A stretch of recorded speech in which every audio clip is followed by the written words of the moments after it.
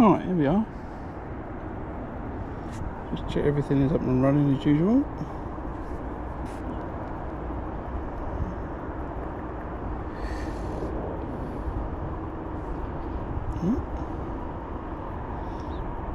Are you there?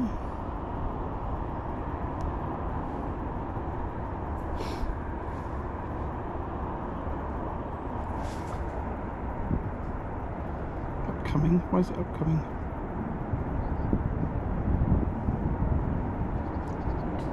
I'm waiting for the fishing stream. Waiting for what?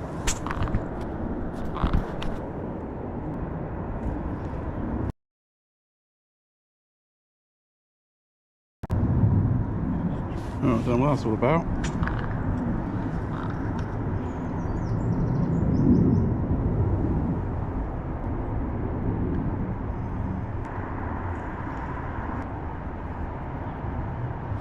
Oh, what's that laggy? Oh, I don't know what that's all about. Oh, hold on, don't like that.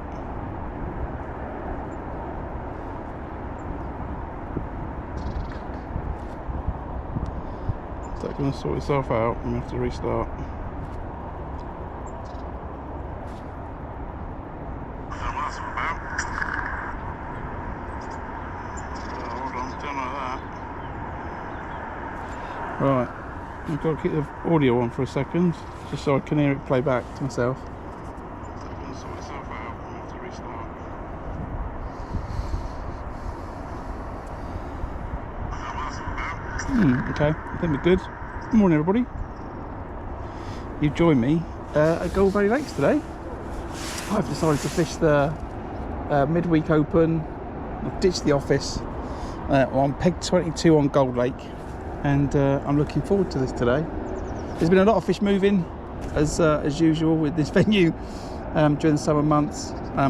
They've been moving right in front of me. They've disappeared. I thought that was going to happen after an hour of people setting up on the bank. I'm going to fish a relatively simple match today. I've got my trusty tournament bomb rod with me. I'm just going to fish a 3/4 of an ounce bomb Guru quick change bead. This is 8 ST as always, 019 size. I'm not sure QM1. 12 or a 10? 12 maybe. And I'm going to fish like a little snowman's type thing today. I might give this a try. 8mm pellet with a little 6mm red one on the top. Might do that today. You can see that there. I've got a method feeder set up, which I'm going to chuck over the bomb line if the bites aren't good enough. There's a fish just topping in front of me there, like 13 metres. I've got an orange wafter on there. Same again, size.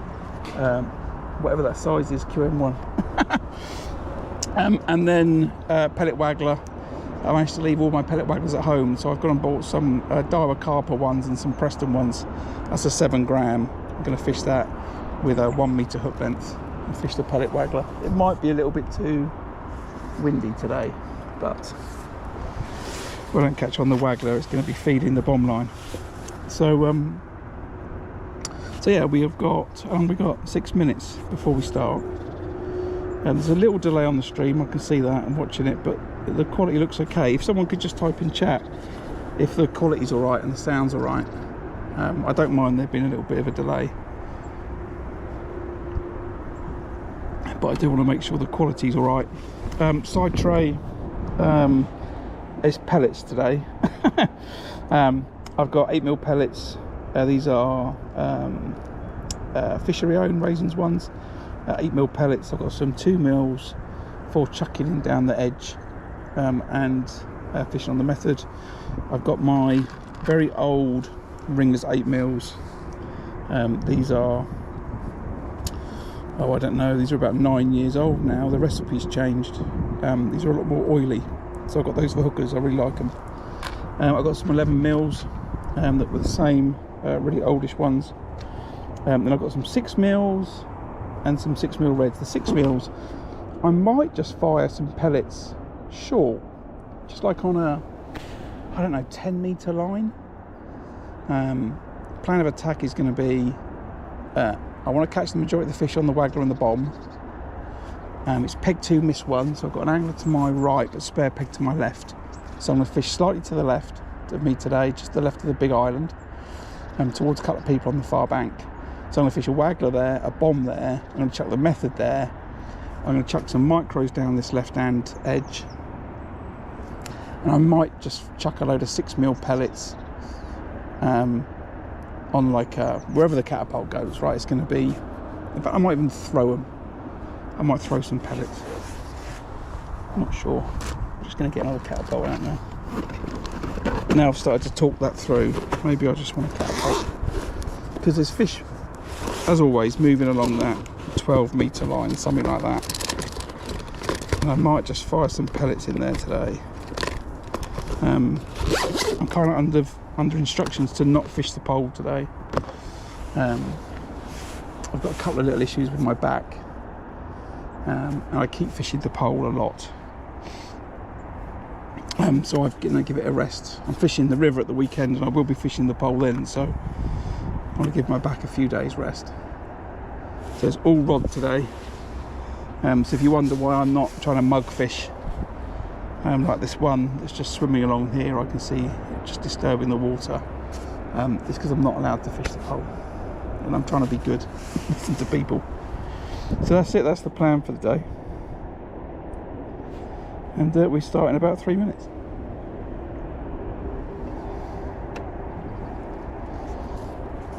I've got loads of pellets with me today. Absolutely loads. So we're going to put a lot in today, I think. It's a bit windy for the waggler. So actually I think what I'll do is I think I'm just going to start straight on the bomb. I'm going to take that 6mm off. Actually, to start with, I'm just going to fish a straight 8mm. I'm going to start on the bomb.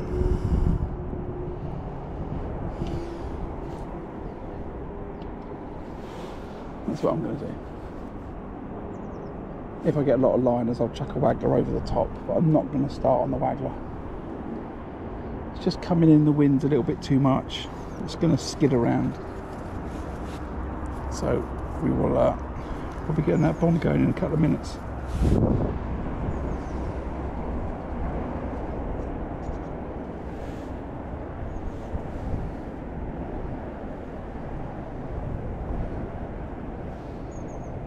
Gentleman to my right, it's got a waggler in his hand.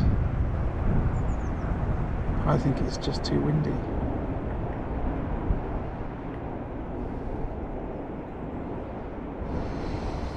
We'll soon find out, I guess. And we're going to feed 2, 4, 6, 8. 8 pellets twice. Let's start with that. It's a bit misshapen, this catapult now. Should be alright. I've got a spare. I've got a spare elastic if I need it.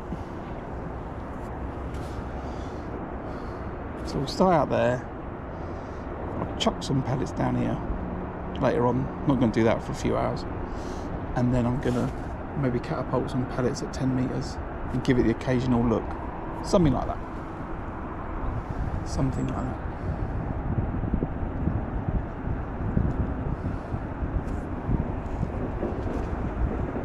Alright. Got a minute to go and then we'll be on.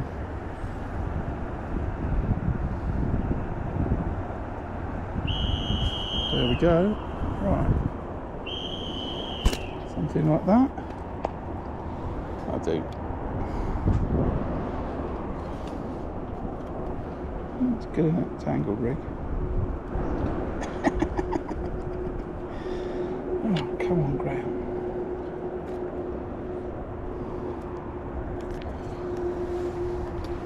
Right, so it's always feed twice, bunch of pellets, then a few more pellets.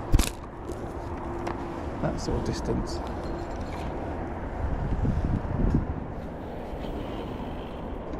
from over the top, and away we go.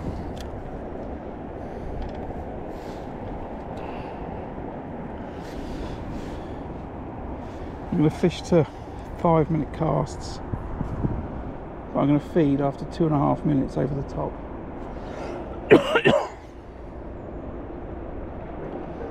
So effectively I'm looking for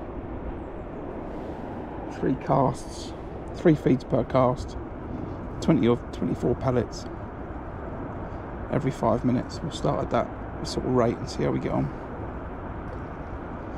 There's I think recently there's been a lot of fish coming out against the islands. There's a big island, there's 2 pegs fishing the island, peg 5 and peg 9. And there's a gentleman called Lynas on peg 9. He's a very good angler, and I expect him to catch lots of fish. So if we're going to compete today, then I need to push the peg.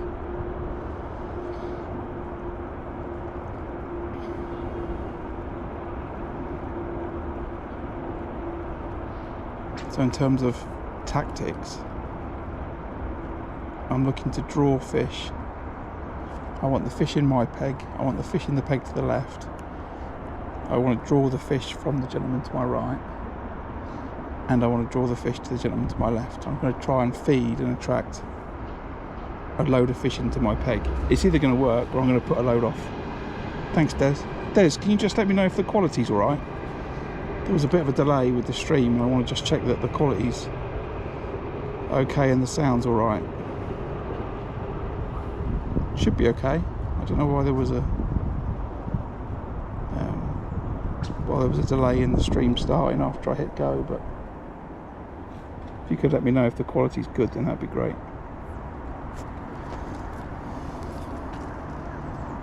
So as I said, I'm going to look to keep feeding over the top.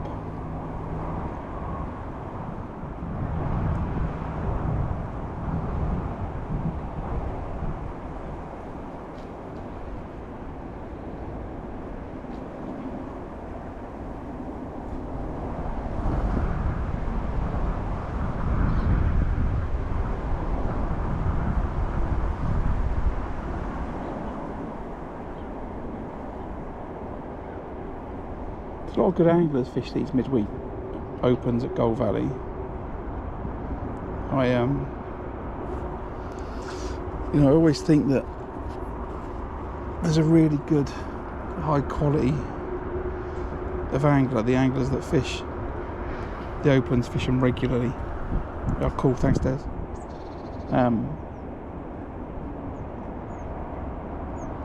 So it's always a good competition. If you were to go back to, if you go back on Gold Valley's Facebook page and just look at the results, you see, a lot of familiar names, and they catch a lot of fish.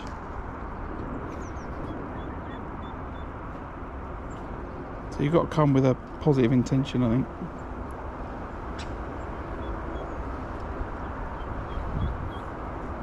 Just looking at the time, we're coming up to 5 past.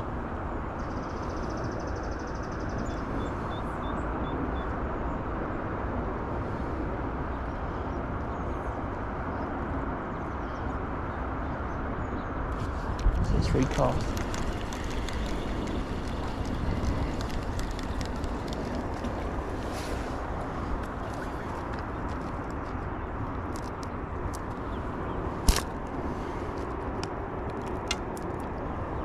Pellets.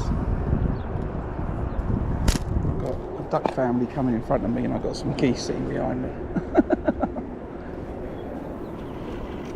As long as the goose doesn't grab it when I cast, I don't mind.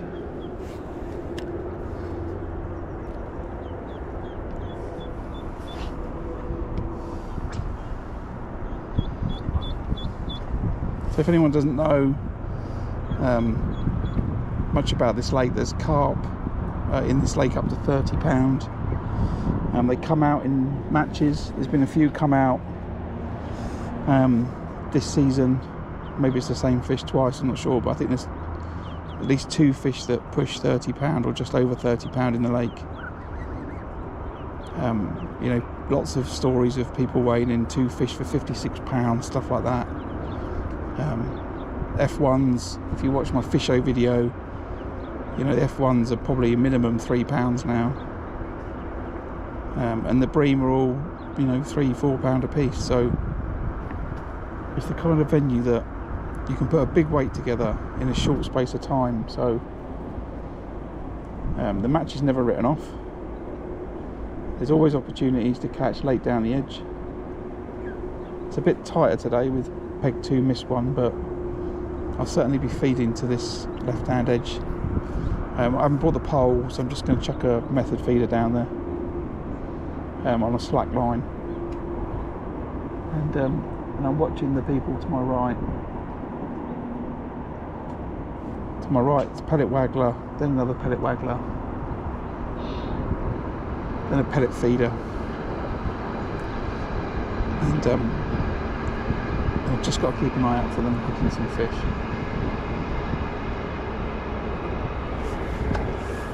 And not lose my rod. If I can do all that, catch a few, I'll be very happy today.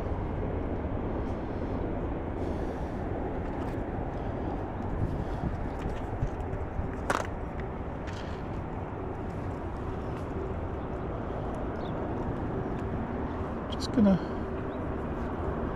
am I going to fire these pellets?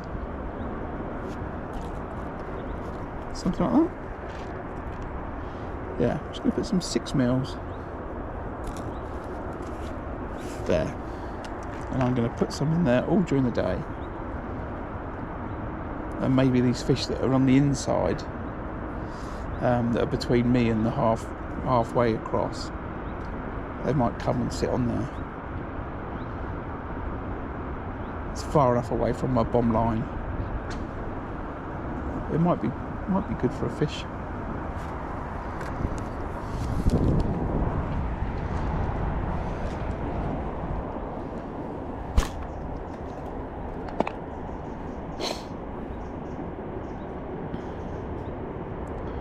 First jagged indication then, just after I fed. Just struck at a bite to my right for sure.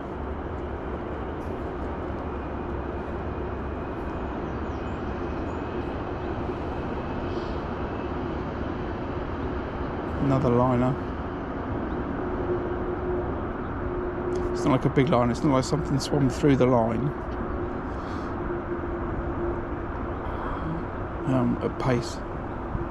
It's more that might be a fish mooching around my bait type line.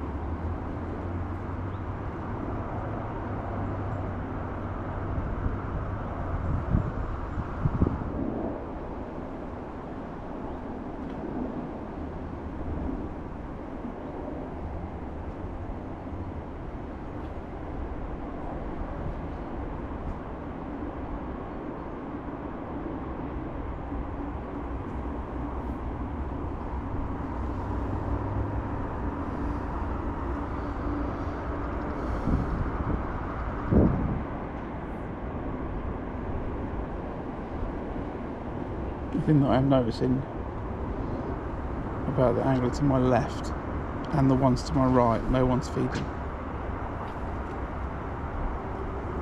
It's just wagglers with no feed.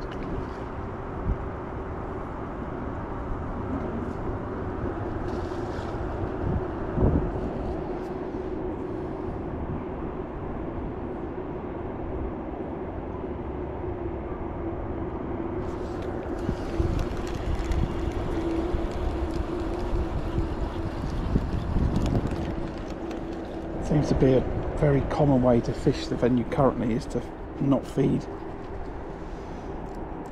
hardly anything. I've sort of skipped the period of time where people decided that was a good idea, and I'm still in the feed it mode, so let's see. It might do me good. might be disastrous.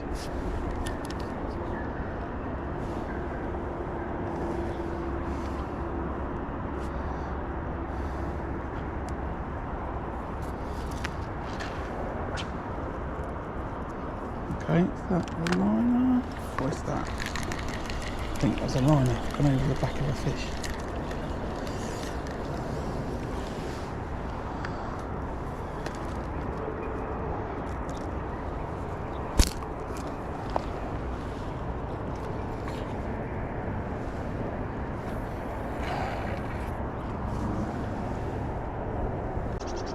In terms of where am I fishing?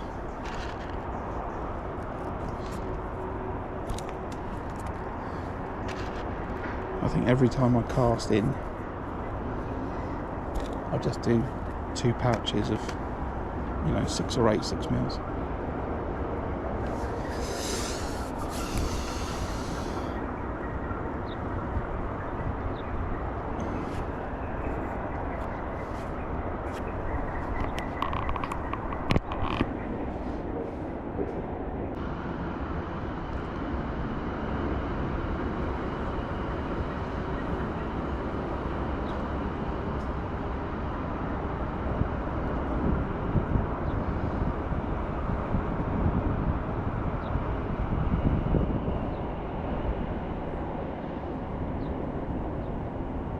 So in terms of the fish movement, all those fish that were moving around, in sort of 0 to 20 metres out, I can't see signs of them anymore. And there was loads when I was setting up this morning. When I say loads, I would say there would probably be 5 milling around the peg at any one time. Now, they might still be there, I can't see them because of the ripple, but I think because of the ripple,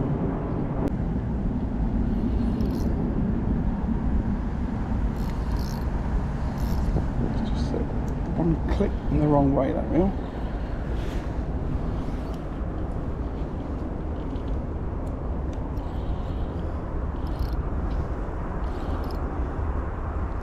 Yes, Mark, it's a match. We're 14 minutes in. I'm fishing the bomb, and I've got my first fish on. I think it's a big F1 or it's a small carp.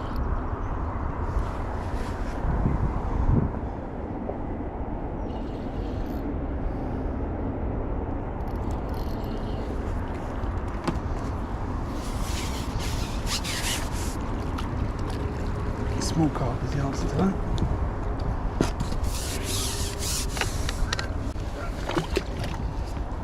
Probably £5.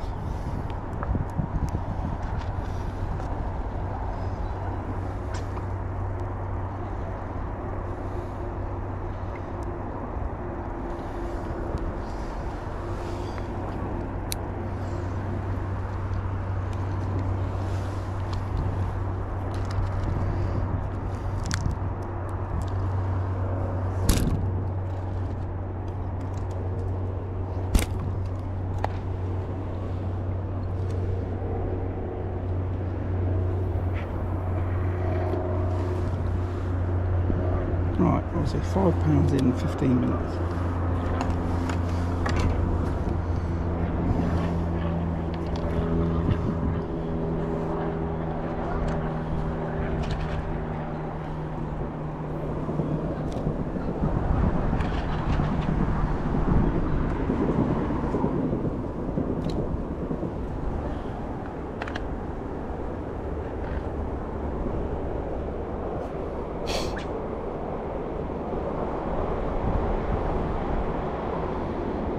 Fish seems lost in that net. I don't know why I put that net on.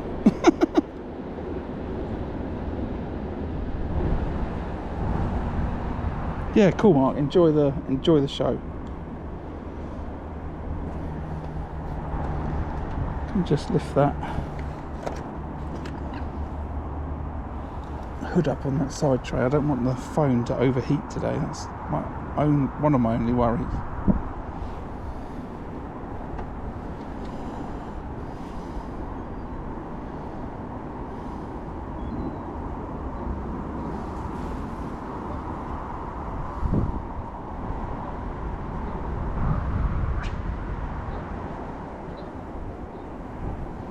as I was saying, I think because of the wind, I don't think fishing the waggler is the right method unless the wind dies down later, and there's more chance, I think, of then catching them on the bomb. So I'm going to make sure I feed, I wouldn't say super aggressively, but I'm going to feed as though I'm trying to catch a weight today.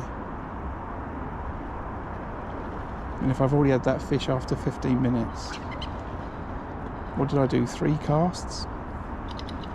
So I fired in 72 pellets, and the fish has grabbed my one, so I don't think that fish is on its own.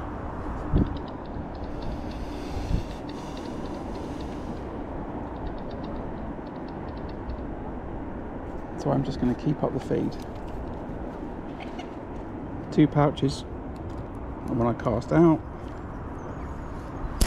1 pouch at about 2.5 minutes into the cast, and then recast at 5 minutes.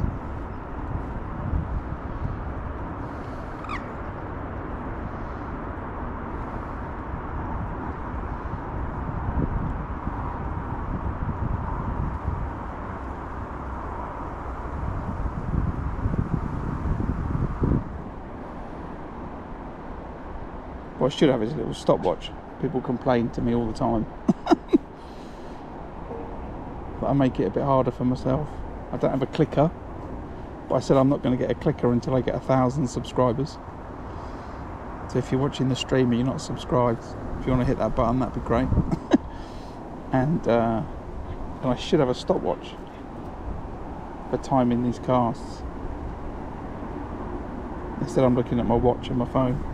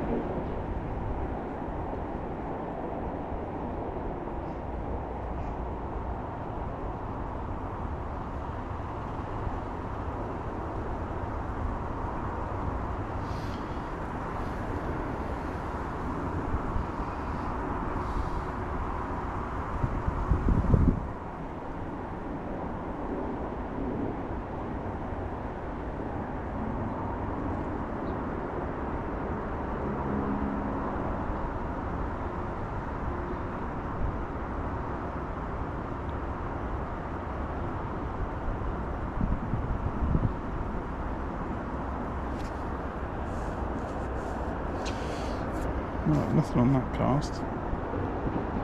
Got that, just under a minute to go.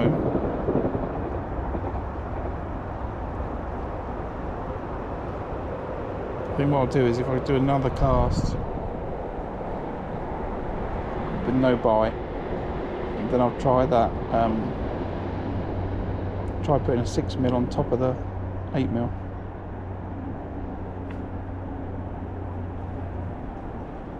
Just something I saw. I was watching a Mikey Williams video on Mikey's channel, Dragon Angling, and he was saying that he was fishing double 8mm, and then he said later on that he was fishing a 6mm on top of the 8mm. I don't know whether it's just to create something a little bit more stand out. So I've got some Robin Reds 6mm. And I've got some white Bandams, and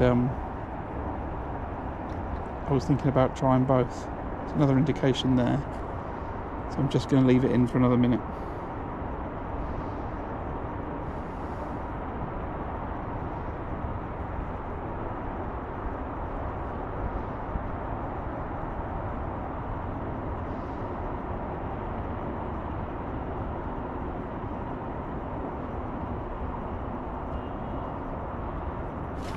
You got away with it then, fish, didn't you?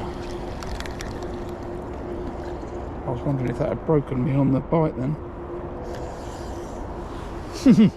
Spat that hook.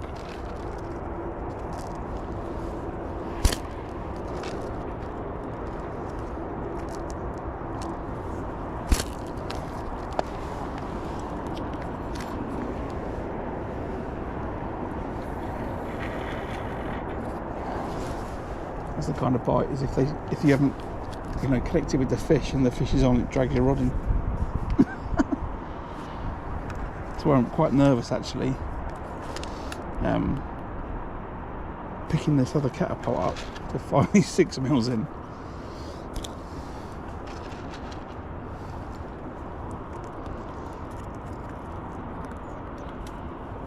It's not going to be the most efficient feeding process on that line today.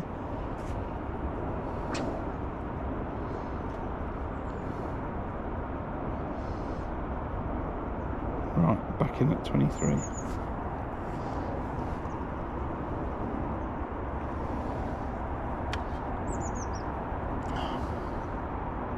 Indication.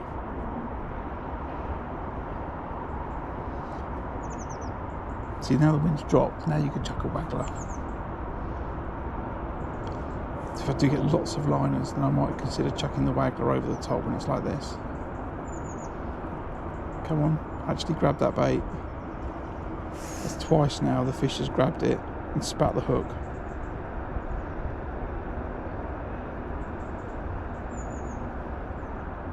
I'm convinced of that.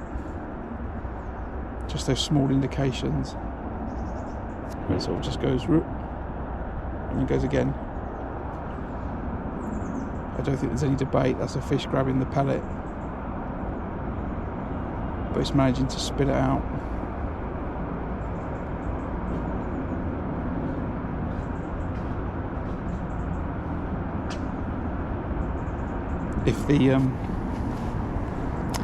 If the Corder guys have got an underwater camera and they've got that in my peg, they'd probably tell me that 12-inch hook length is too long.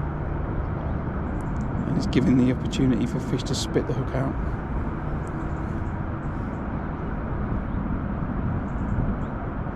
But over the years I have got a lot of faith in a 12-inch hook length. I think what it allows for is sometimes you'll hook a fish on the drop, or it will allow for a slightly slower fall in amongst the pellets. So quite often when you're fishing on the bomb and they're really having it, you'll cast in. Sometimes it will get pulled straight around because they've come up for the plop, and sometimes when it hits the bottom you'll just go to tighten up and then it will get pulled round just because that bomb has hit the bottom, but that pellet is just falling just that slightly little bit slower.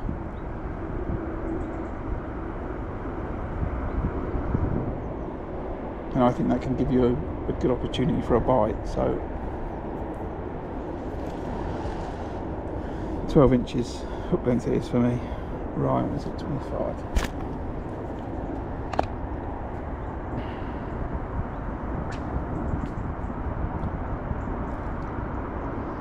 Right, now the guy to my left is firing in pellets and the guy to my right is firing in pellets.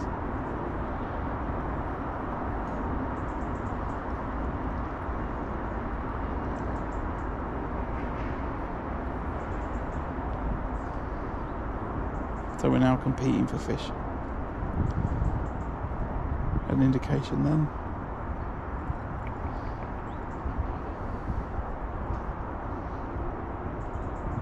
I've got my right hand rod, my right hand is on the rod while I'm looking around. In case anyone wonders why it bounces.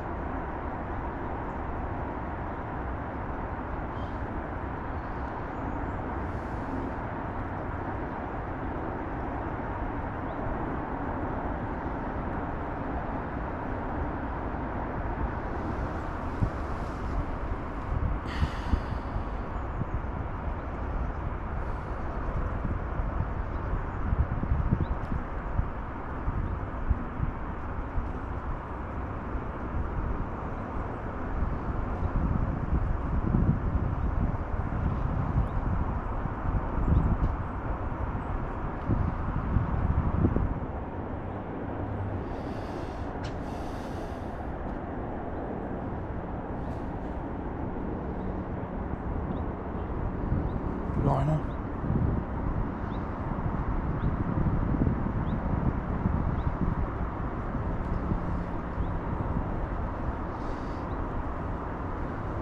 Definitely fish around.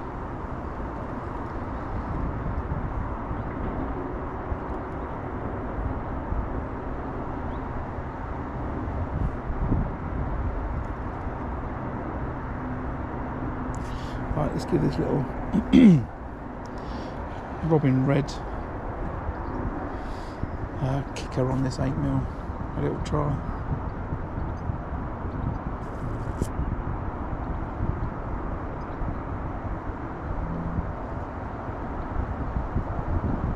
Right.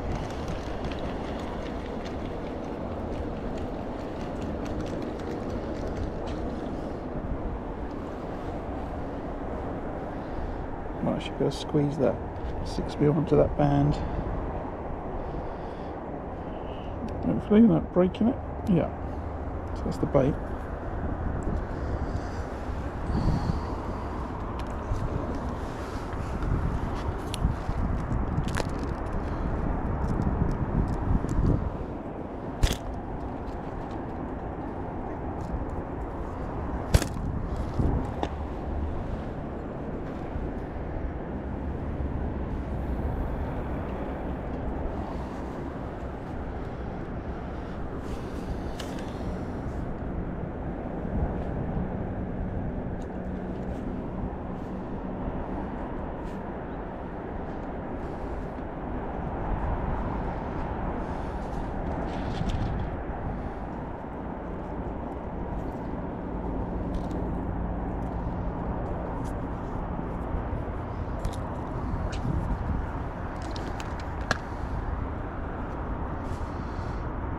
Give this a go for a cast.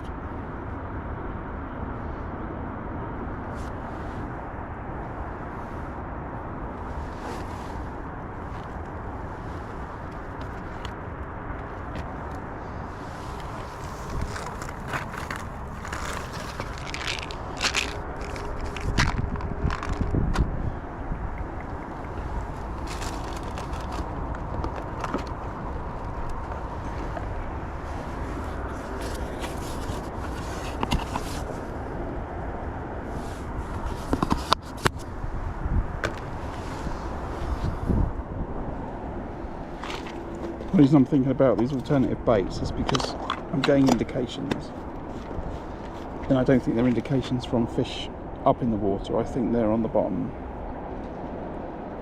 So I'm just thinking about what I can do to create something that's a bit more standout.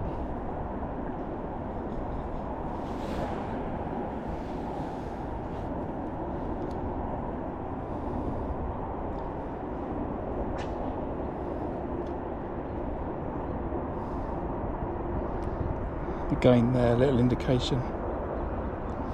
And I'll go through sort of this process of different bait, try a wafter, and then I'll put a method over the top if none of those work. But I don't want to start chucking a method feeder around, leaving little piles of bait. Not just yet.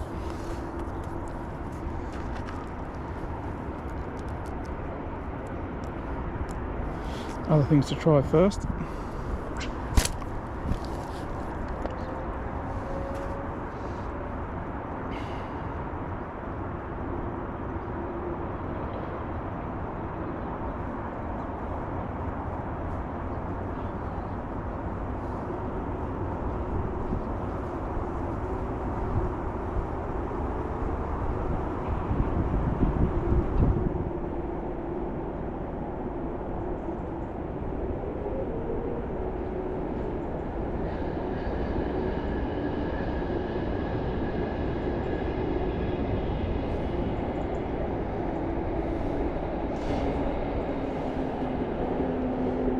In case anyone's around at the weekend, I think I'm going to have possibly 2 days of streaming, Saturday and Sunday.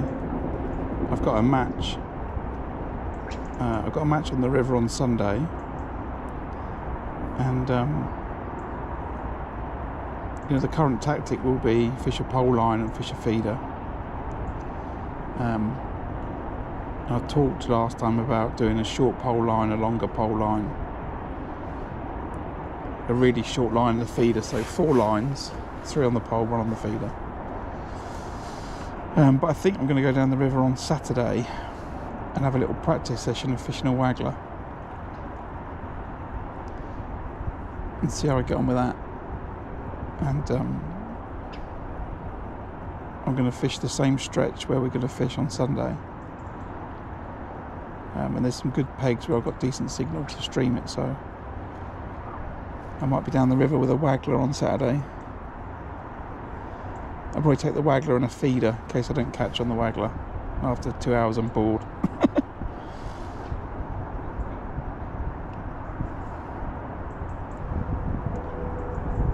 So same situation, I'm just getting the occasional sort of, not a pull that big, but a dink, where, you know, depending on who you speak to, people would say it's a bite, some people would say it's just fish bumping into the line. It's certainly not a bite like a pull round, it's just a small indication. And so I'm just going to cycle through this process of changing the hook baits, just to see if something can trigger a bite. I had a fish after 15 minutes, but it's been 20 minutes now with no fish. So when I bring it in now, then I'm going to change it to the 10mm. Nothing there. Okay, let's get one more go on this 8mm, 6mm combo actually.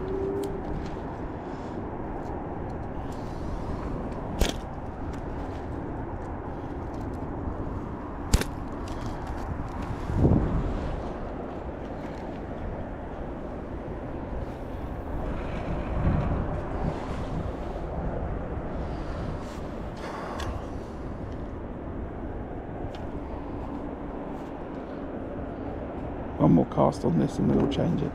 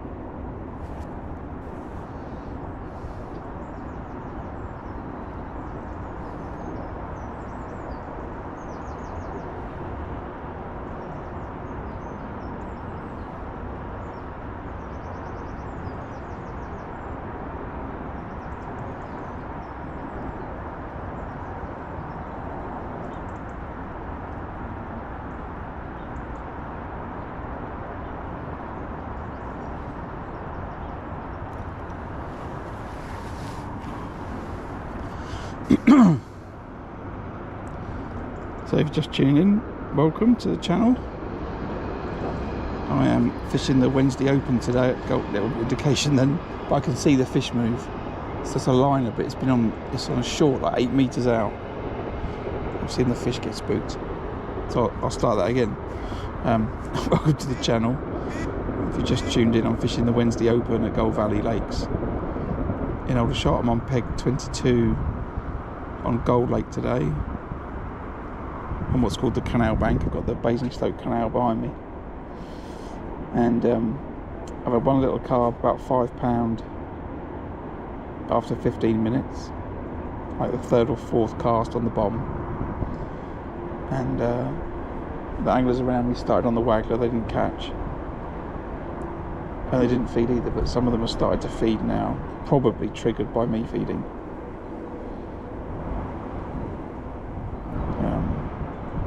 I'm trying to force my peg, I think you could say, a little bit.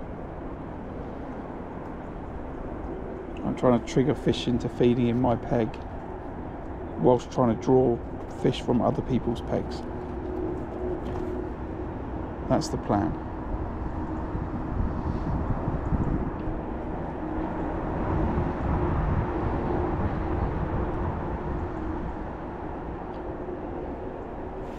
there's a lot of fish getting caught around by the island down the other end of the lake, and there's a couple of really good anglers fishing it today, so I kind of expect them to catch. So I think I've got my work cut out for me. So I'm just going to try and push my peg today, feeding a lot more than I think other people will, and see if it will help me draw some fish in.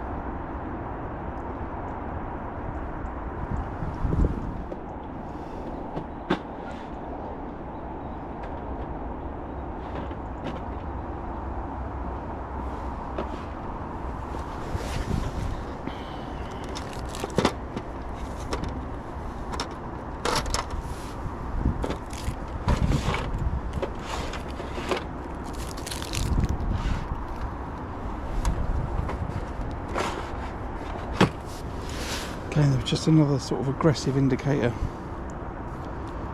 just then. I'm gonna just leave it in for a bit. It's due to come out, I think, in just over a minute, but I'm gonna go for the Lucky Mars bar. See if that's gonna give me a bite.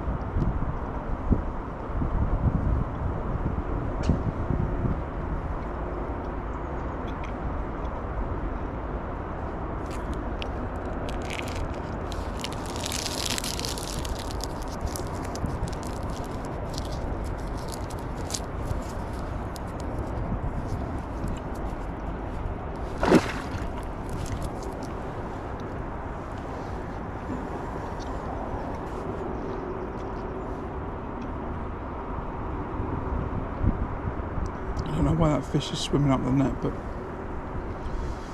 it is.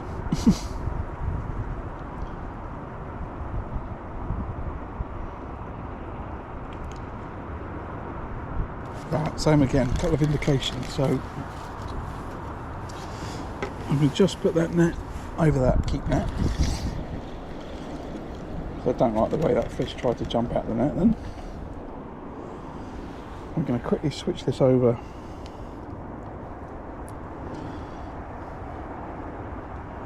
to that 10mm wafter.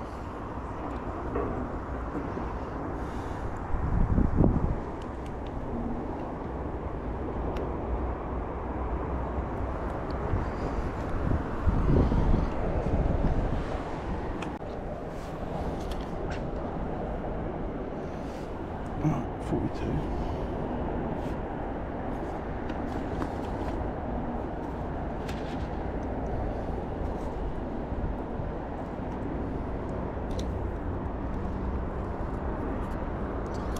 I'm just going to keep pinging these 6mm in that short line.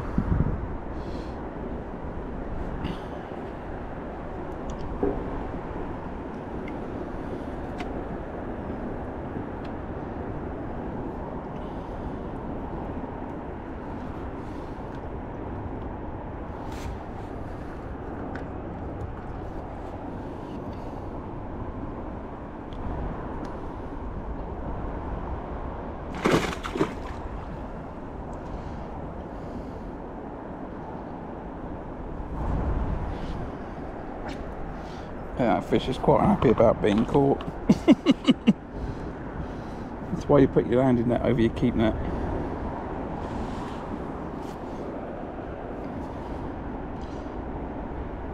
Next time I bring this in, I will double check that that net's not folded back on itself, but I don't think it has.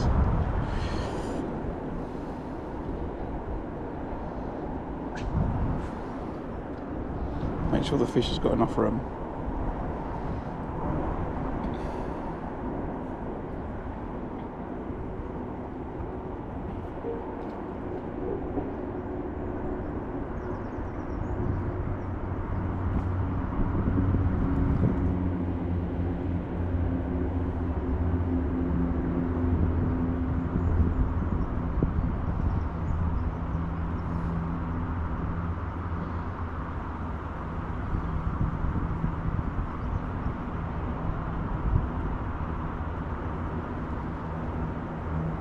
Okay, another slight little indication, another one.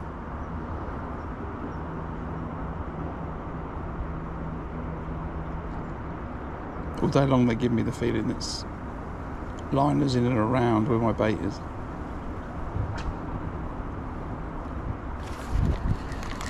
And that may be a fish swimming through the line though. Don't feel it. Right. Quickly check that landing net. I'll keep that.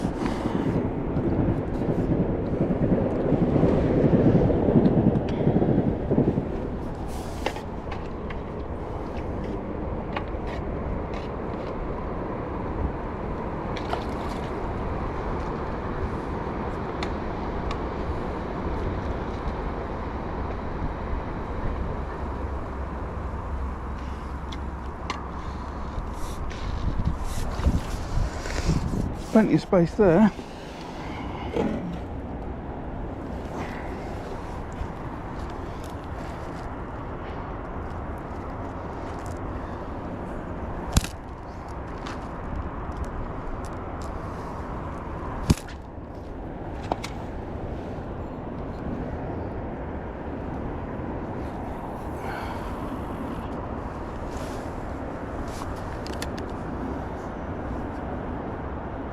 Another go.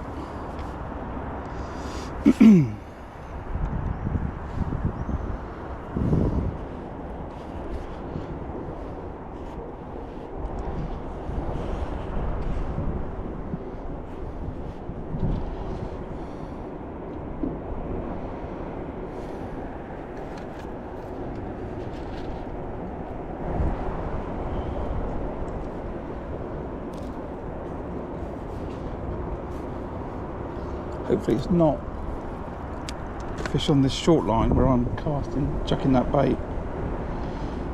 I don't think so.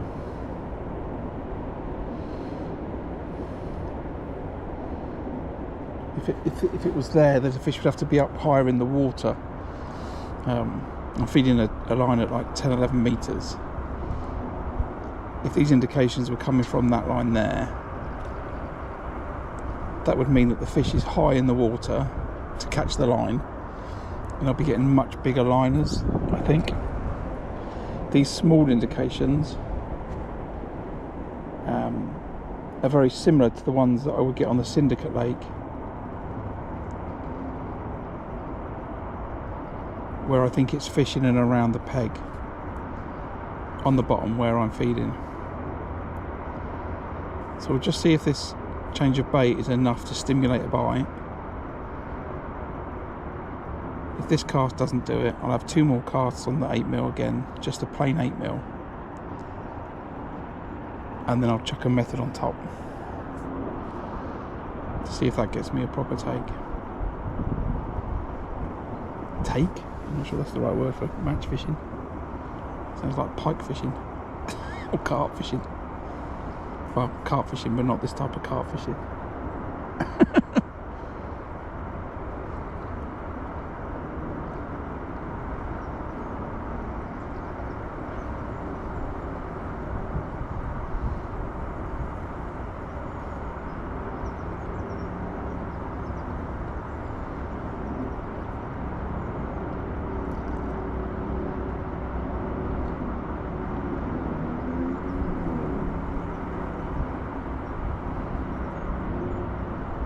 I've just had the guy to my left shout he's had no liners, whereas I've had loads of liners.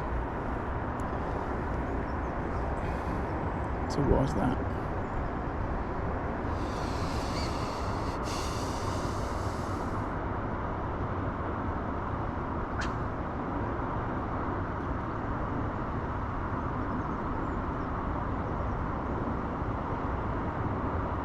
Not too sure. Right. These 2 mils are a little bit dry.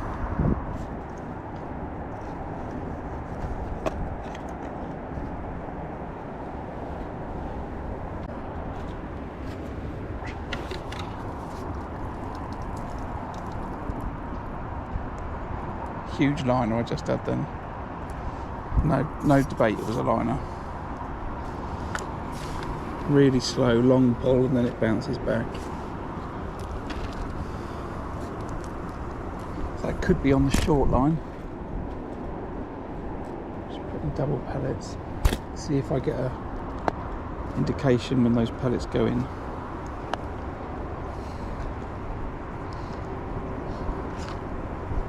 No, so it makes me think it's not fish up in the water where I'm fishing.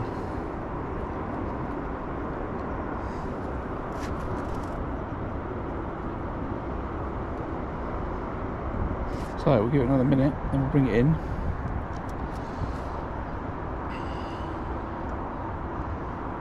Go back to the plain 8mm.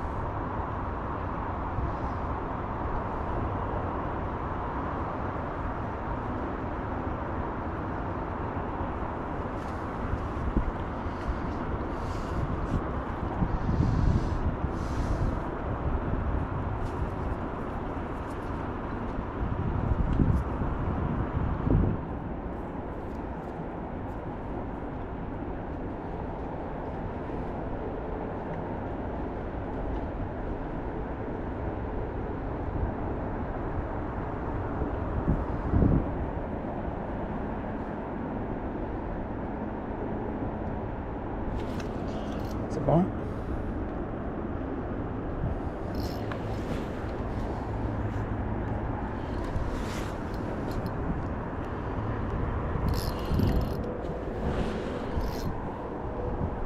It's coming your way a bit, Les. I got a fish wants to play in your peg a little bit. Yeah, it's up in the water. It's like between the two of us currently. Hey?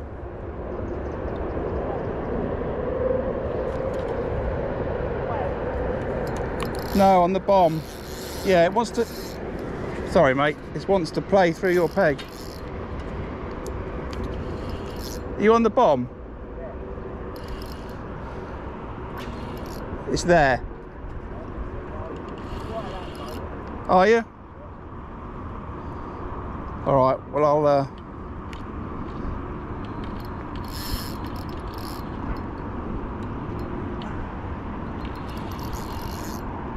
Let's see if I can try and get it up in the water.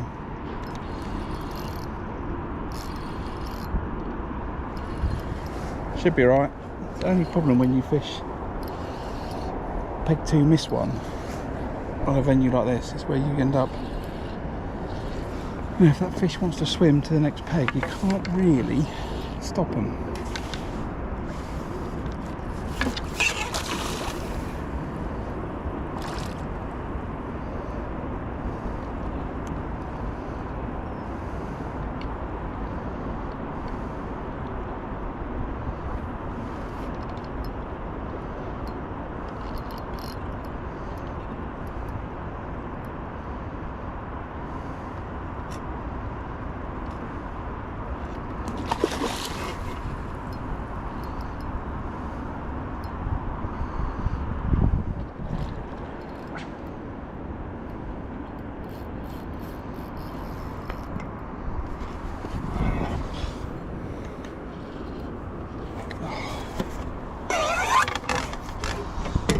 I will live to regret that. I missed the netting opportunity with that fish early on.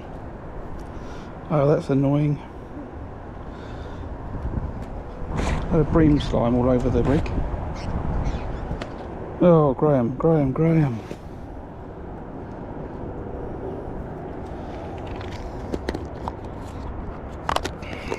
Hooked in the mouth.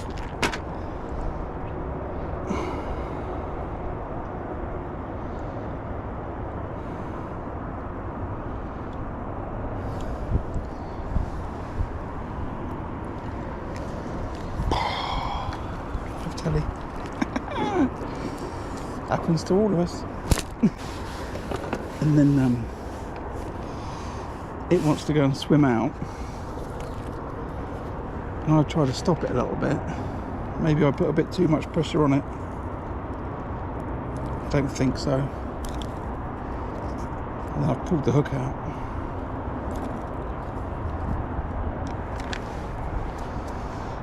Let's put it behind us.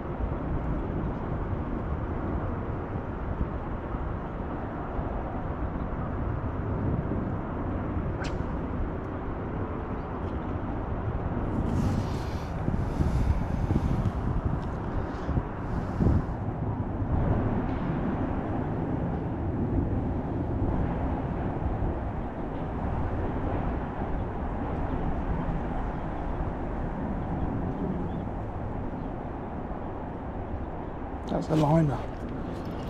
I foul hooked it.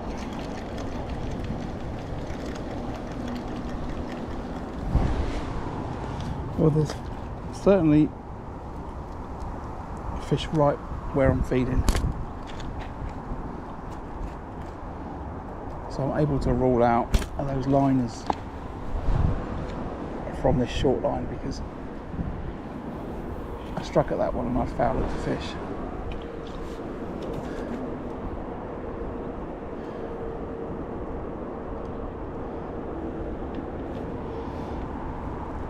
That's not me intentionally trying to foul hook a fish, by the way. That's me just trying to be absolutely sure that it's a liner and not a bite.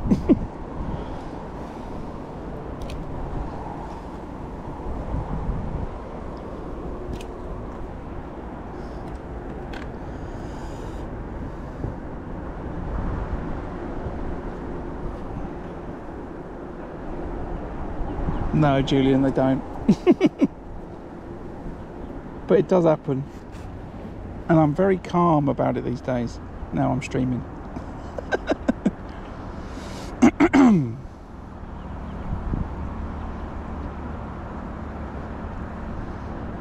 I think in the fish show a few weeks back, I don't know if I lost 6 or 8 fish I pulled out of, something like that. Which is probably twice as much as I would expect to pull out of fishing a pallet waggler and stuff.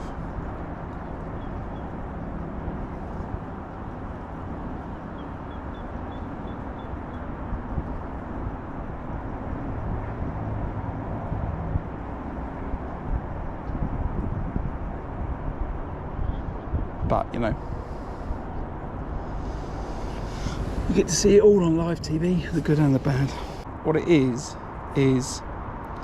so I've played the fish, I've got it out of Leslie's peg, and in the process of getting it out of Leslie's peg, I think I've made the hole a little bit wider, and then I've got it in, the fish is coming under my feet, I've missed an opportunity to net it, I've had another one, I've tried to net it, I've missed, the fish has moved, then the fish has started to pull away, and the fish has changed the angle, and then the angle's not right for the hook, and the fish has swum in a direction where before you know it the hook's pulled out, which I'm not sure makes any sense the way I just described it. But you know, if you continually play a fish on a barbless hook, it will come out, you know. Depending on where you hook the fish, by the way. I've hooked that fish in the side of the mouth, and that's just, you know, it's just something that happens. Just so happens in this case. I don't want it happening on the telly. when I've only had one fish.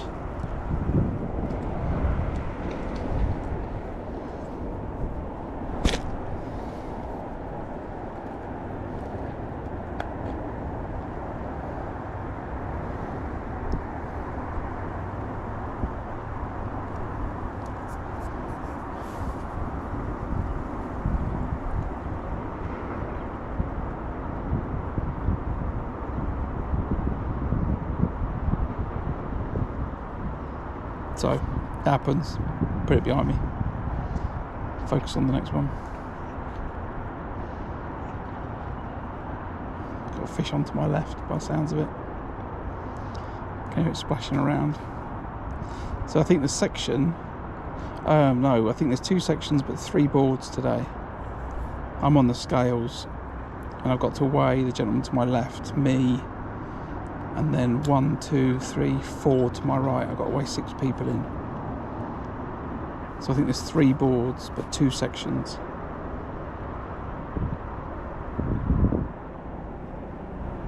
I can hear him with a fish to the left. I've not heard a fish to my right.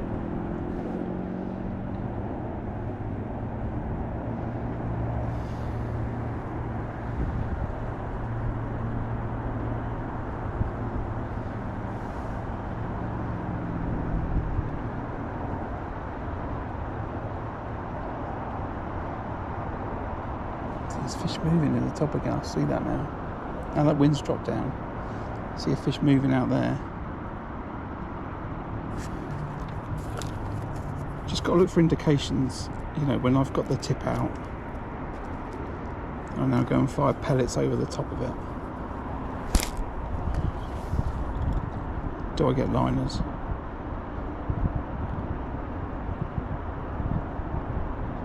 Liners could indicate fish that are on the bottom. They go up, catch my line.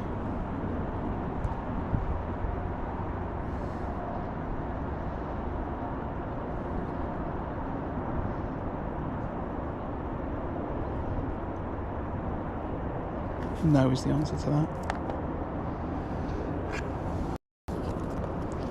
Just fire a couple of extra pellets on this short line.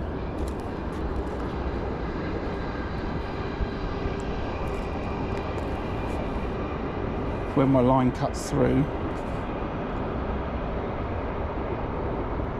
no indications. But I am going to quickly chuck it on that short line, I think.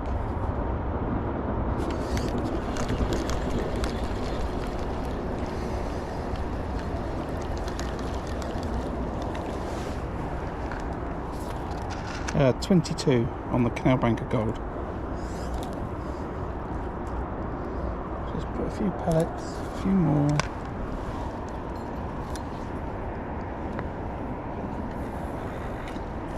Chuck it there.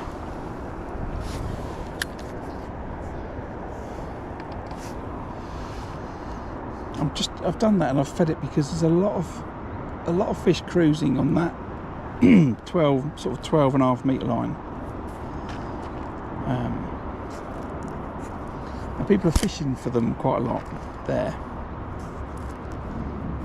They're turning over poles and that type of stuff. Not so much the anglers that are fishing today, but there's a lot of people fishing on that sort of line. So I've chucked a few pellets in. I'll give it 2 minutes. It either gets pulled round or I just recast on the long bottom line again.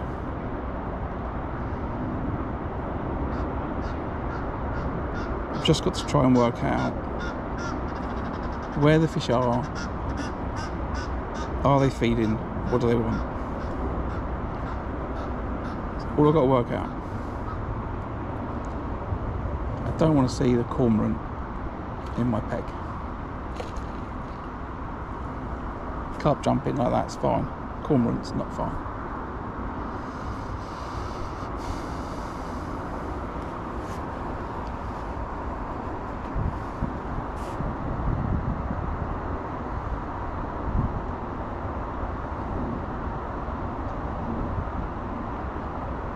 With 2 hours to go, I will start chucking some bait down this left-hand edge.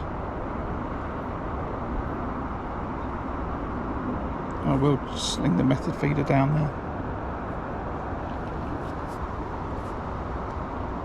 towards the end.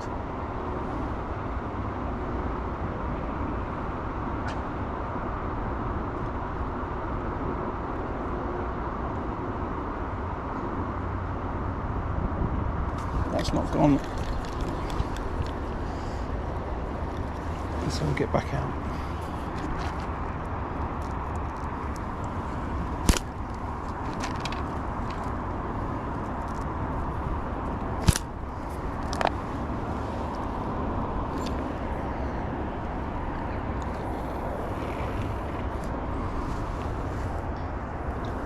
Two more chucks with this wafter in there.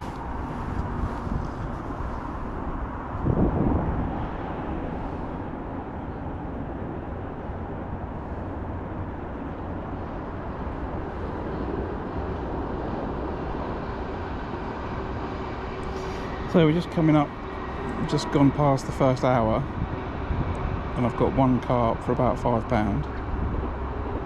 I've pulled out of another one that was about £8 at the net, which is a bit unfortunate. Outside of that, not a lot of action. I don't see, I think I've heard him catch one to my left. I haven't heard him catch to my right. The odds are slightly stacked against us today, I think. The wind sort of changed direction towards me now, but it was blowing down the lake earlier. And they've been catching well off of the island, peg 5 and peg 9. I'm up on peg 22. But there is fish moving around, and as I was saying at the start of the match, you can do a really big weight in a really short time. On this entire complex really, but you know, this lake specifically. A little indication there. Might be some bream milling about. Maybe I should chuck that method over the top.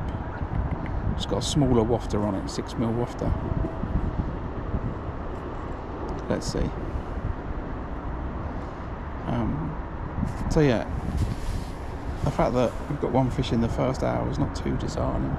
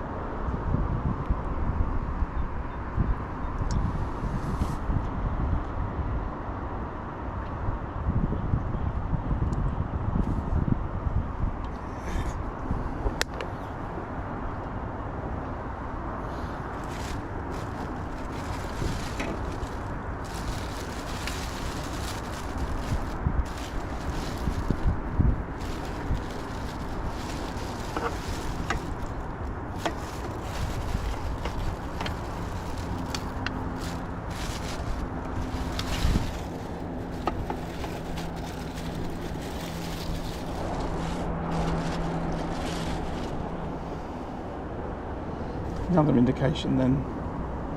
I wonder if it's a few bream, could well be. The bream are big enough to swallow that bait, but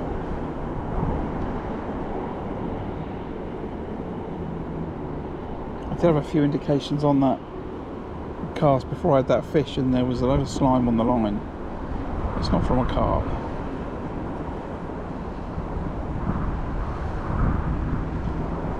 I do wonder.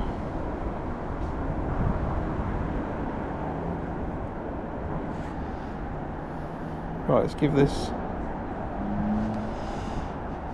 another 2 minutes, and I think we'll chuck a method feeder over the top of it.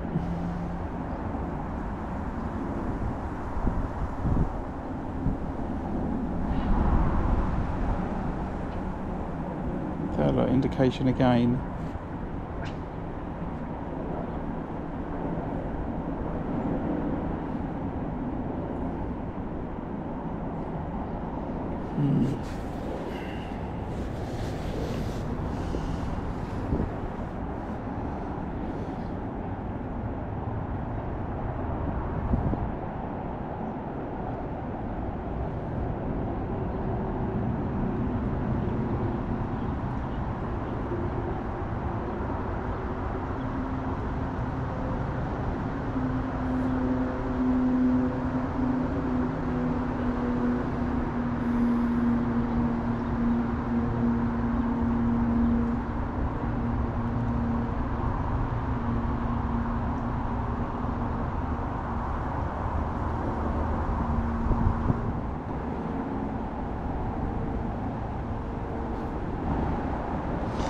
Let's try a method.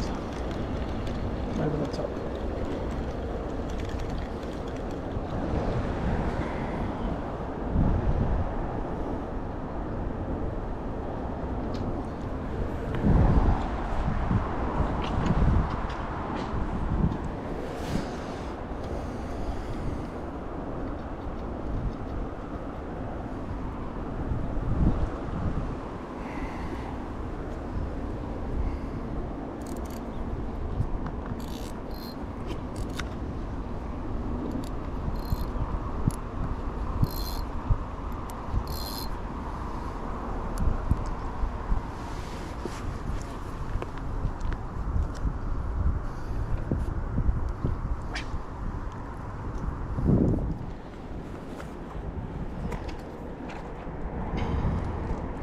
Same process, 2 packets of pellets.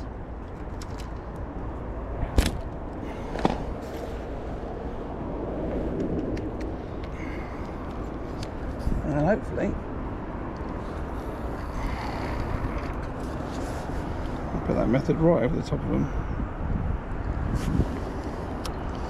It's not clipped up, you just gotta get your casting head in, get your eyes in. If you've not done it for a while, you can sort of get out of practice, but my muscle memory's good today, it seems. Right, 12:12. This time I'm not going to feed at 2.5 minutes, I'm just going to leave it as a 5-minute cast. See what happens.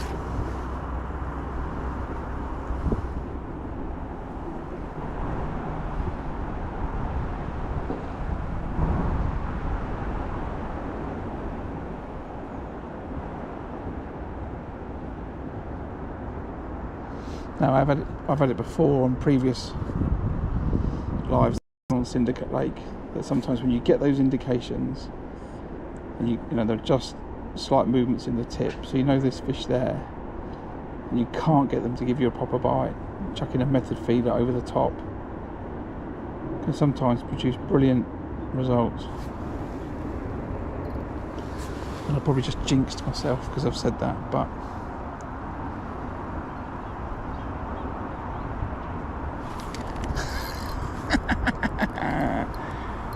if I was on Twitch, I'd say clip that.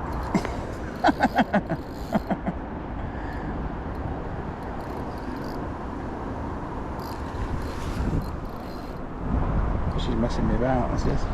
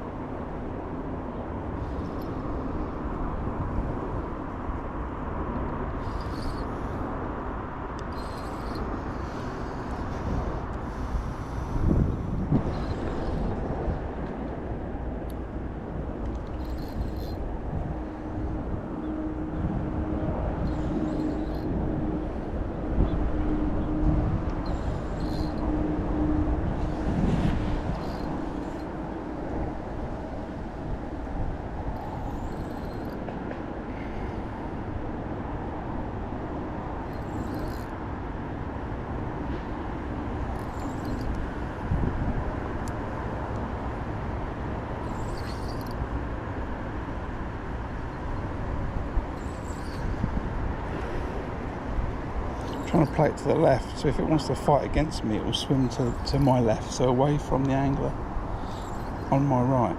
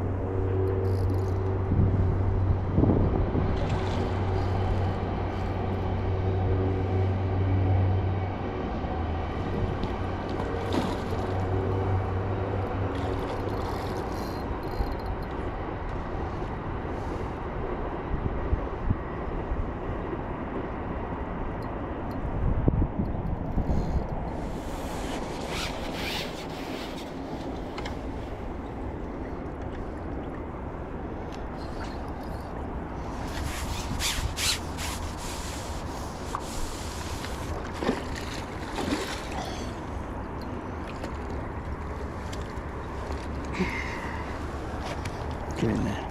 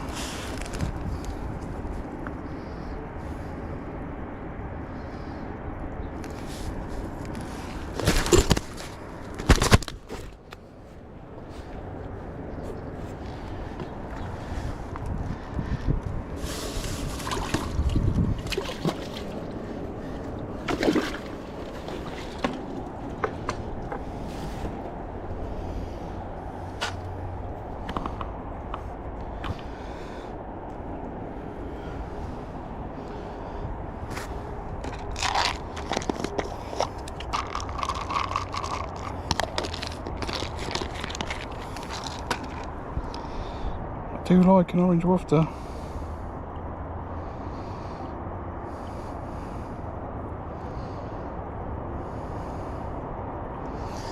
And you're right, it was a good change.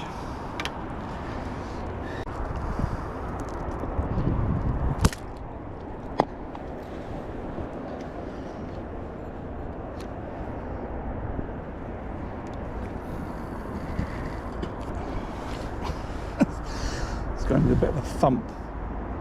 Just as I was casting out, the cormorant stuck its head up to the right, the carp stuck its head up to the left. I just need to wipe this camera lens because I've ended up getting a bit of water on it.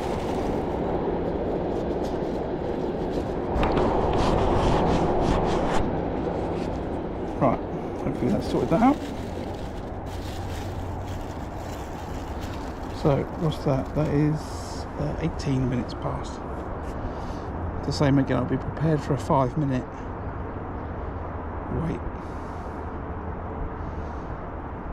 But yeah, what a great example of making a change. Let's see if it was not a one-off, see if it's going to make a consistent difference.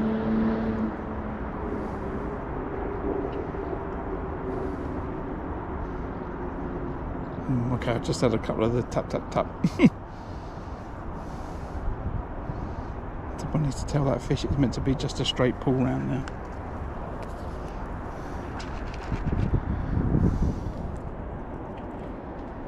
There's a few 6 mils on that line still.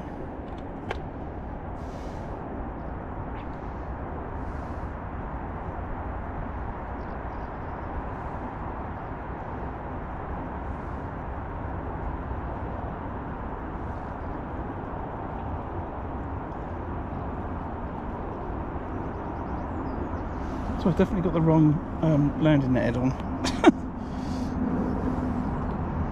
I've put my ultra big one on, which I don't need to have on.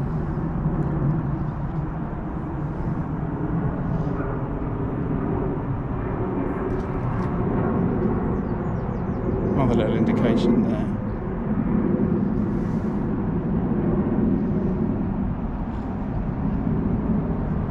And another little indication.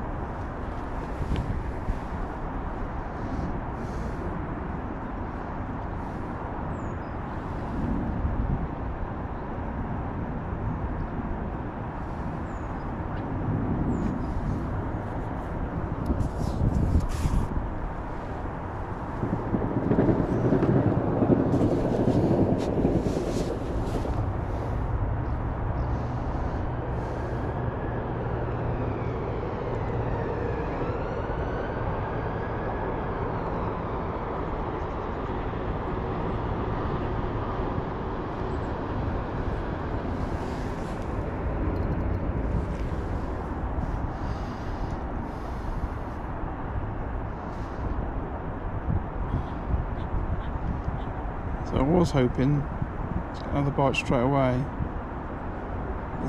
It's moving. So there's, and I'm sure that the fish are on the bottom, so there's fish milling around on the bottom. I just need to create something visible enough that they decide they want to hone in there. Or I've got to hope that more fish arrive and they get more competitive for the food.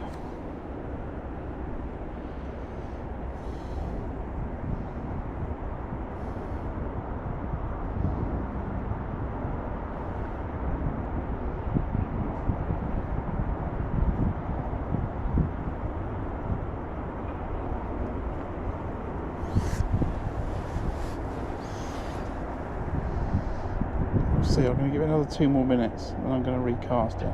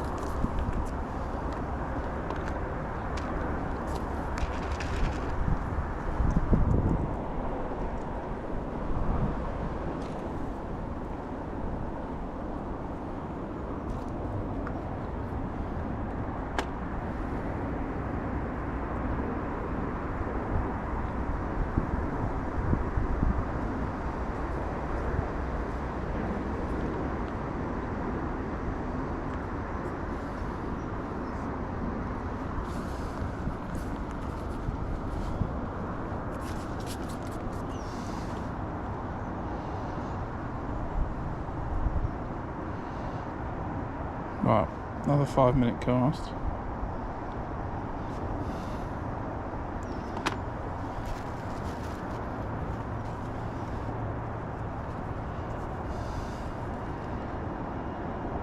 What I don't want to do is I don't want to go and put in loads of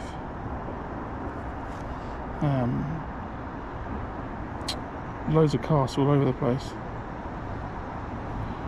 2 fish nil for, I don't know, what was that second fish? Let's call it 8, even though I think it might have been a bit more. So 2 fish for £13. and I've dropped one at the net, which was £8, so I've got to forget about that fish. Interesting, I've had one on an 8mm pellet, I've had one on a 10mm wafter, and I've had one on a 6mm wafter on a method feeder. I can't find anything that will get me 2 fish on the bounce.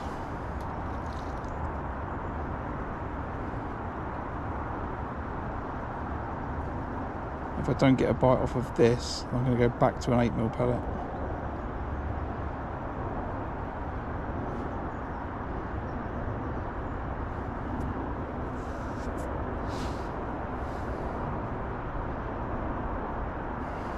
But we caught a couple of fish. There's fish there for sure.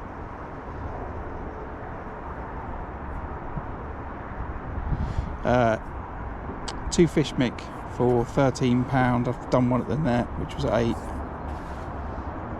It's not fast. There's fish in the peg though for sure. I'm getting a few little indications. I was going to say a lot of little indications. It's not like crazy amounts, but there's definitely fish there.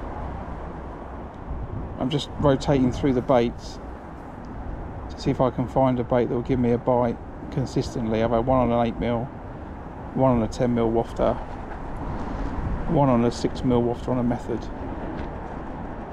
I've seen if the method would sort out these little indications.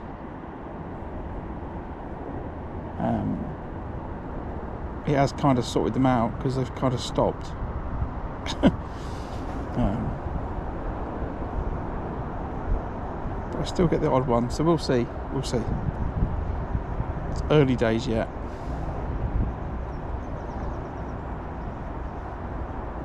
Okay, that was a little bit of a drop back on the tip. So something's moved it. Now I can only really leave it in for another minute or so because the wafter will now be not with the feeder because the way that's moved. So what's the time? 29.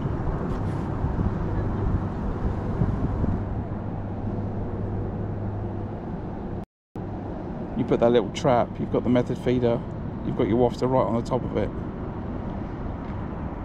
And because that tip's gone back, that means that feeder's moved, and that completely messes up the whole scenario. I've probably got a feeder now with a few 2mm still in it, and I've got a wafter like a couple of inches away. So it sort of defeats the object of the trap. So another 10 seconds and I will recast it.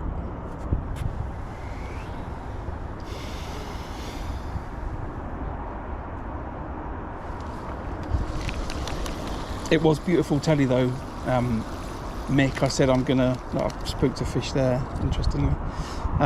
I said I'm going to make a change. I'm going to put a method feeder on, see if that can turn these little indications into a bite. And I said I think I've jinxed myself now, because now I'm probably not going to get a bite. Just as I sort of finish the sentence, the tip wraps around. It was funny.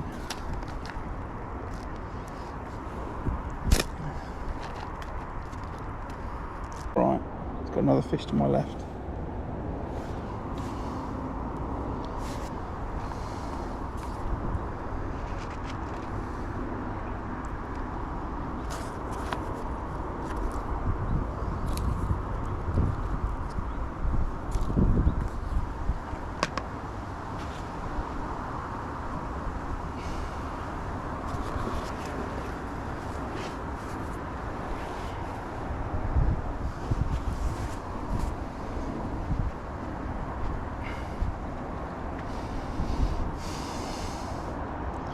Most of my chat's not very chatty, Mick, unlike yours.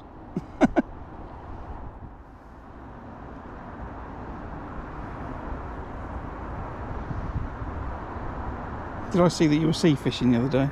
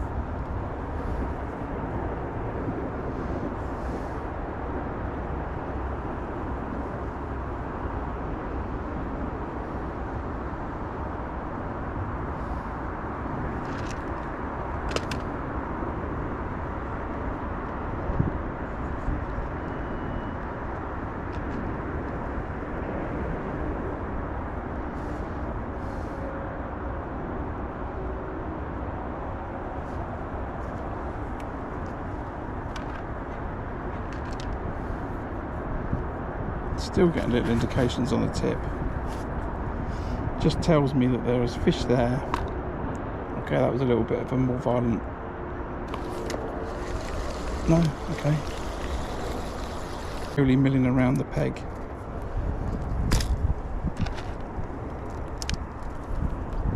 I don't want to cut down my feed because I'm trying to get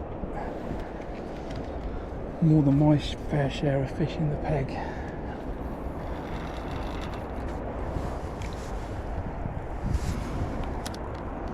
As I said, there's some very good anglers fishing up by the island on pegs 5 and 9.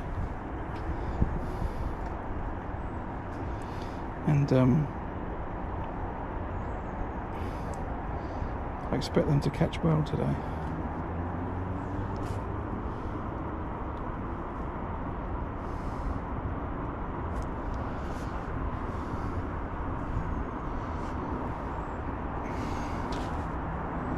Right, what's that? 34.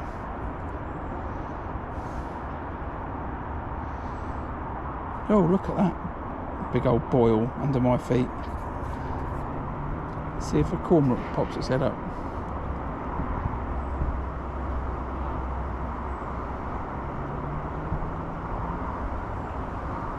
I will chuck a method down there later, but not yet. It's too early.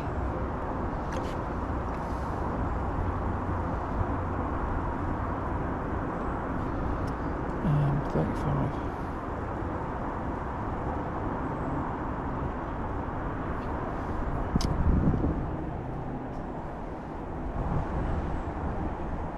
No signs of a cormorant, so it was clearly a fish that was spooked.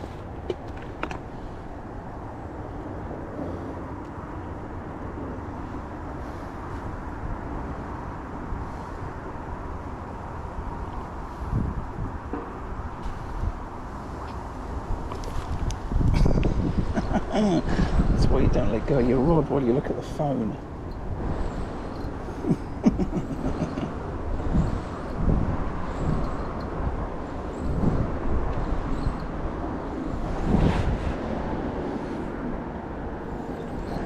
It's not a big fish, I don't think. Not the speed it's coming in, unless it's going to suddenly stop in a second. I think it's be a big F1.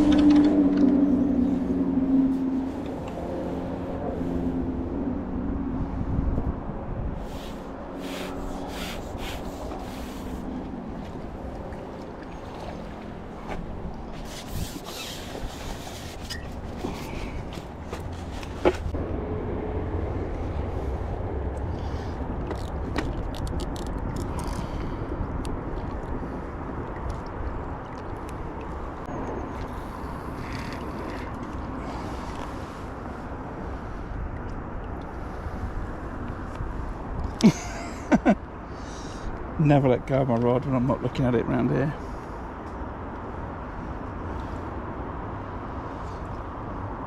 I have fished in too many matches where you see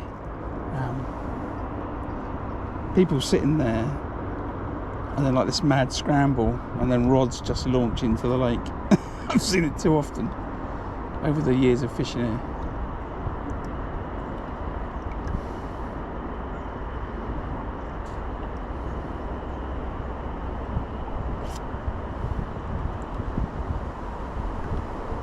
No, I quite like my little, I've never really had a problem. I've got like a little Corum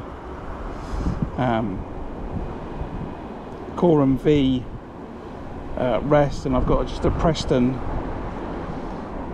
one at the back that's at slightly an angle.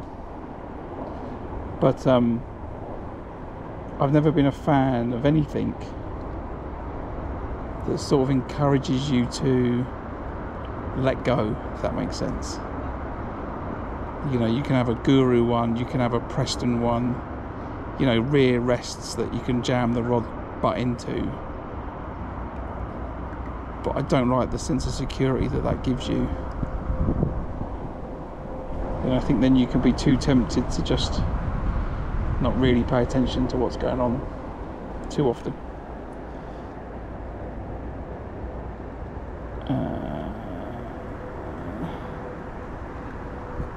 Right, where am I going now?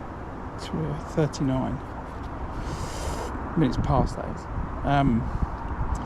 See, I've never been a real big fan of them, you know, the Guru front rest and stuff with the arm on the side. I just prefer to make sure I've got my hand on my rod when I'm looking around. And I look around a lot when I'm fishing like this at this venue. You've got to keep an eye on the other anglers.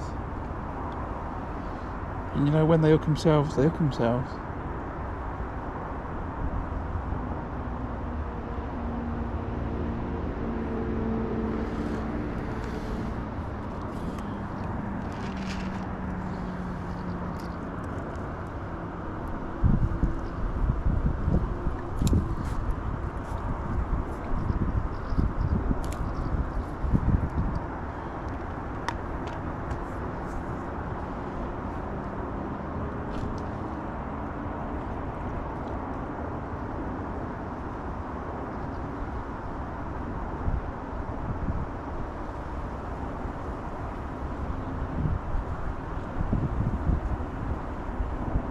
Funnily enough, I was fishing on the Middle Lake once. I don't know how many years ago, maybe it was about 8 years ago. And I was fishing with my tournament and my TDR reel. I cast out my bomb and I actually wound in another tournament rod with a TDR reel on it. You know, like 300 pounds worth of rod and reel. And you know, I did the right thing. I went and took it to the shop, and someone had reported it lost like 2 days earlier in the lake. The gentleman was very grateful to get it back.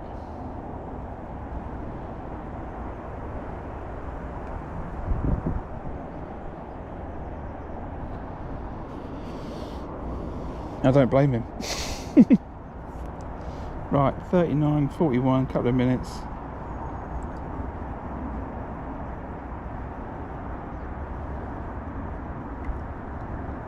I know you're confusing me, Mick, whether it was you on the other channel or not, or whether that was Nick Pound for 2 hours. Plus the missed one, I'll be at 24. It's not a big weight.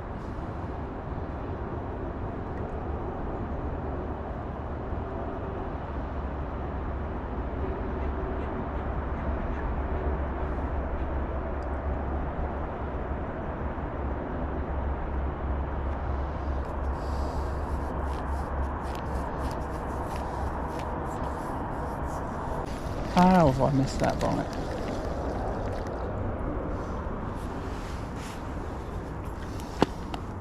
Sorry, correct that. How has that fish not hooked itself?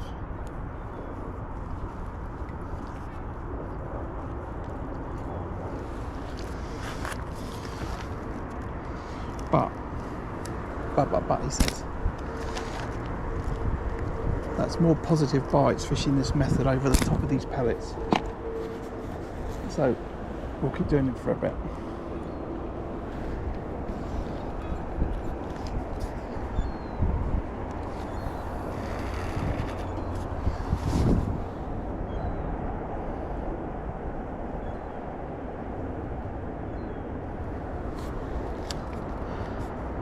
Well, I've currently got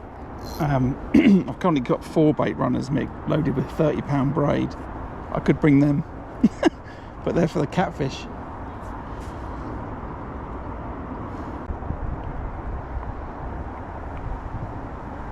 And when I say barbel fishing, what I mean is go to the river with 2 rods with 10-pound line up in the air,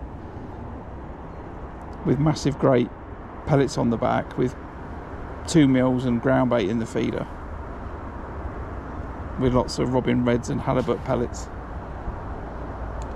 and chuck it in the river and see if I catch a barbel. To say I'm going barbel fishing is a little bit too specific, where I might catch a chub or some bream or stuff. But I'm going to do it next week, I think. I've got a fish. I'm fishing a match Sunday on the river. I'm having a practice on the river on Saturday. What's the time? 12:45. But yeah, next week I think I'm going to wander down the river, see if I can catch myself a barbel. Would be the goal.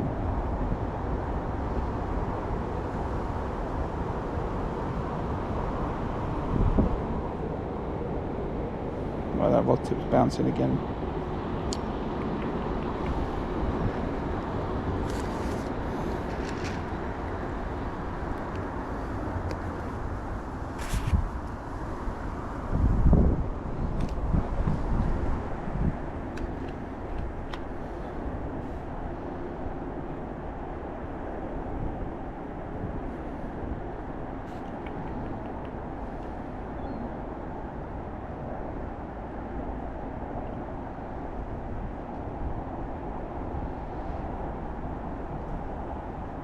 It's a lot cooler with that breeze today. I think it's about a 10-degree wind, 10 mile an hour wind with 15 mile an hour gusts, even though I think the temperature's still up in the mid-20s.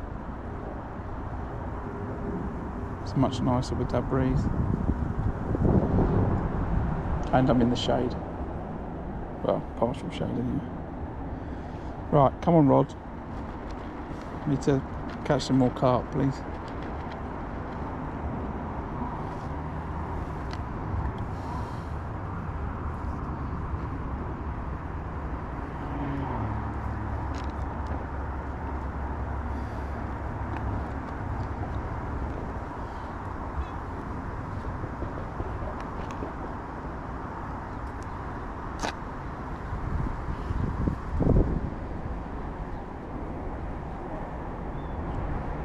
Catching, Les? You catching? I've had 2 carp and an F1, and I've lost a carp at the net. I'm catching to your right. You catching, Roger?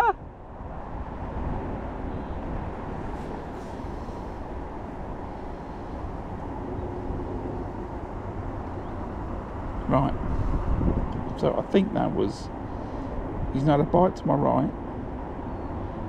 Roger down the end's not caught, I think, that's what he said. I think I've heard him have a couple of fish to the left, so I'm doing alright then compared to the rest of the anglers down this end of the lake. Feel barbarous to shore. In your town, you want to go there? Yeah. There's 3 spots I think I can fish. Neil. I can go to Abingdon and fish near the weir in Abingdon. I can go to Sutton Courtenay and fish near the weir at the upper moors. And I can also fish, I think, in the lower moors about peg 10. Where there is there's an island and there's a weir the other side of the island, so I think the water comes out of that piece there, and there's a weir. The water there is like really oxygenated. That's a liner, not a bite, which is unfortunate. So I think I've got sort of 3 sort of spots where I can give it a go, where I think would be sensible to fish. There is a lovely peg in the Sutton Courtenay upper moors area that's too overgrown, but is really nice fast running water that I've been discussing with some people that we need to open that peg up for next season.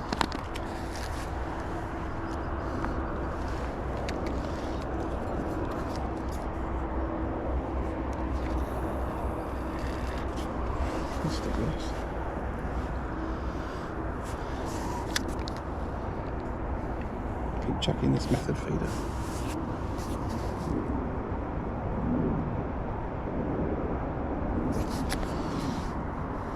I'm happy to keep chucking it so long as I'm getting bites, and I'm confident that the fish are eating those 2 meals. I don't want to leave piles of 2 meals all over the place.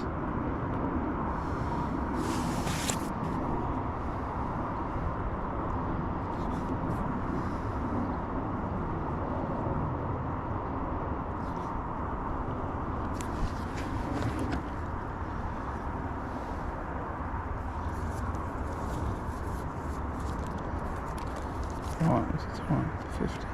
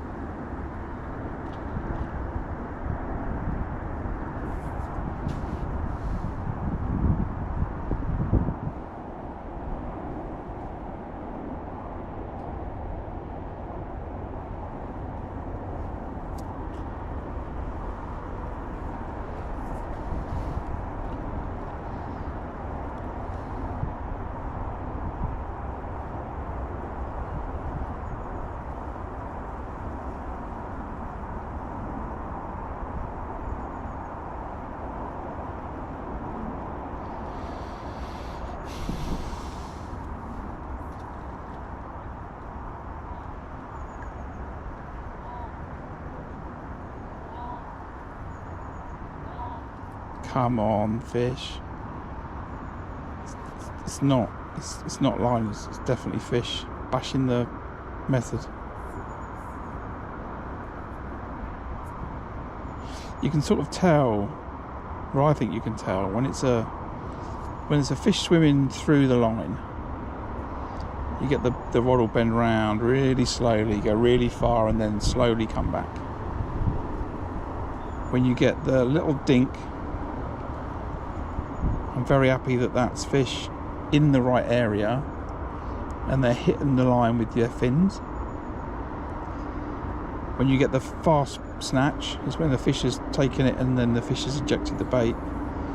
But when you get that sort of tap tap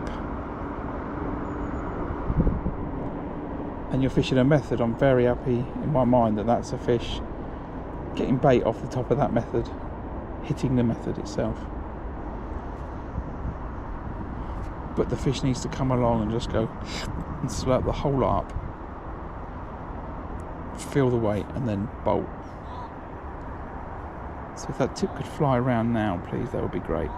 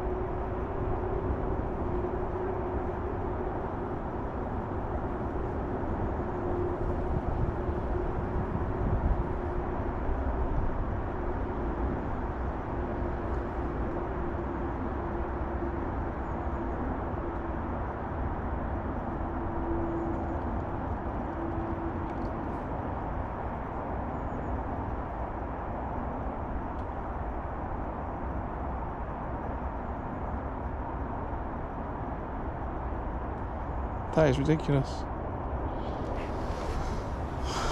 That tip is moving so much. It's the equivalent of a float just sort of going bob, bob, bob, bob.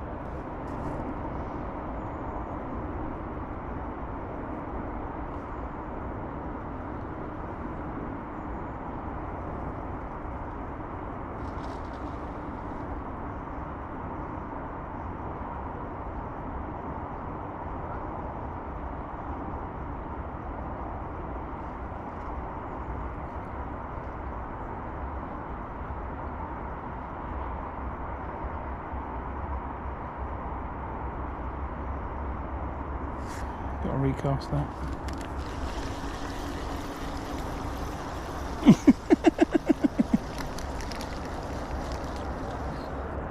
Too good, is it?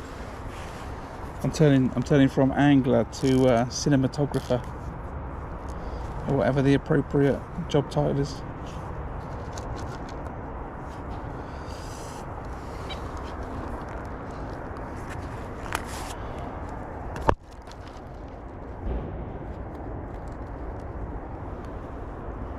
It's a wafter, so effectively it is sort of popped up.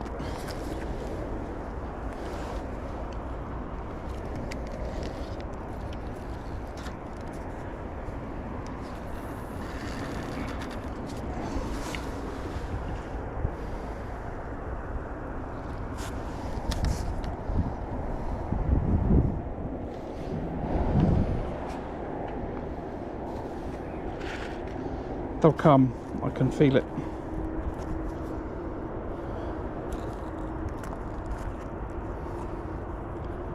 There's fish in the area.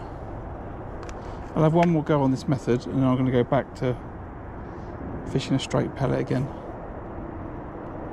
So it got me a couple of bites and now it didn't give me a bite. The last couple of chicks. No, don't bring those kinds of pop-ups now. I'm not carp fishing.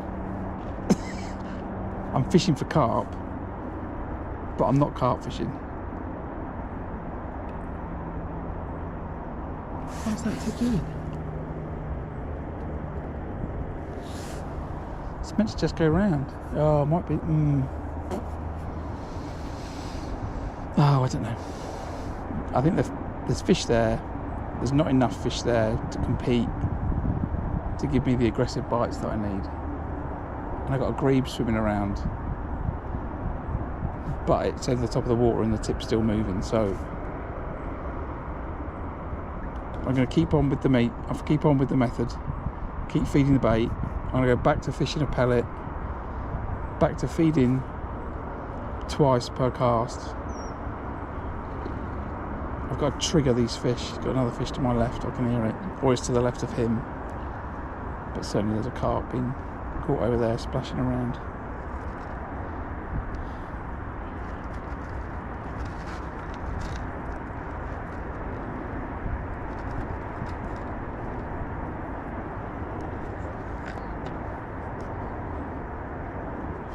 It's a good sized fish as well, I can hear it thumping. Right.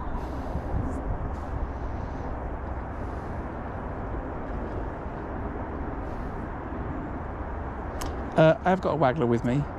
I don't like the wind.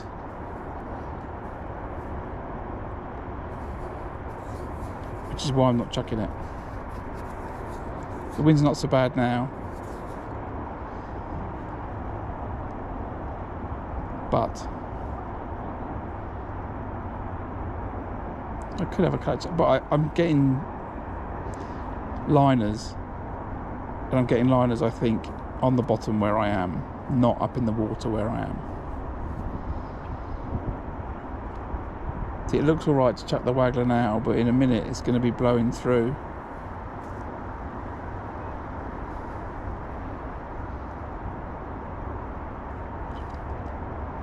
It's putting doubt in my mind, Julian.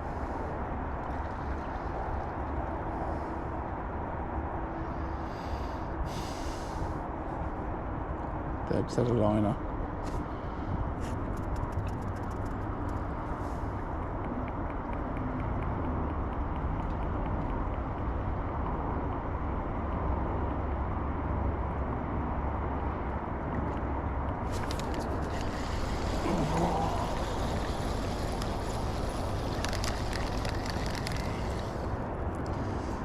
I'm sure no one saw that.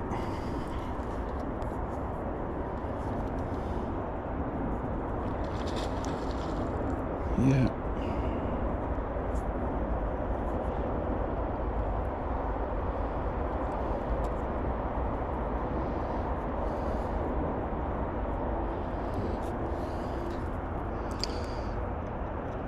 Right. A couple of chucks, not going to hurt, is the conclusion of that thought.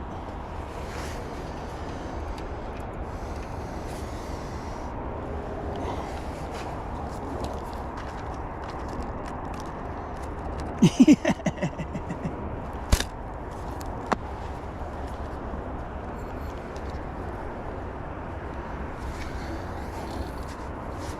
okay. It's a bit all over the place, that chuck.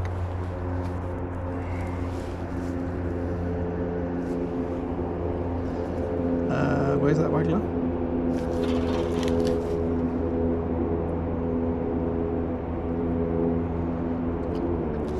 Okay. I haven't got my normal wagglers with me. Why doesn't that waggler... Why does that waggler sink?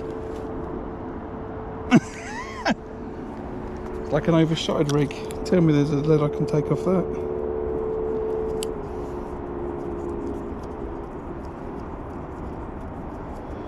Right, what we got there? Double disc.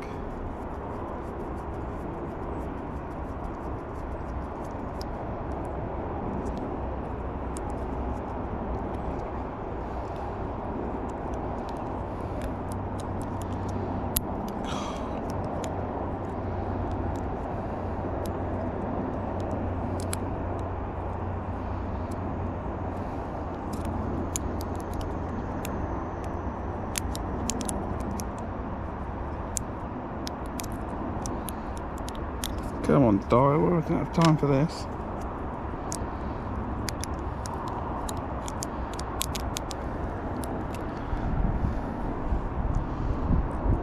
Right, what's got to come off there? One brass.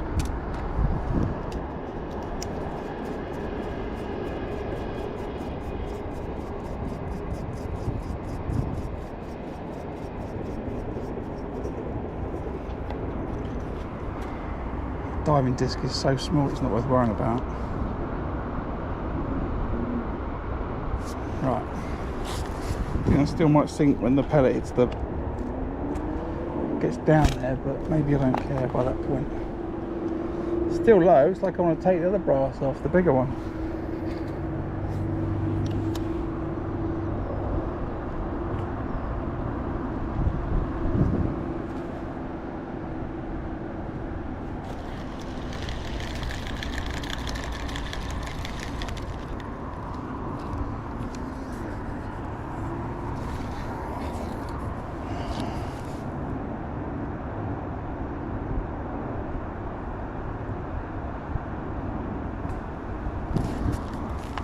Don't fly out very straight. Take them off. No, see, this is the problem. It's just a bit. Now the wind's getting out.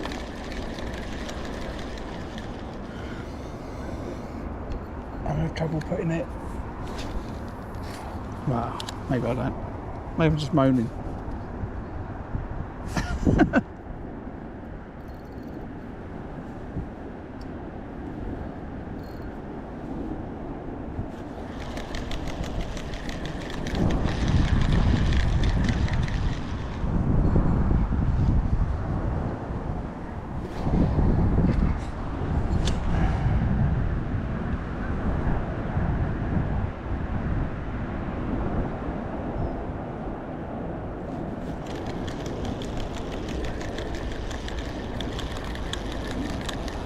Fishing the long pole to my right.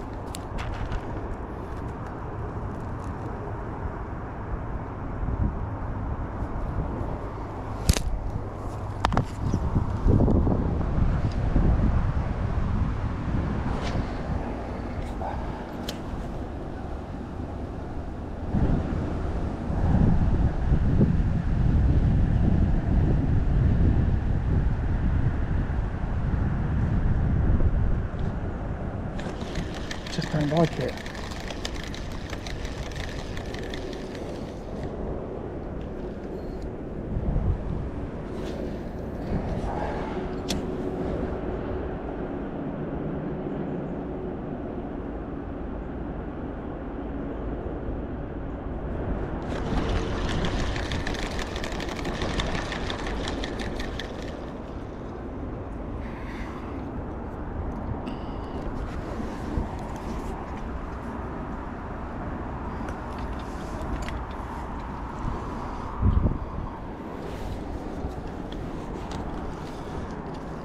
I don't like the wind.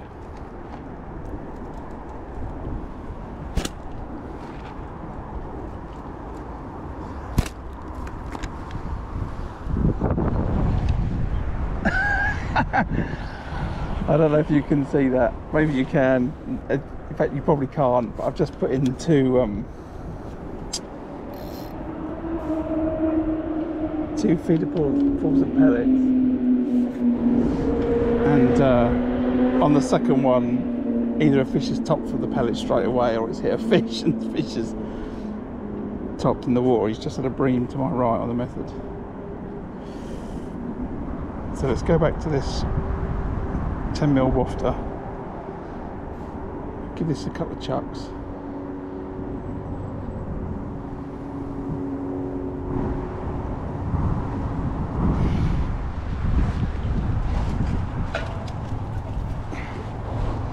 It's just too breezy for me to fish the pellet waggler, I think, at the moment.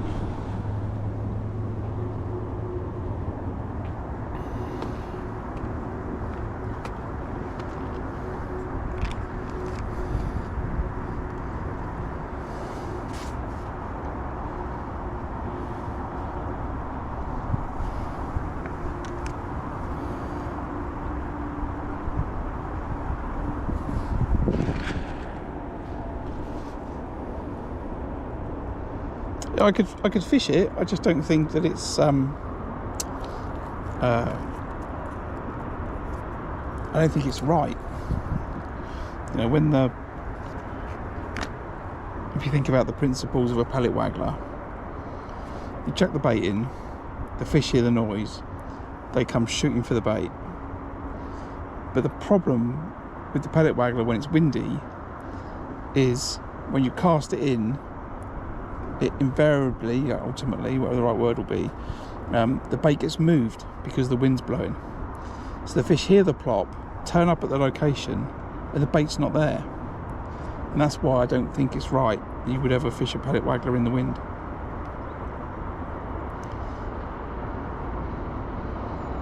Because the fish is honing in on that noise to that location, and then the bait's not there.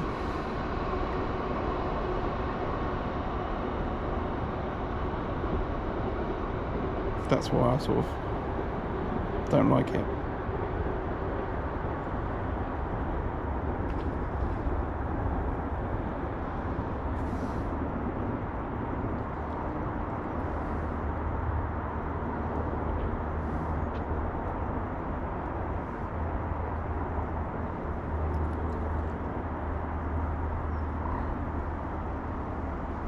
Yeah, Mick, drop me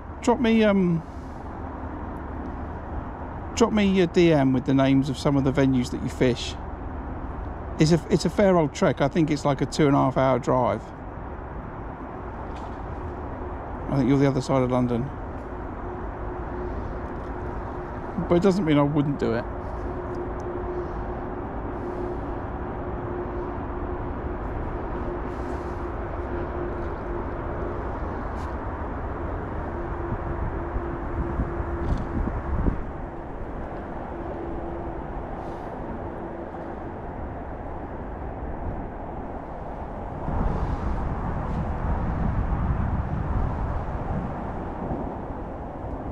So I could try next. I could try one of those 11mm pellets actually.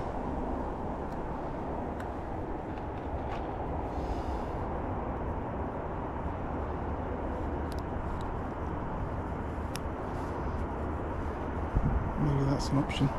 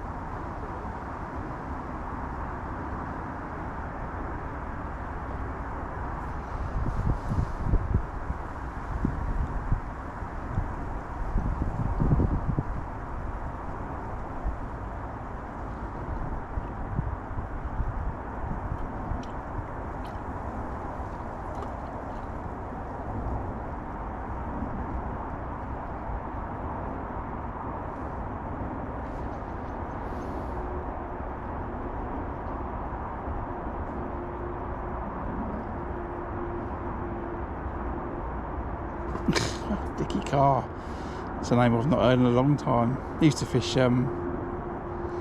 Willow Park quite regularly when I was a kid.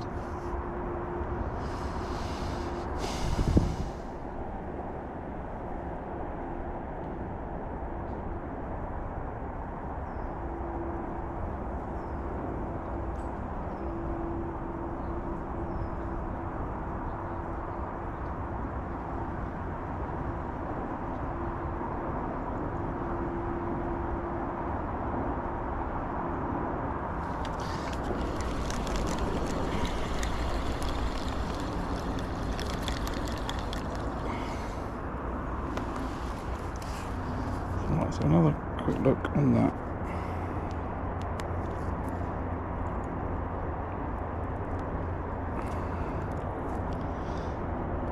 Swap to that 11mm pellet.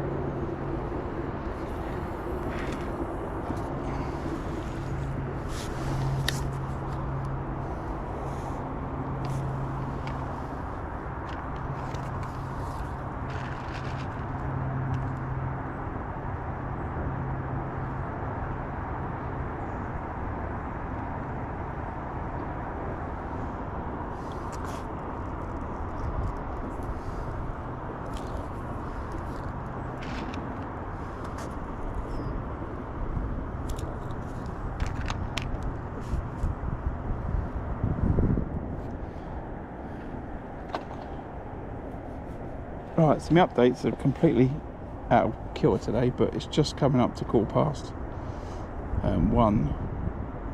Just over 2 hours into the match. I've got 3 fish, 2 carp and an F1, about 16 pound, which isn't a lot. He's got another fish on to my left, which I think is the 3rd proper carp I've heard splashing around.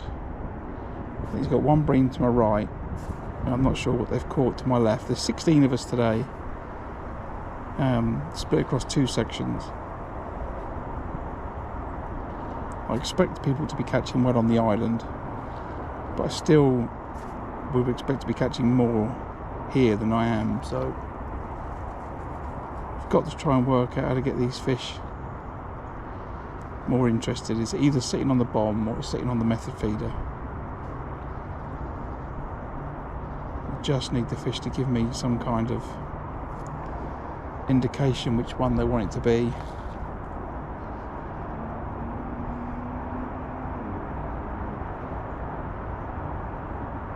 I'm going to start chucking some bait down this margin. I'm starting with a ball of micros. I am going to be happy to chuck a method down there. And when we're going to chuck it? About there, something like that.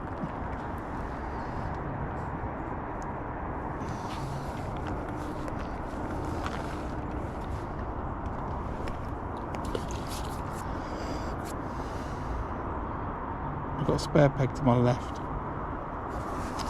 Edge fish at gold. You know, if you catch one that's not double figures, you feel like done by, so I'll put a bit of bait down there for that. I'm going to keep feeding these 6 mils on this 10-11 metre line. See if that's worth for a fish later. I'm just going to keep this process up on this bomb line. I need the fish to come on this line.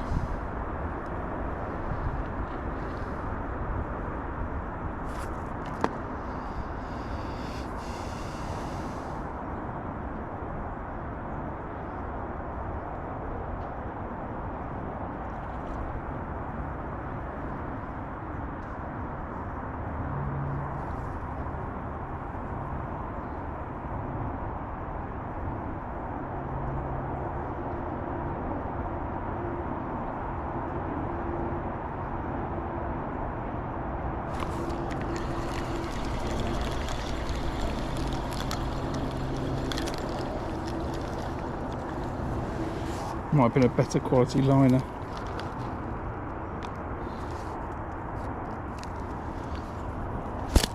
Yeah, I think there's some bream there. I think, you know, when I lost that carp, I had bream slime up the hook length. It wasn't carp.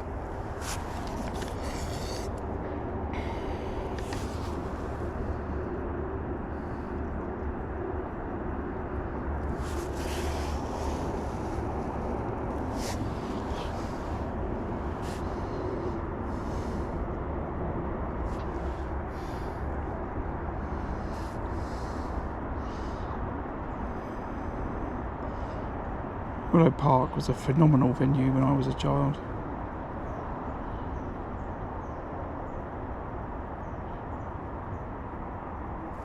I think it'd just been finished being dug when I was born. I first went round it in a canoe, of all things, with my dad, I remember.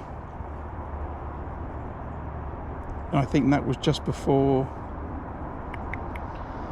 I want to say Red Mills, Red something, I think was the name of the company that dug the gravel. I think. These are old memories. I think it was Red something. I think they dug the gravel before it was sold to the Raisins. I can't hit that bite. It's definitely fish in the peg. So yeah, they sold it to the Raisins. And then I fished it for a long time as a child. Loved the place.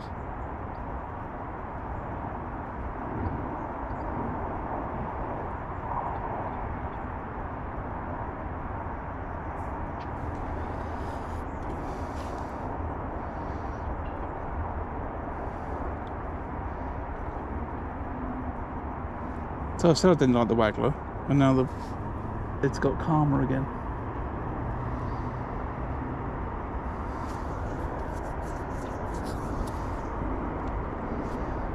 So I'll check that in 13:15.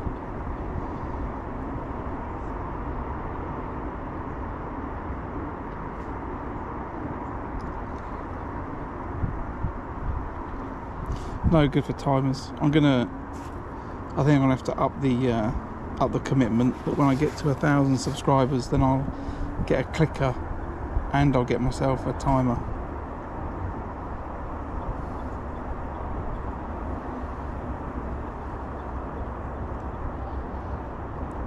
Normally, when I'm just pre-streaming times and I was just fishing, I wouldn't lose track, but now I'm chatting a lot, I'm losing track.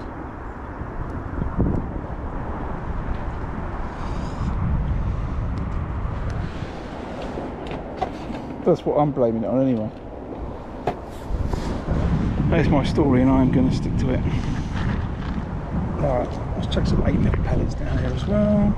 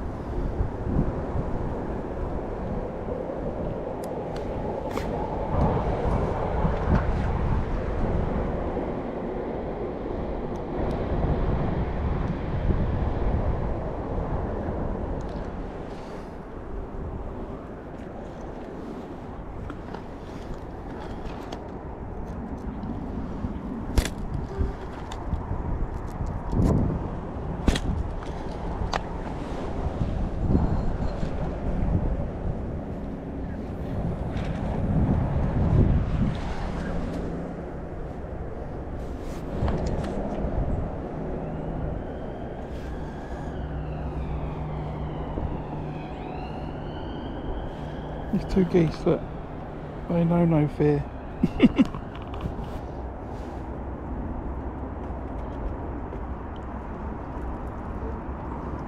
Parents are standing behind me. The geese are feeding off of my platform.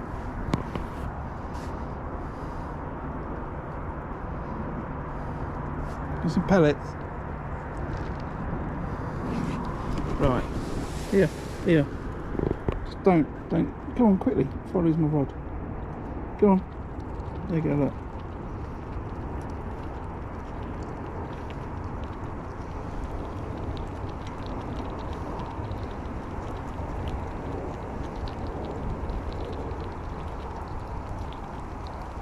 Right, that's my finger now. Thanks very much.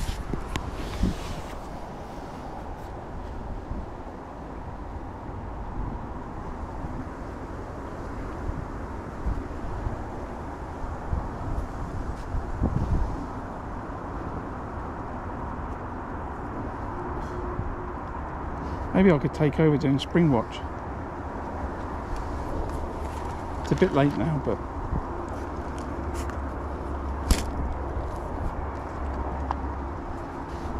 definitely got the wildlife opportunities for it.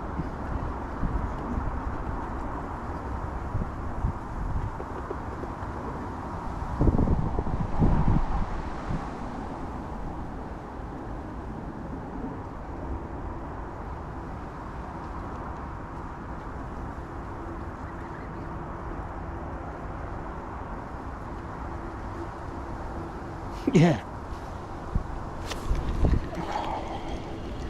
Is that a liner? There's a few little indications before that bigger indication. I don't know what. I'm not sure. Come on, more carp. Get your head down. Get feeding.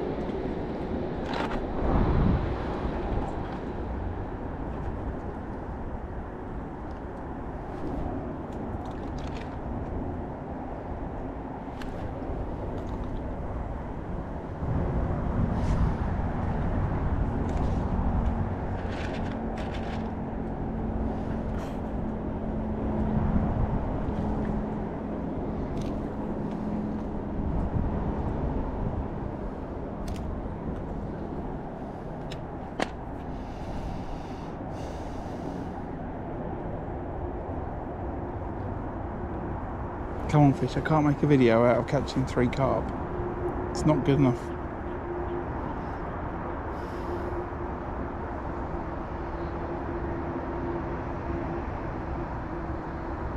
No, I can't agree to scaling down Julian like that.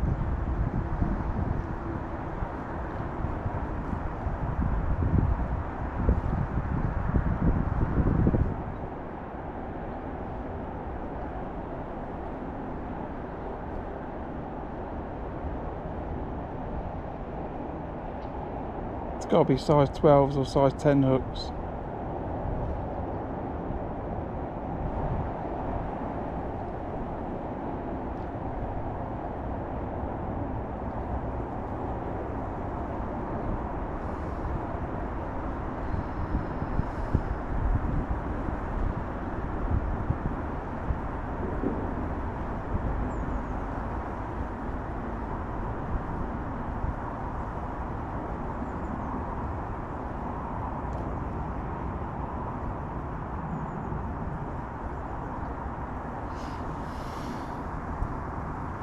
Is it entertaining now?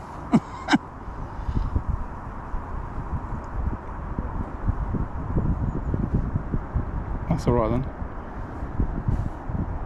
As long as it's a fun and interactive stream, you know, people are enjoying it. That is the purpose of the live stream.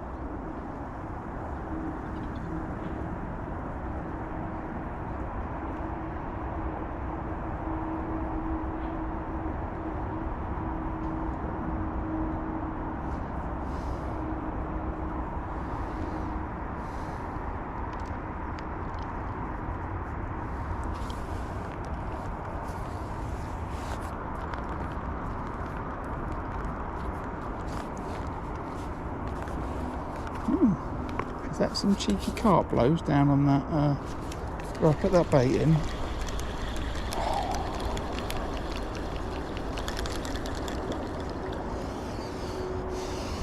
Is that a bite? We should could get some better footage and call it bite or liner.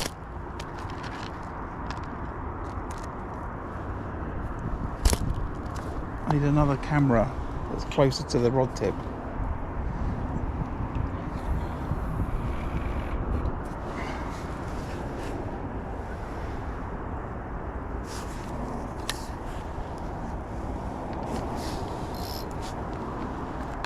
But I can't read the chat. What's going on?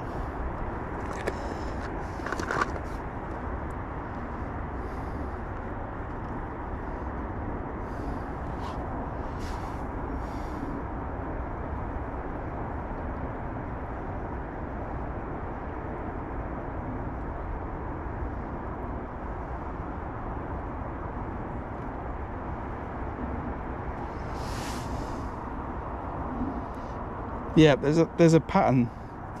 There's a pattern in my audience, which is scale down, fish like carp angler. That's the pattern. And if I'm at Tuttle Barn Farm, generally the audience goes quieter. I'm not paying any attention, right? I'm having indications on this. I need to focus on what I'm doing. It's just all going to pot today.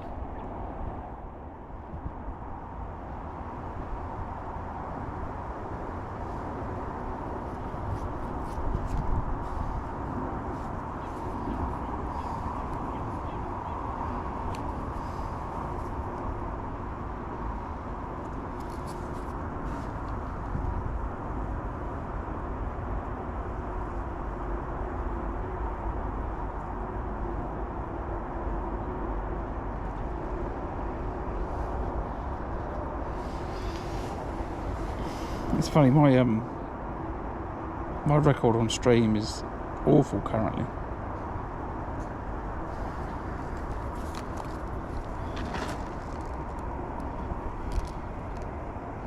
I think what's happening a little bit is I'm fishing a variety of venues, a variety of methods. You know, I'm on the river, then I'm at Gold, then I'm at Tuttle Barn Farm, then I'm messing about with the, you know, on some whips, and I'm constantly changing, and I'm catching, but I'm losing proficiency and concentration. I was saying to my missus the other week, yeah, my record at Gold Valley used to be pretty good. If I wasn't framing, I was winning my section every match.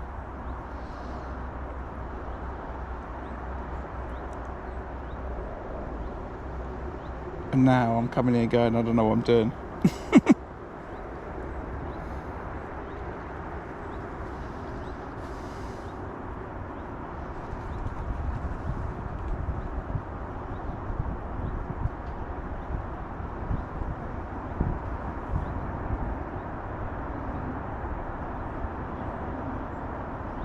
But saying that, I am doing all right on the river.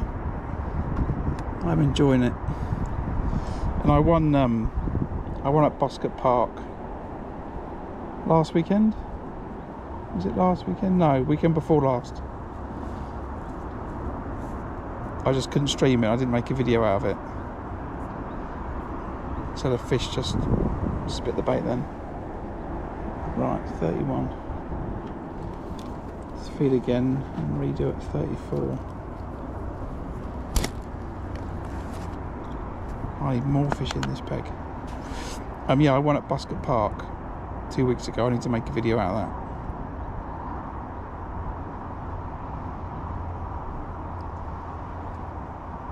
that. Incidentally, my record there is really good for the 3 times I've fished it. I think I've won twice, and framed the other time, came like second or third. That's a really interesting venue.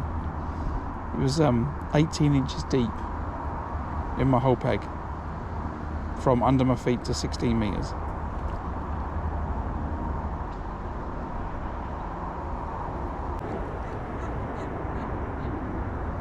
No, Middle Lake on Saturdays, I think, and then Syndicate on Sundays.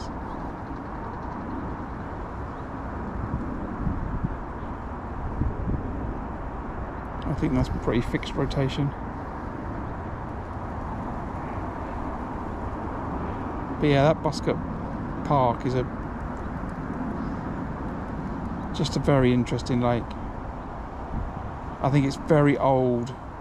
I don't know how old, but you know, if you were to tell me it was 100 years old and it's full of silt, I'd agree. So I think you've got to fish it really carefully so your bait sits on top of the silt.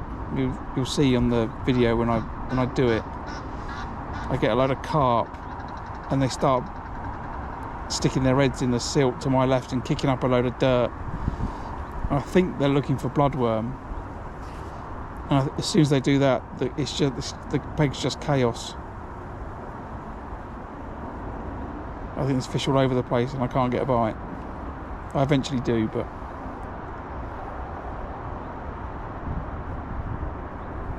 right, recast it.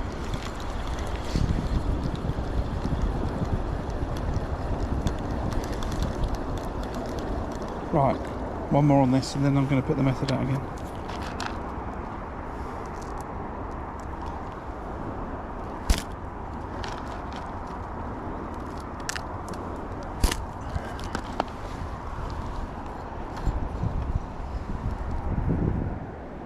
Let's play Dodge a Duck.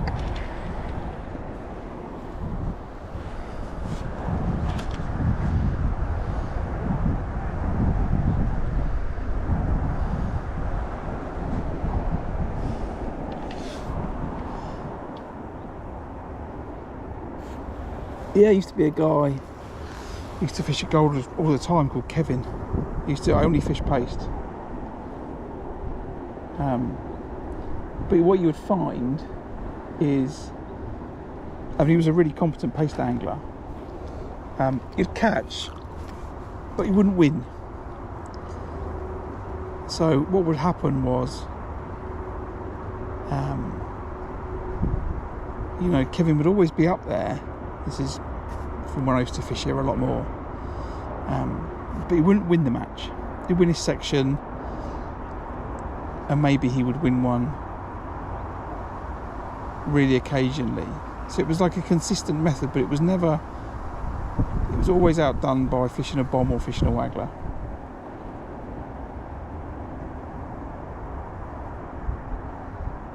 I think it's like most venues, you can come here and fish however you want to fish. You're going to fish down the edge, fish the edge. You're going to fish out the middle, fish to the rope. You'll catch. The skill is trying to work out what method is going to win you the match, though, not just catchy fish.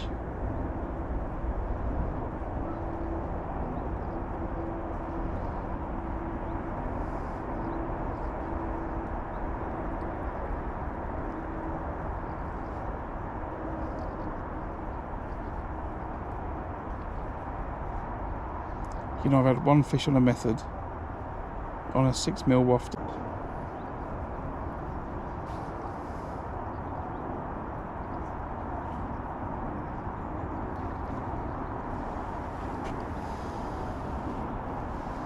Just got to be ready, because if these fish that are milling around decide they're just going to get their head down, they will eat all of my bait in a matter of minutes, and we're game on.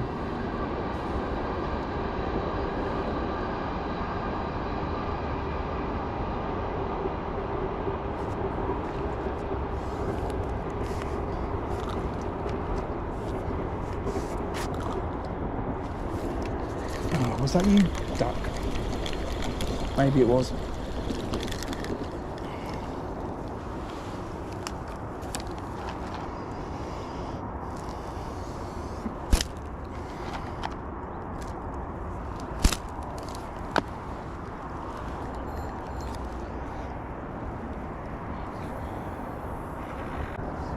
I haven't really seen him since COVID, actually.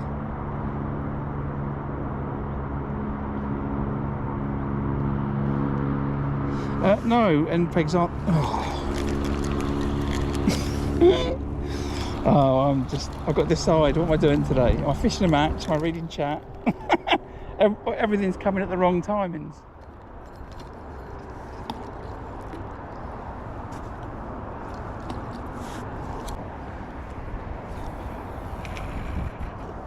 You don't want end pegs.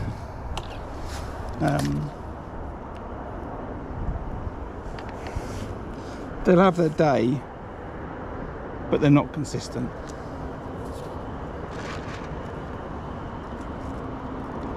There's 2 islands on this bank. There's a long one that stretches from peg 5 to peg 9. Peg 5 and 9 are always good for some fish around the island. And then there's another island, a small one, which I can just see in front of me, which you can see just sort of here. And if I'm 20, what am I on, 22? Then that's on 16 maybe.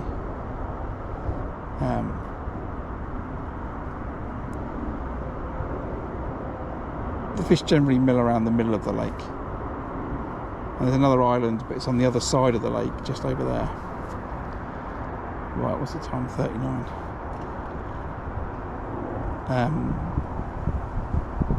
So yeah, you want to be around the middle of the lake, really. Or on an island. End's not so good. And then depends on which side of the lake for which sort of tactics are going to work well. Just for fishing the bomb, this side. If the fish are swimming around the top and it's good for mugging, then the other side. And the reason it's better the other side than this side is because generally that's more out of the wind, the prevailing wind.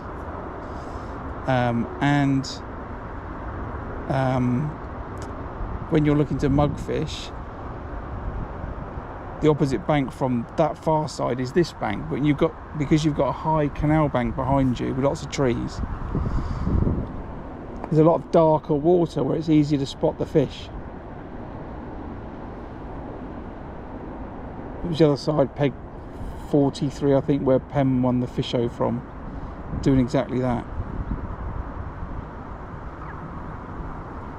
So depending on what the fish want to do and what the weather conditions are like, you know, this side of the lake or that side of the lake.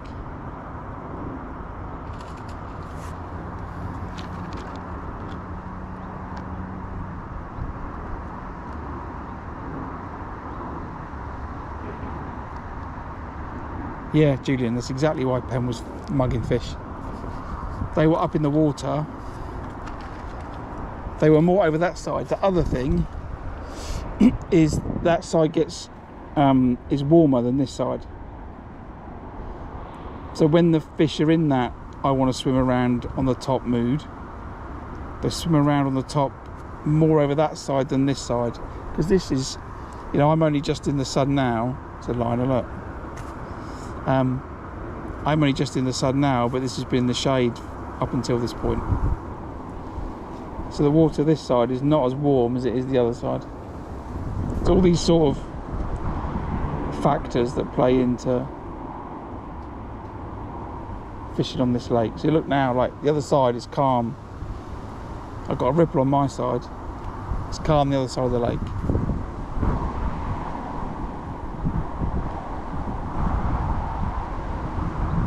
And then you've got to think about the anglers.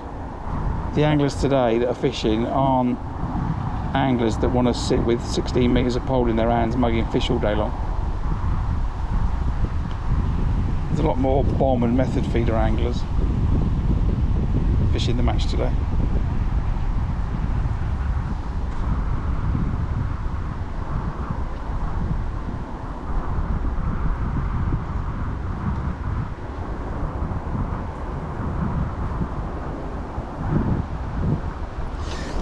Really working, is it?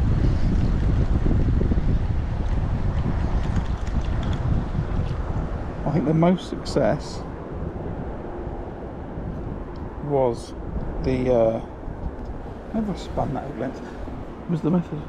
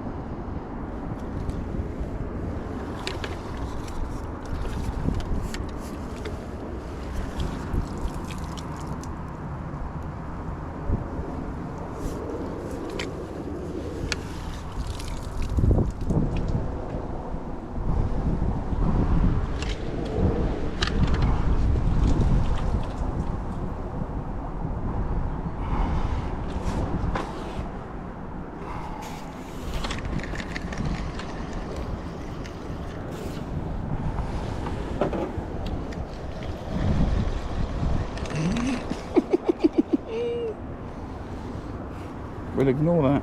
Maybe it's best I don't make a video out of today.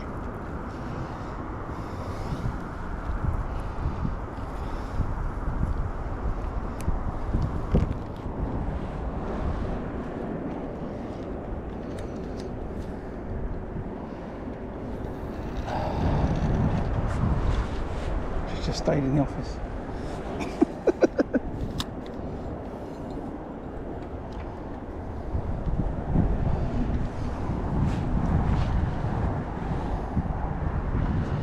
Right, 45. I've got 2¼ hours. If I'm going to catch, I better sort it out.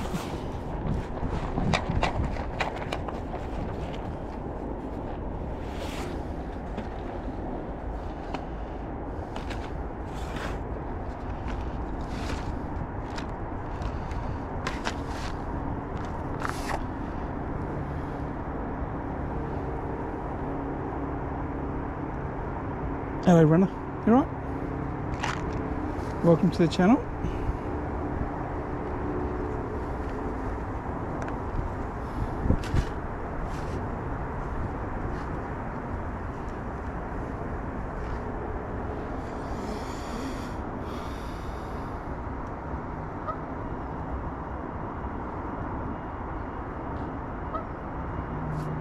Right, 46.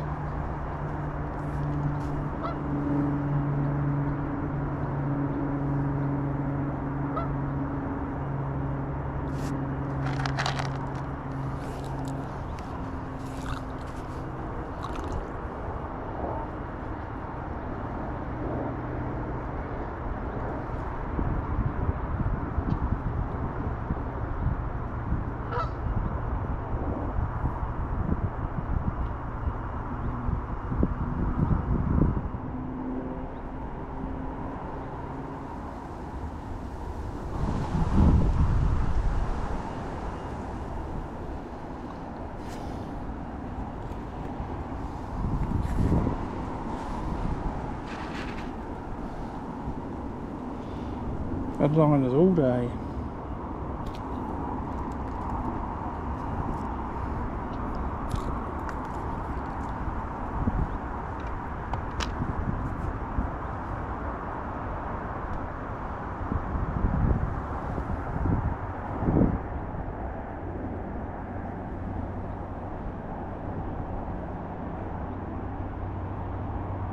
Oh nice, you're a bit far away from Belgium, but welcome to the channel, mate. What are you fishing for there? Bream, or are you predator fishing for pike, perch and zander? I've had 3, 2 carp and F1, and I pulled out of a carp. I'm fishing a competition at a venue called Gold Valley in the UK. It's a midweek Wednesday match.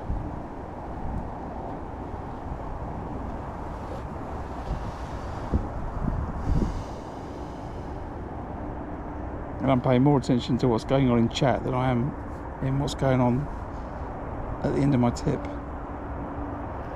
That's my story anyway.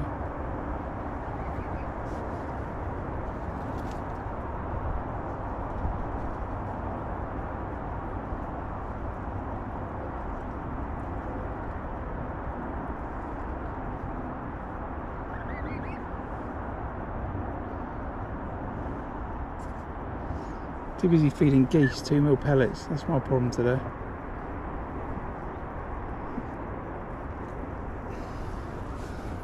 Right, I saw your comment about them down the edge, Julian. If they are, I don't want to go down on it yet. It's too early. If I go down there, I'll lose focus there.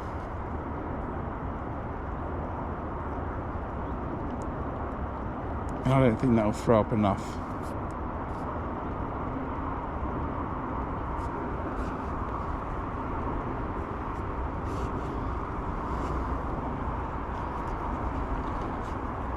And if you saw one, more likely the one earlier that got spooked. It's not feeding, it's just swimming around, but it's swum close in because it's too deep. Off of that tree. So I expect to see some bubbles, but I wouldn't expect to see swirls from feeding fish.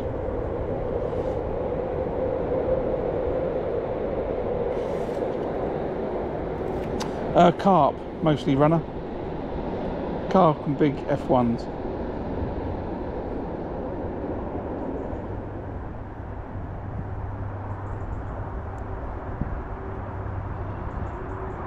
I've got about 16 pound of fish. I expect the match will be won with about 150 down on peg 9.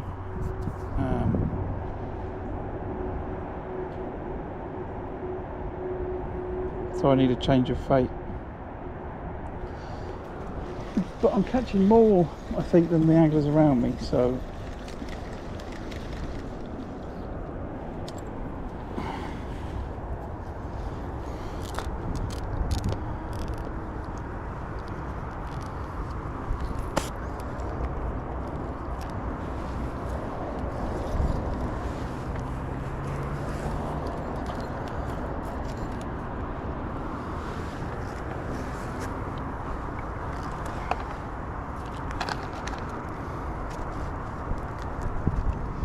yeah, I would have thought Lynas would have 150 pound or close to it. Unless he struggled, you know, it's the carp are living around that island at this time of the year in the shadow.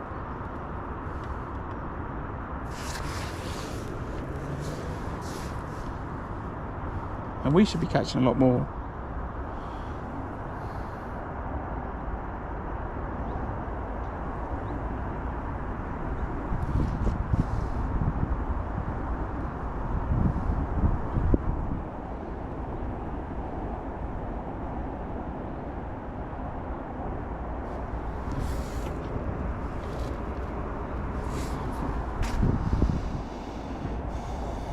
Right, what are we, 52?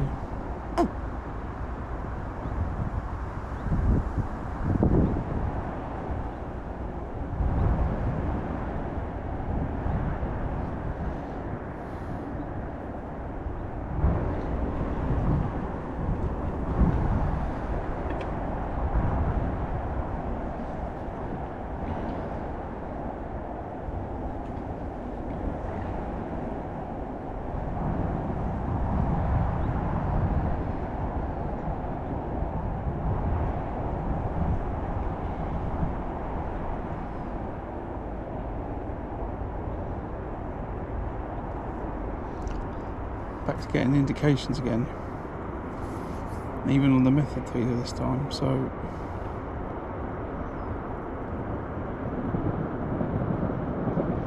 I'm a little perplexed or confused.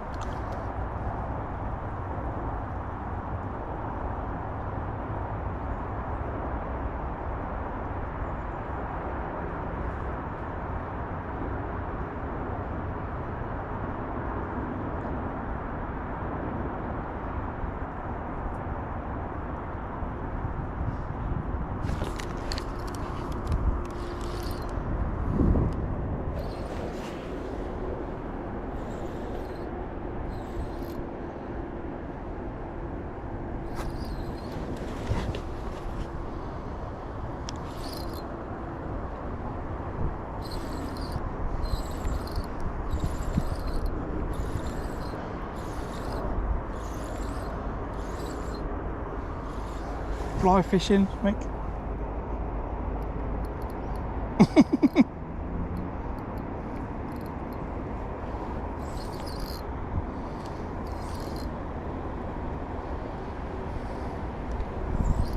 It's not a big fish. In fact, it's probably a big F1, if anything.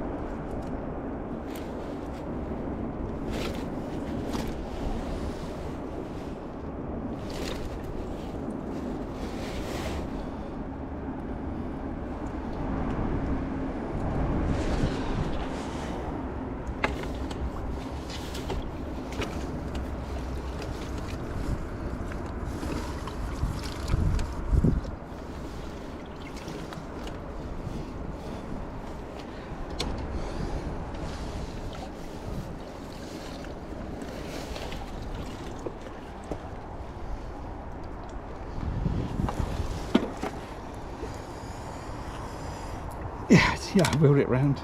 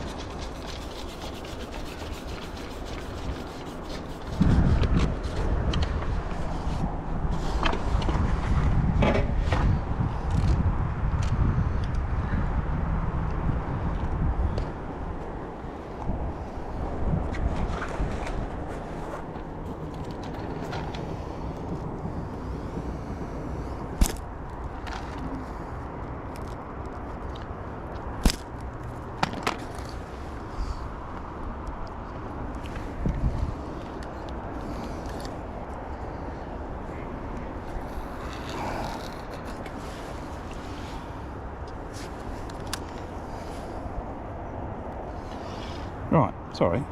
I had to just sort some stuff out then. Losing the fish in the landing net because I stuck the wrong landing net head on.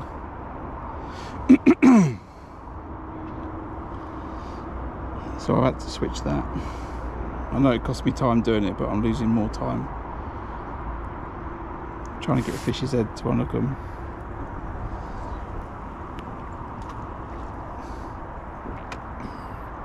So fix that right, 2 o'clock. 2 hours to go. Needs to be busy. Go on, if you're going to have it, take it now.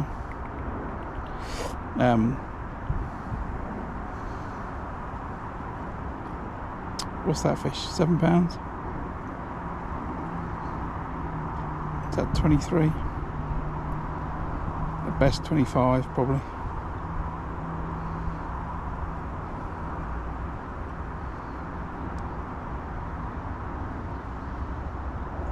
Fish there.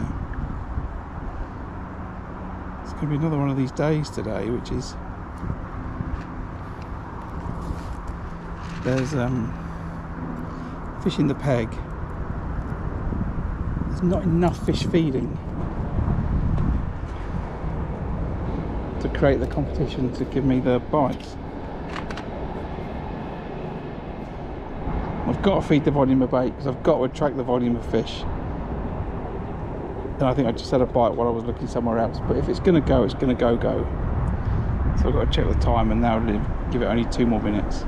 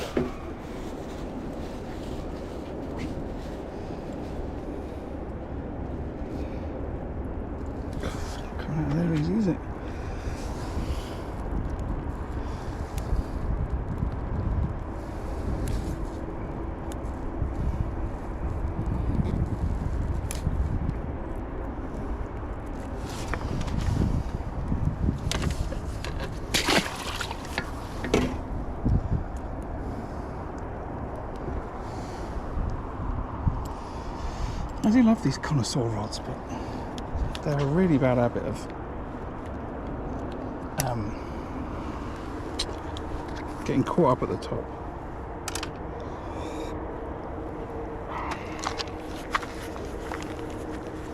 See you later, Mick.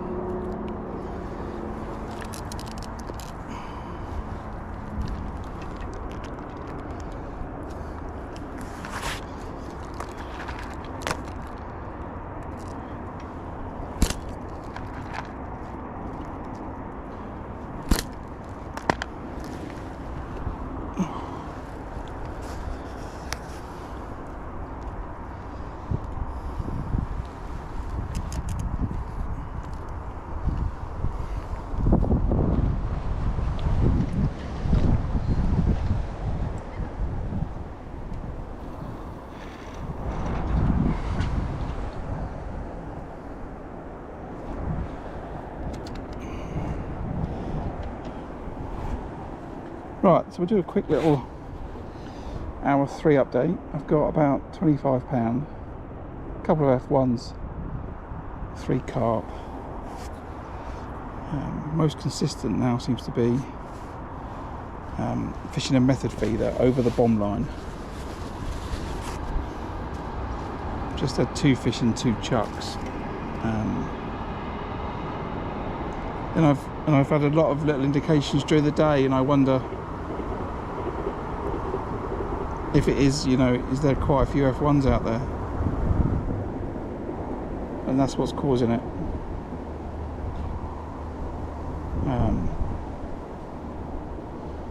I don't know, despite me saying earlier that I'm a big fan of 12-inch hook lengths, I might have to make some shorter on the bomb line and see if that makes a difference, and just fish it one day.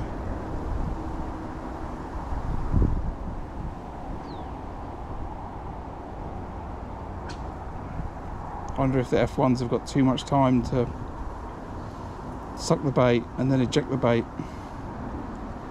whilst giving you a little indication, and maybe that gets cut down on the method.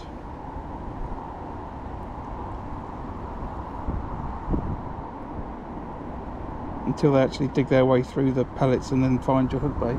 I don't know. But either way, we've got a couple of fish. We've got 2 hours to go. And right now it'd be great if I could launch into some montage of me catching a bunch of carp in the video. I'm using a 6mm wafter, 2mm pellets.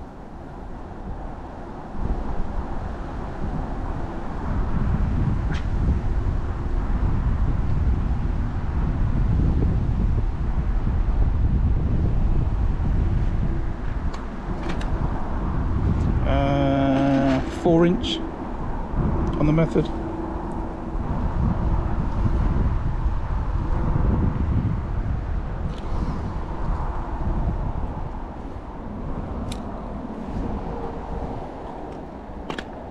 No, 4.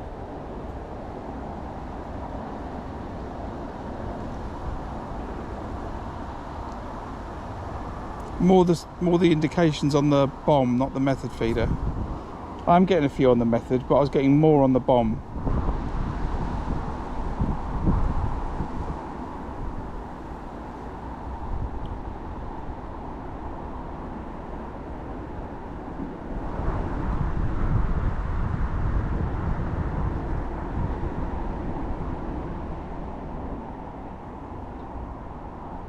Right, it could be that the method is becoming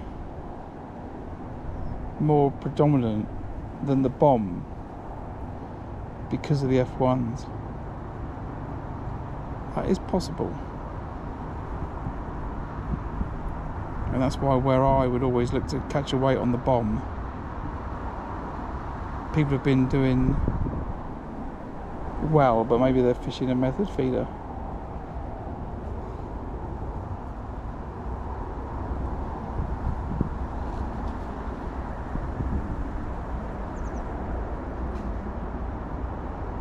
Maybe, don't know. Yeah, I know they do, Julian. I know they do.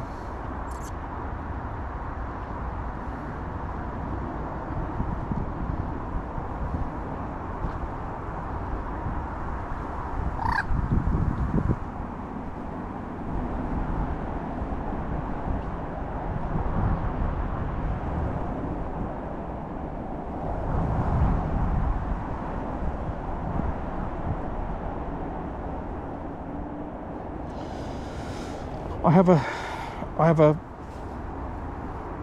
a couple of views on things. One, if you want to see what anglers actually use, watch anglers fish in competitions. That's point number one. Point number two is I've been using 4-inch hook lengths on the method for what, 10 years now. If you make a video and you say the best way to catch fish is with a 4-inch hook length on a method feeder, if I was doing it in theory, I would have made one video in the last 10 years, which doesn't create a lot of content. Now I know people try things out all the time, but I don't know that a 3-inch is better than a 4-inch. And the only way that I would believe it is if I was to see those anglers fish in a competition and see what they're using.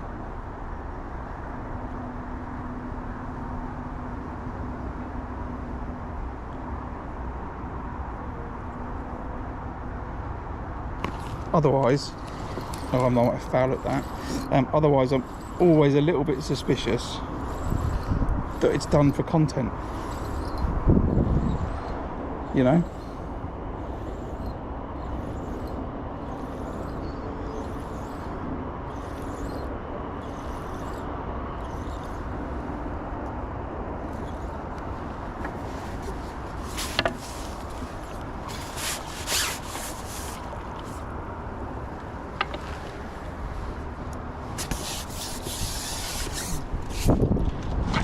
So it's not to say that they don't.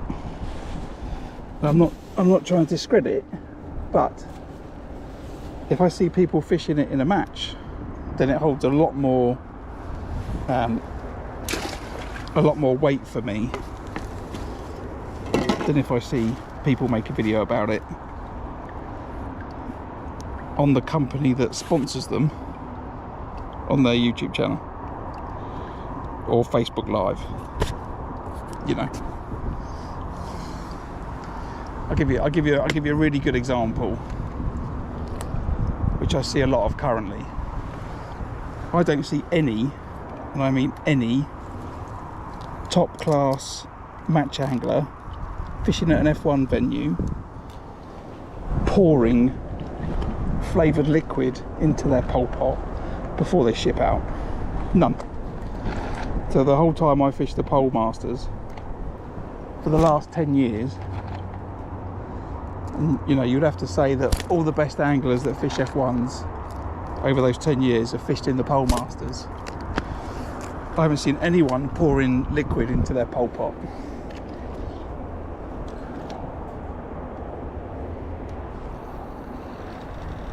And if you go and look on social media now, you'll see people pouring liquid into their pole pots.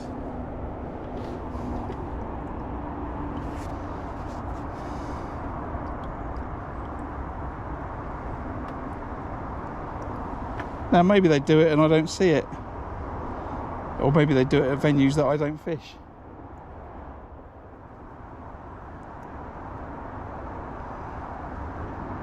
But you know, I've been a member of Paul Holland's Match Focus since the day it started, and I don't remember, I'd have to check, this could be wrong,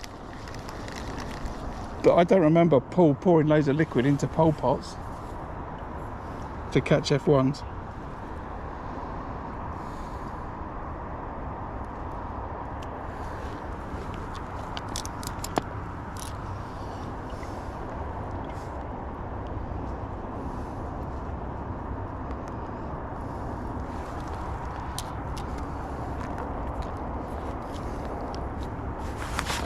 certain things work, I think, at certain times. That much is true.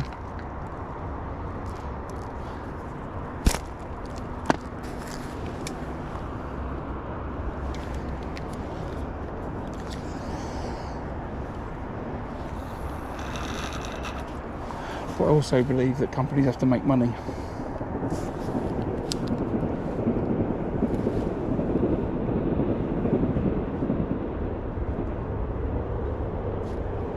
Can't go catching roach.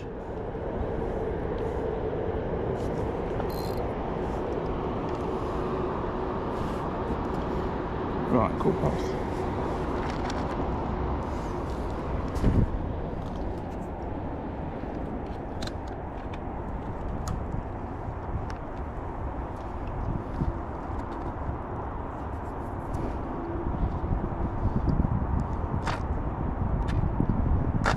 My view is that if what makes a bigger difference is having a good understanding of how to fish a match in terms of what to do when, be proficient at the techniques.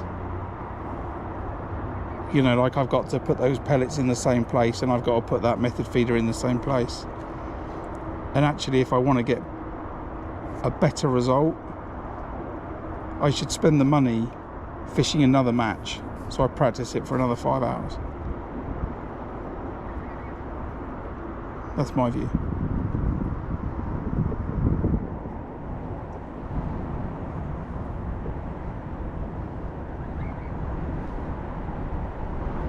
But I am fairly confident that I will get the same amount of bites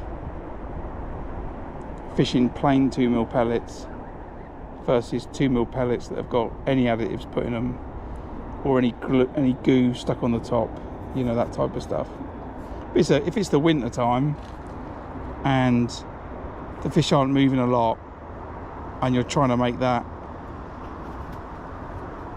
method feeder chuck that you're doing once every 30 minutes a little bit more attractive, then I do believe that things can make a difference. Then I do have goos and stuff. But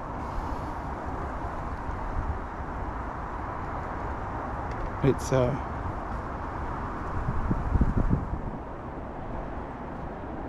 anyway, that's a long way away from 4-inch hook lengths.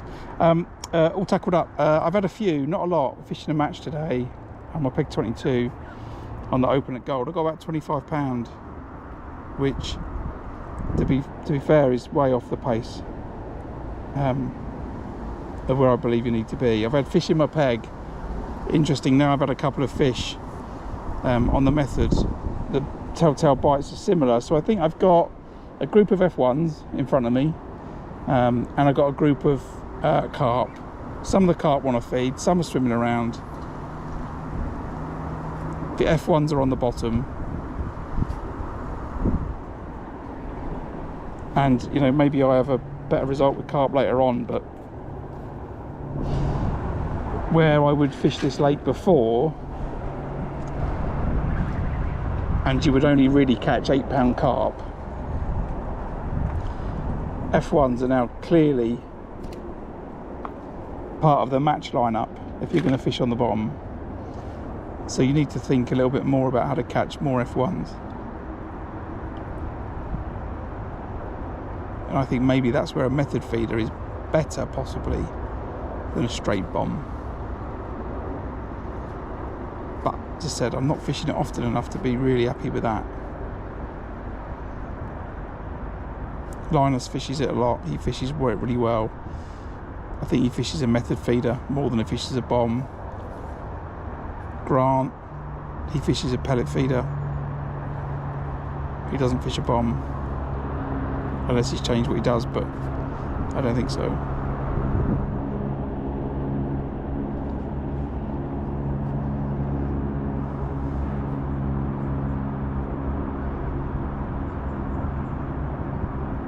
But anyway, so I've had a few.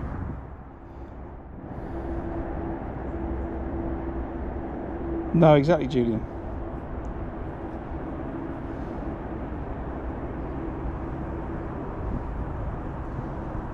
But the additive bit aside, you know, I think that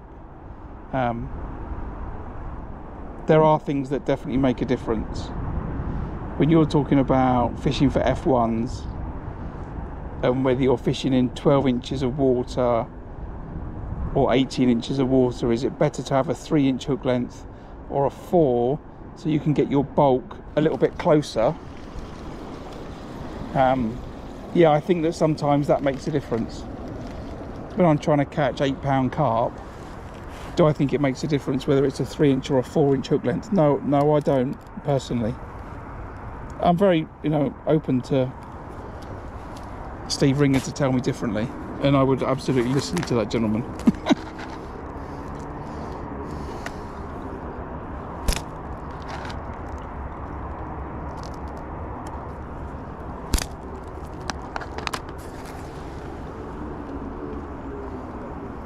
But it would have to be in a private conversation, not on a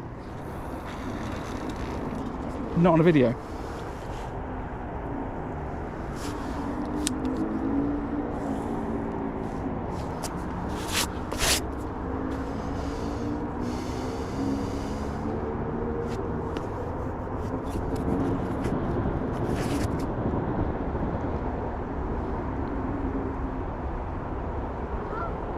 There's nothing.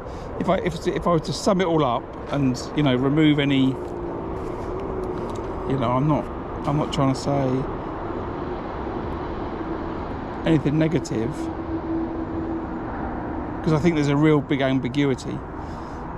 If I was to say anything, I think the best way to see is to fish matches with fantastic anglers in them and watch what they do. Right? Watch what they do and see their rigs.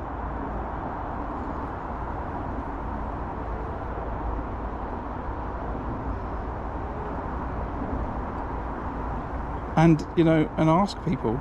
I find everyone really friendly. If I get absolutely slaughtered off the next peg, I've got no problem going round to the next person and saying, were you fishing shallow? Were you fishing on the bottom? Was it a 4-inch? Got no problems in asking some questions, and I find everyone really friendly.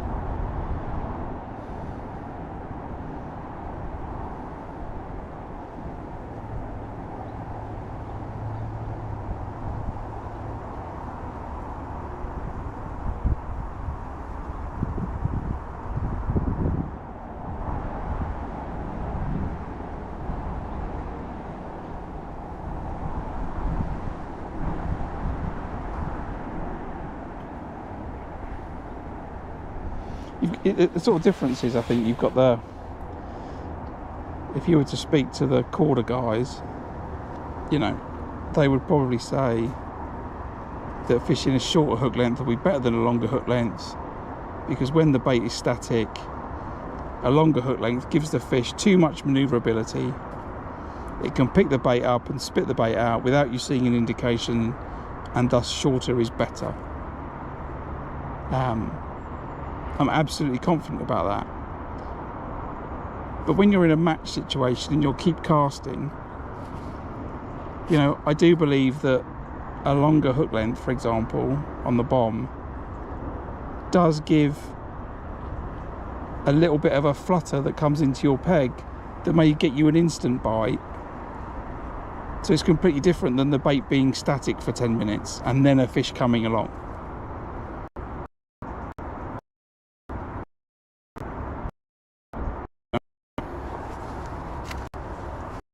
And if you ask Preston think the same, right? Which is why they do a hook box that's 12 inches long.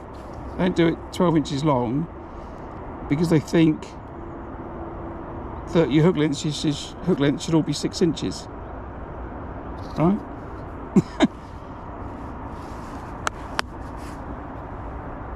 That's my take on it anyway. It's quite rambly, quite random. But F1s, yeah, absolutely right. But if we're fishing now, if the fishing in gold has evolved during my absent years, if the fishing has evolved where you get more indications from F1s, and you should be looking to put more F1s in the net, then yeah, actually I might need to evolve the hook length, because it's not just all carp anymore, and it used to be.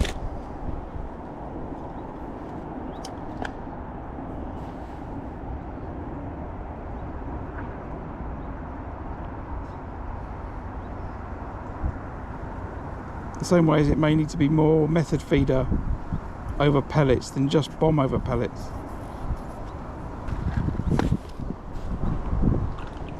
You know, venues change. So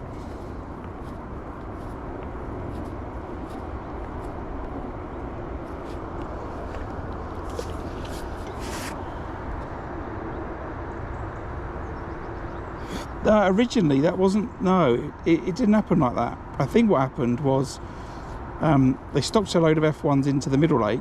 So the middle lake used to have carp in it, loads of carp in it, and the way that I take my view on the situation was there's not an F1 venue around here.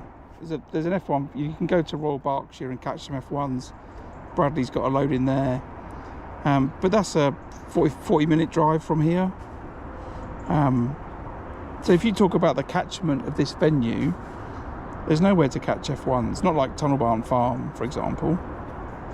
That's 2 hours away from it. But so I think that what they did was they cleared the middle lake out. We're going to put a lot of F1s in it, and then, you know, there was somewhere in the local area to catch F1s, and it was a better sport over the winter. It's that duck again, and that type of stuff.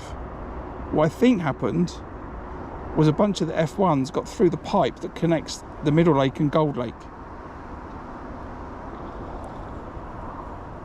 Whether it wasn't thought about, or whether something happened to the whatever blocks fish travelling between the lakes, but I think a load of F1s escaped from that lake into this lake,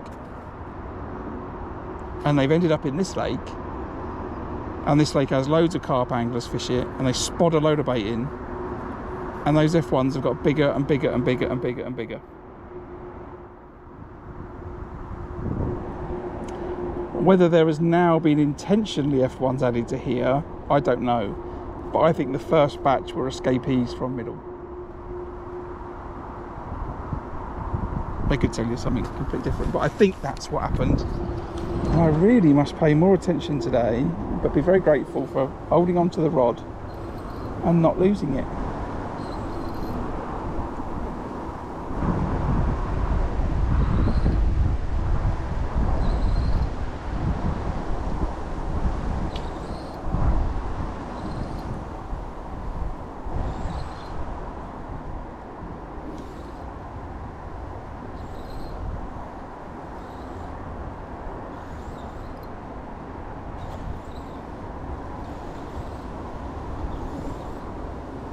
No, it's fine. We got a bite out of it.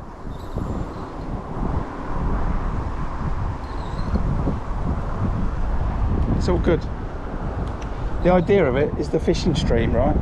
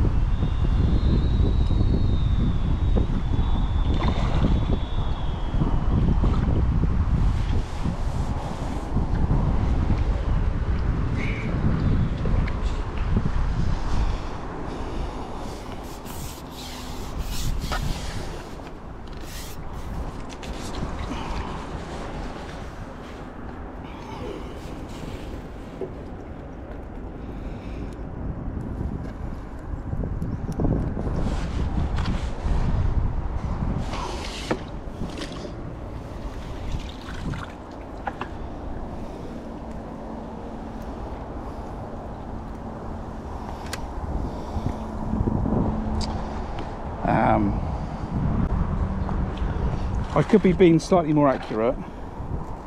If you remember when I was fishing the bomb, I would feed twice, then I would feed again after 2 minutes. I'm not doing that now. It's going in for longer. I'm feeding a little bit less, but you know, there's a few things that can affect it. I don't even know how long that was in there because we were busy chatting. I couldn't tell you how long that was, but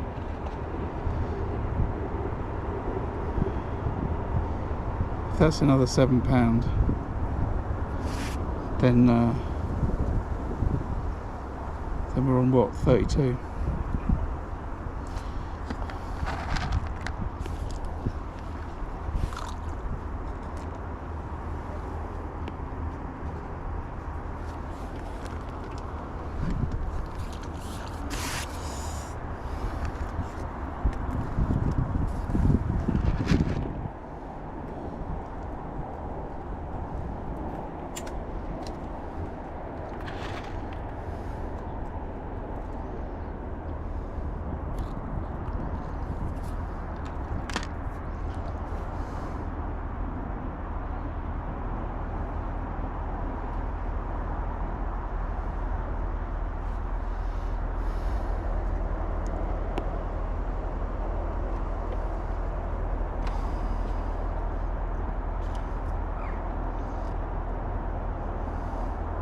Unfortunately, I can't, if I push this live after this match, if I push this live to YouTube as just the full 5-hour match, I'll probably just ruin my chances of sponsorship forever.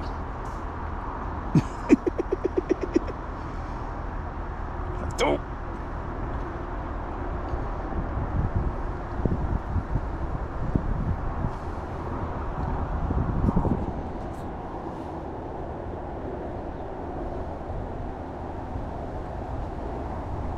On the little edit, I can edit it out.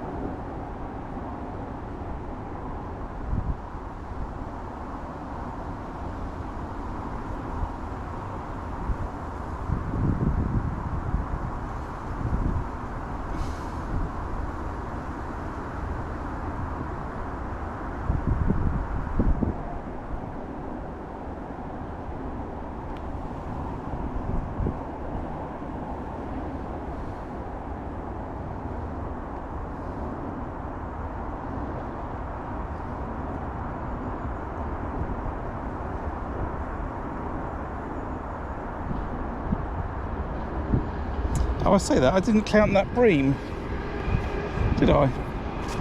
It's 32, I think it's £32 a carp and F1s, and I've got a bream that's £2-3. We'll just forget about that in that third net.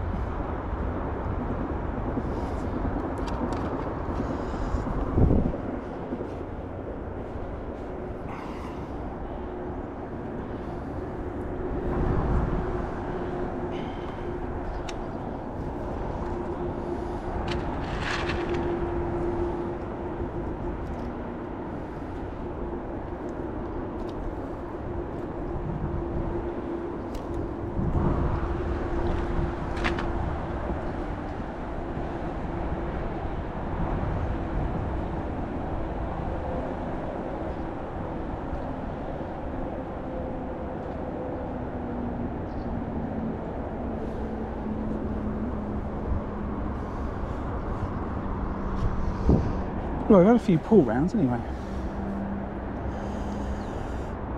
I've got enough video. I've caught enough fish to make a video now.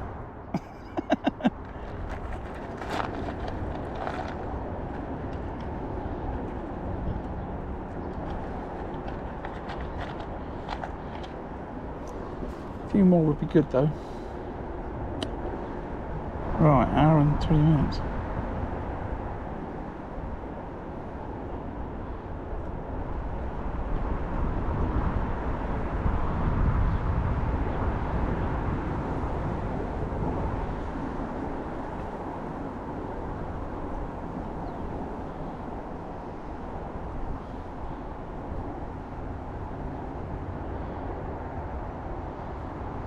Got to make some decisions now. Do I stay on the method?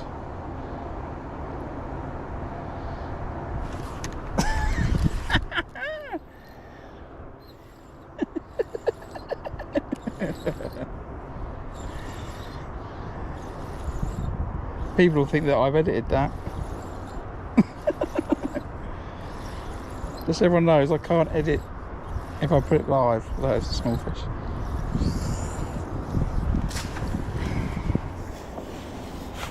No, it's not. It's a slab. Get in there.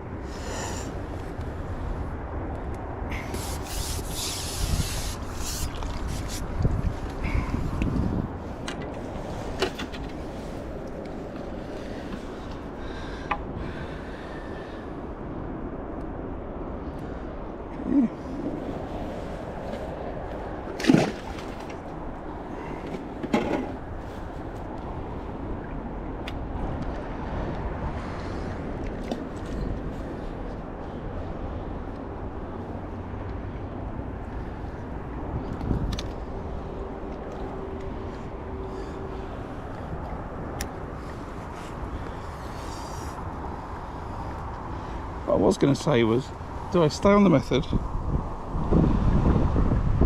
Do I spend some time back on the plain bomb? And or do I go down the edge? But I think that sort of answered it.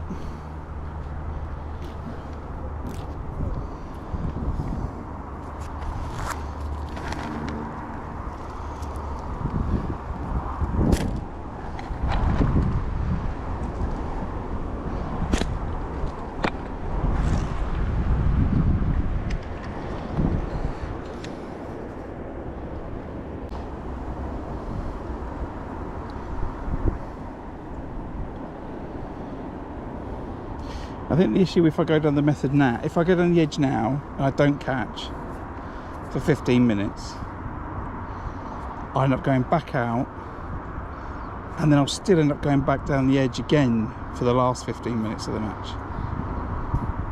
So I'll consume 30 minutes.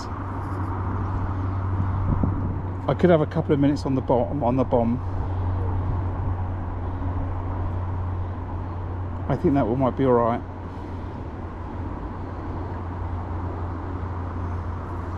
Maybe I am better to just stay on the method.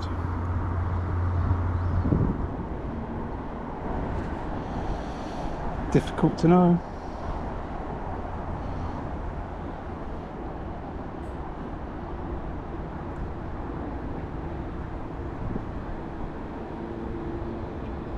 Something there again.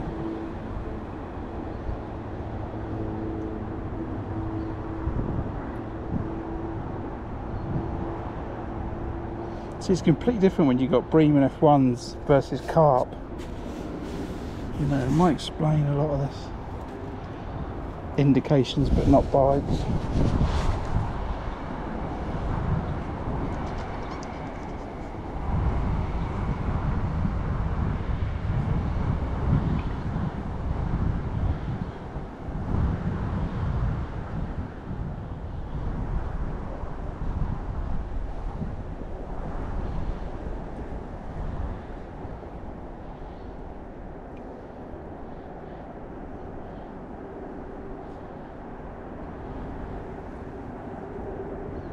The thing that creates the confusion in my mind, or puts the questions in my mind, is because they're not carp. If those last 4 fish had been carp, there would be no debate in my mind. I'd stay out on the method. It's because they're not carp.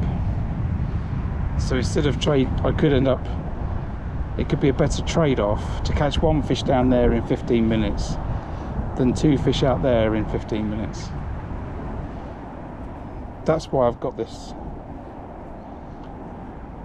questioning going on in my mind.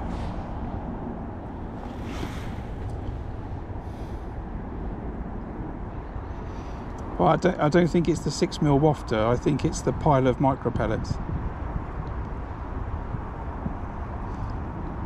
My view about method feeders is always pretty general, which is the fish aren't coming for the hook bait. They're coming for the micros. So the carp come in and they just slurp the whole lot off the method feeder, and they take your hook bait with it. There's sort of several ways I think the hook baits make a difference. If there's lots of bream, I think you're good to use dead maggots, because it's easier for them to suck them up with the ground bait and micros. Wafters are really good if something's hit the feeder and knocks some of the micros off, and then the wafter pops up, so when the fish comes back in, it's the first thing it gets. So it gets. These bream are big enough to take that wafter in, it's not a problem, but if they were smaller skimmers, then you'd want dead maggots.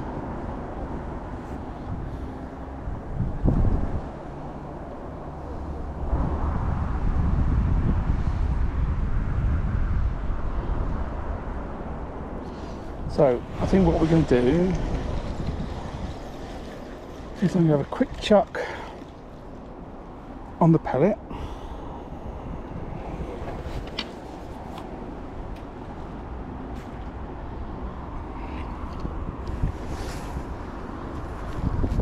See if I can catch a carp.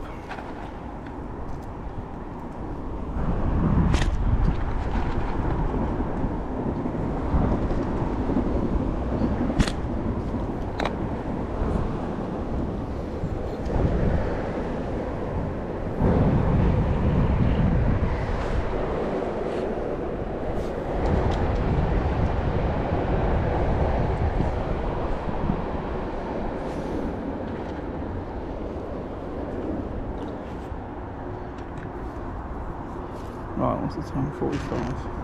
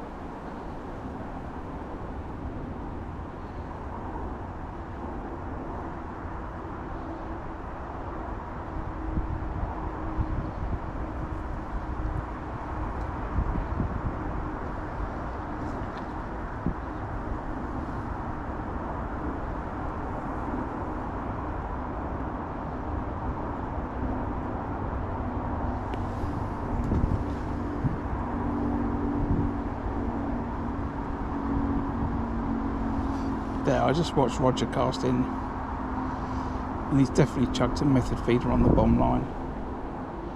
But I don't know if he's been doing that all the time or whether he's just switched to doing that because of this point in the match. But that was not a bomb going in, that was a method feeder going in.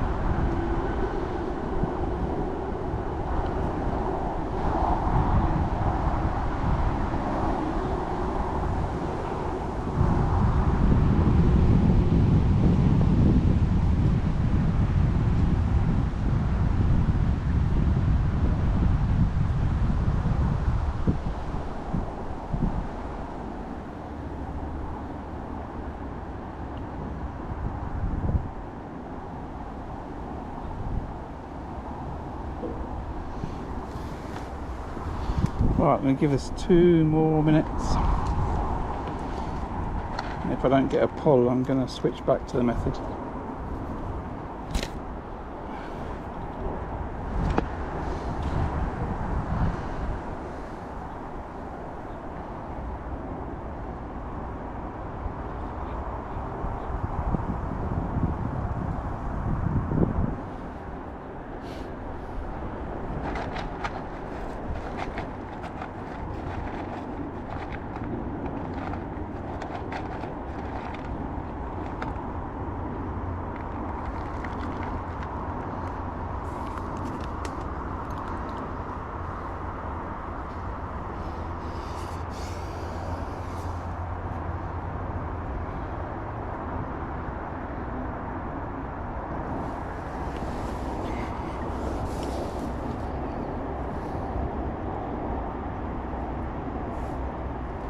Oh, that was a liner.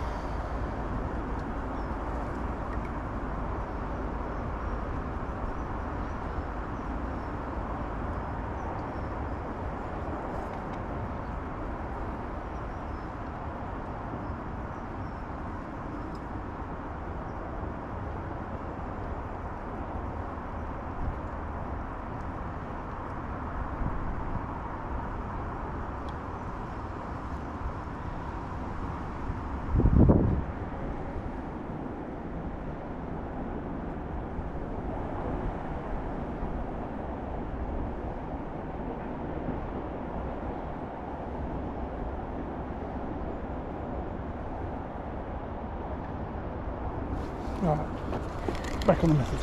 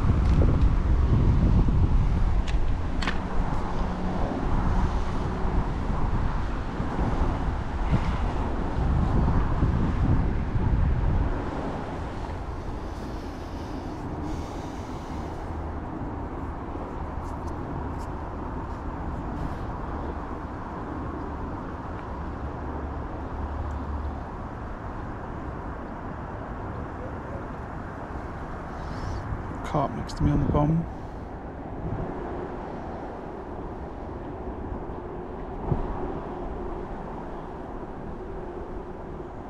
I think I may have just had a bite looking over there.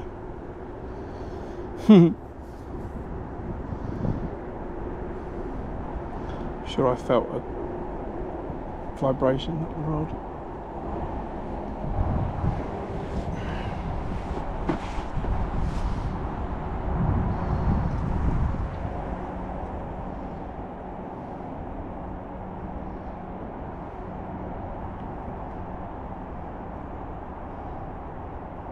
Yeah, there's a carp on the bottom.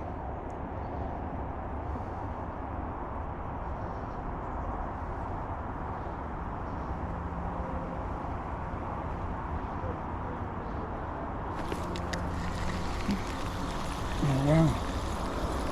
I thought it was game on for a bite then, for a fish.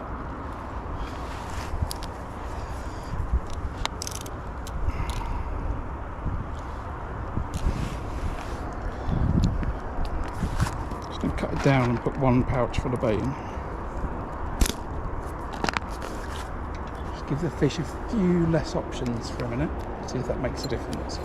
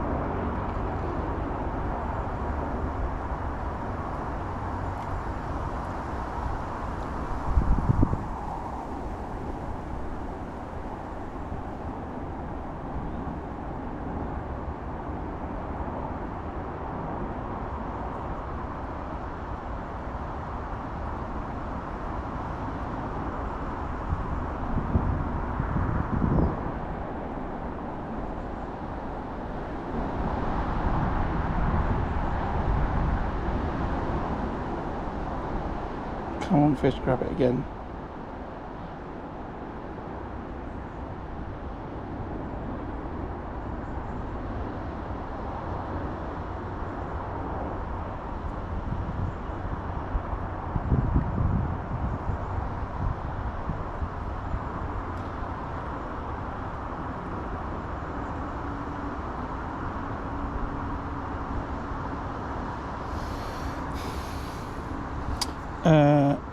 Yeah, all right, Simon. I've got 33 pound of carp and F1s, and I've got a couple of bream that are probably £3 each. And it's taken me all match, but I'm coming to the conclusion that instead of fishing just a straight bomb, you're better off fishing a method feeder over a bomb line. Because F1s are becoming part of the makeup of the day, if that makes sense. I had a lot of indications on the bomb, but I've had less indications when I put a method on.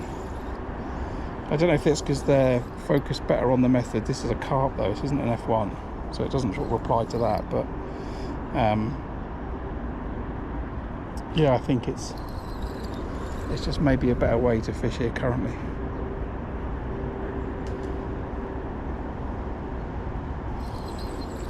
Thankfully this is a carp, and hopefully the start of a good last hour. Just had another chuck on a straight bomb for 5 minutes for nothing, and I've gone back out on the method and whoa, whoa, whoa, whoa, whoa, okay, okay, alright, trout. What's that? What's that? It's coming your way now then. Hold on a minute, the fish has gone nuts. Are you on the bomb? It's just gone straight through your peg. Hey? Oh, I've never seen a fish do that on a method. Not a carp. Well, that's the method flying up the line.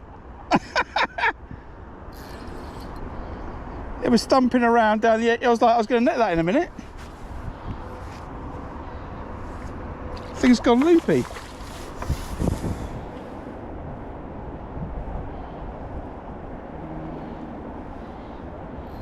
I'm not even pulling it hard.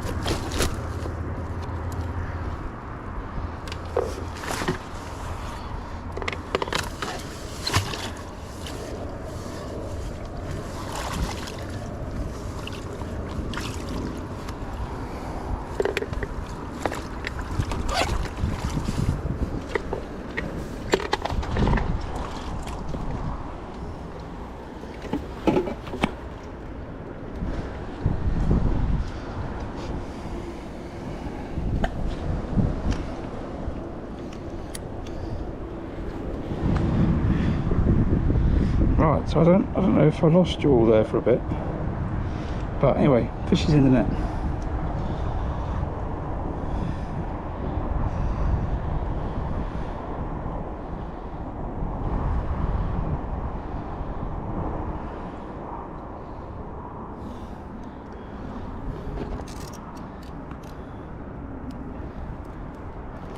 So now we've got about 46 pound now, maybe. So we'll do that again. Only one pouch of pellets, and then method over the top.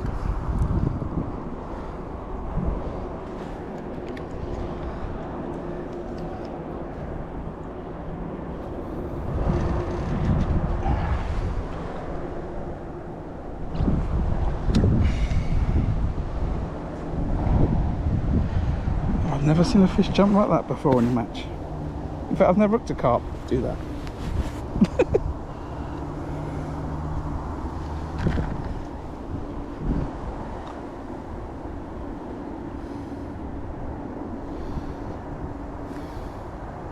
Right, so where are we? Hour to go. Hopefully the connection's all right, and let me get my thoughts together. So an hour to go. I've got about 40 pound of carp and F1s, and I've got about 6 pound of bream. Going into the last hour, I'm not that unhappy with that.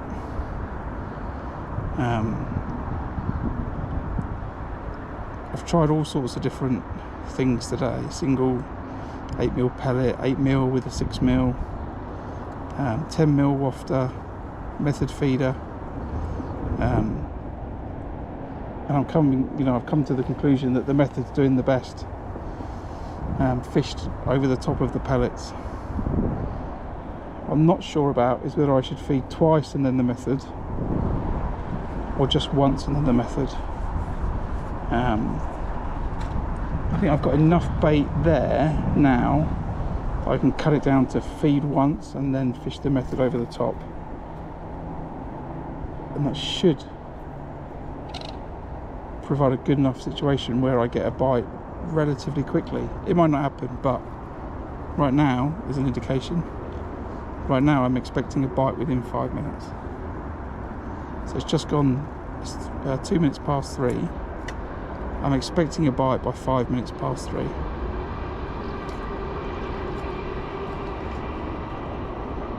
And hopefully it'll be another carp, not an F1.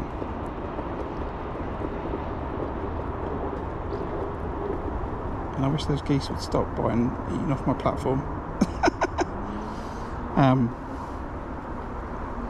Only because I'm going to spook them. So yeah, going into the last hour, it's getting better. So I just need to stay focused, keep those pellets tight now. Oh, did you see it, Simon? I think the stream froze. I wasn't sure if everyone saw it, but yeah, what a crazy carp.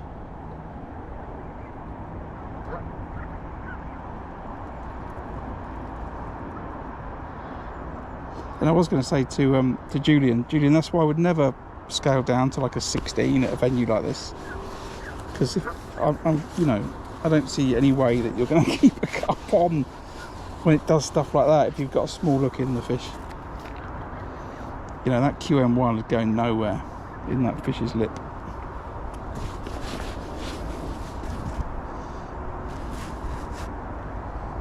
But it was very strange. So I've had my indication. If I don't get my bite in the next minute, I'm going to recast it. I've got to keep up the regularity, I think. If I'm only putting pellets in once.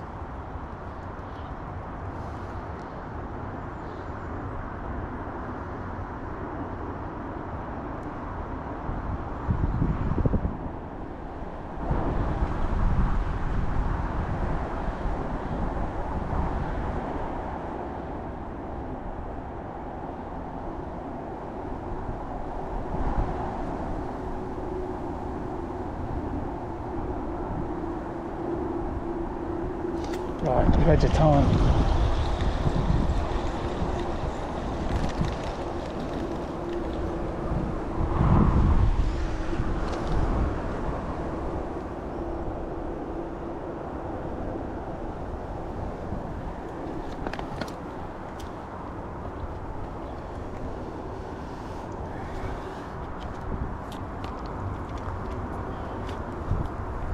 It's certainly been eventful.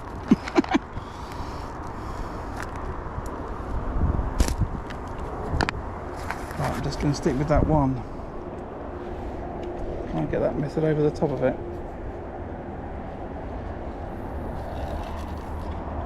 Yeah, kind of. Maybe slightly to the right of it, but it'll do. It's close enough though. If I don't get a bite in these 5 minutes, I'll go back to feeding twice.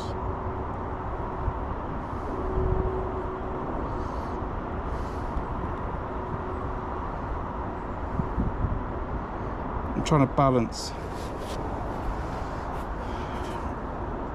keeping the fish, attracting more fish, but not giving the fish too many options that's not my bait.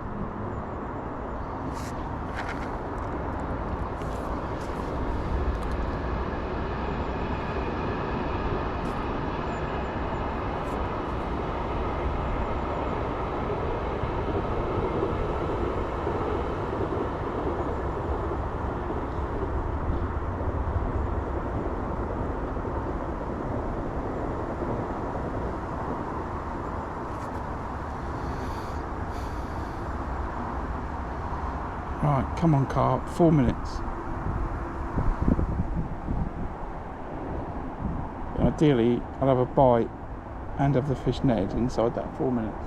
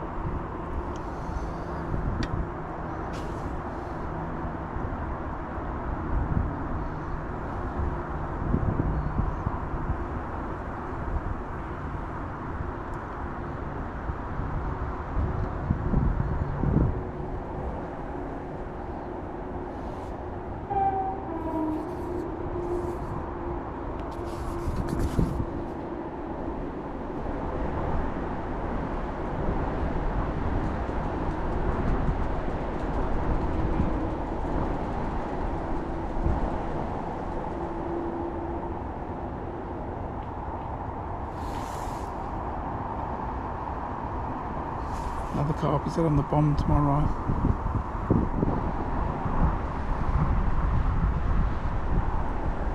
Now he's fishing slightly to the right because that's where his spare peg is. So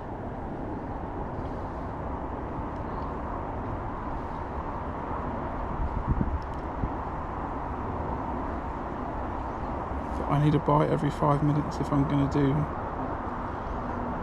anything from here.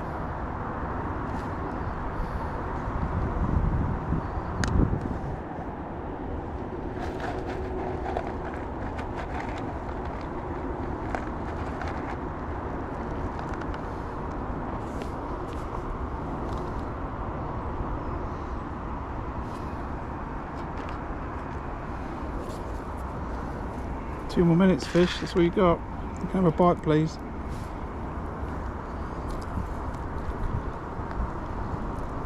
I've got to say 5 minutes for a chuck down there, and I want to save 20 minutes for 2 fish down there.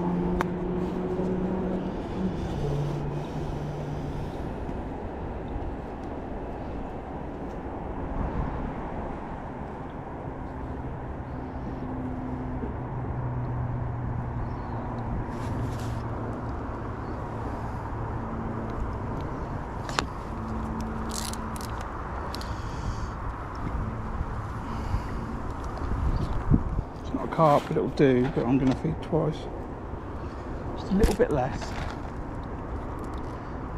Just feed it twice.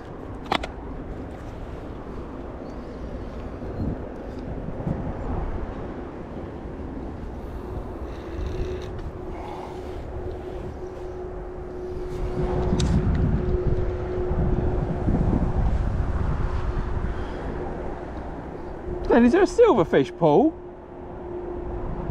Is there a silverfish, Paul?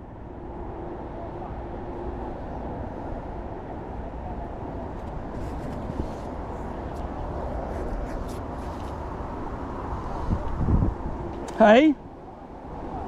Yeah, 36. Say again? Ah, okay.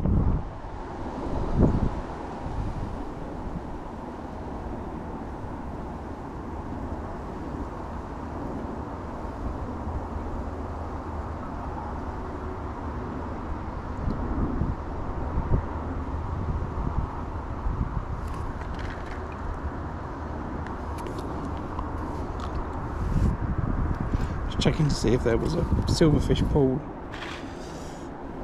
and if so, make sure my bream are clearly marked on the weigh sheet.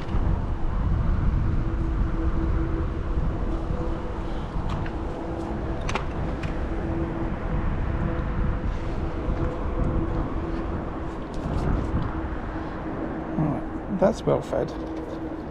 Come on, another fish please.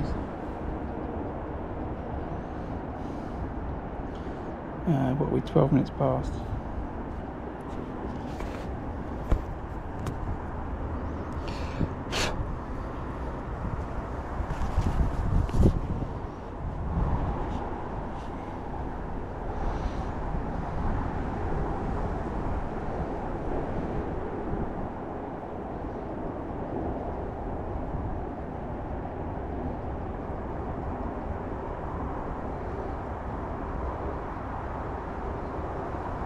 Little indication.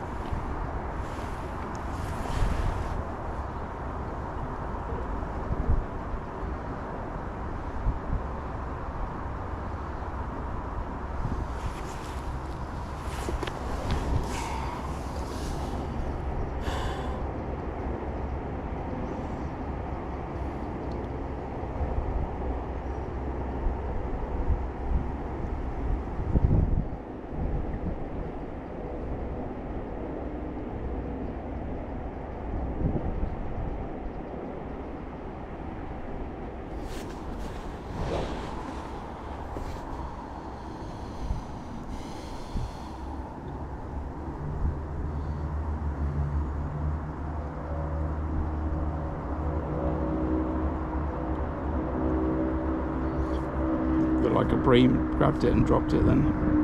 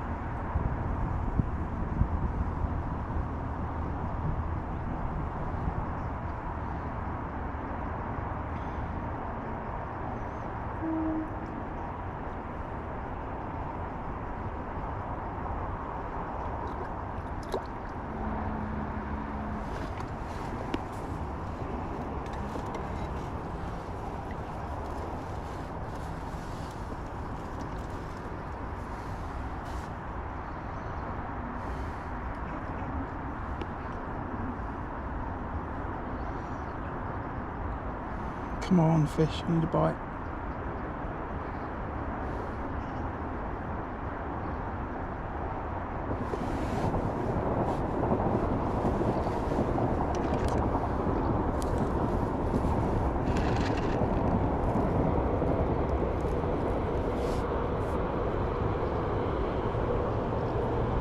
No, a proper bite. I don't mean that little dink dink.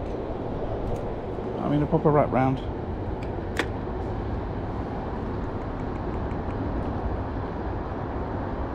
Come on.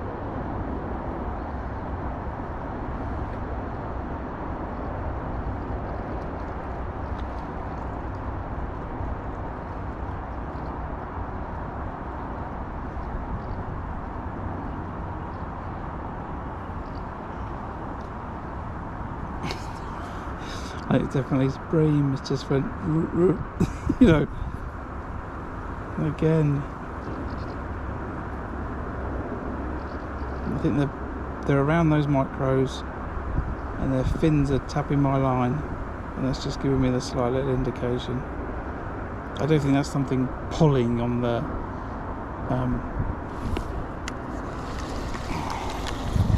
have to try. I don't think it's something pulling on the waft out doing that. Right, I want just one drop in short where I've been putting those 6 mils.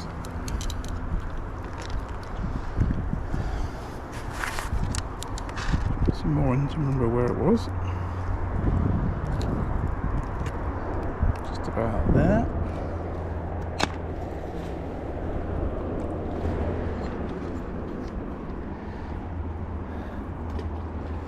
That'll do.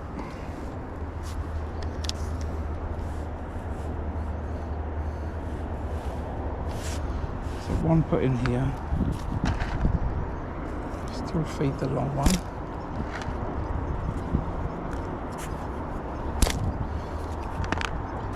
See if there's a fish to be had here. If there's not, then stop feeding that line.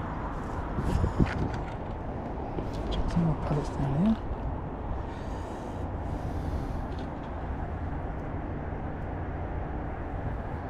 Right, where's it? 17 minutes past. Right, I'll give this till 20 past.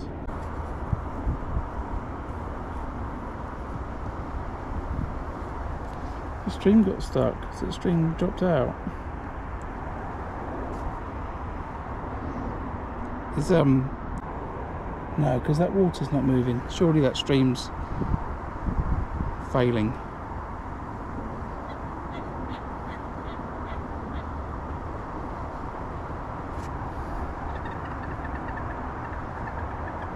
Is it cutting out, Julian?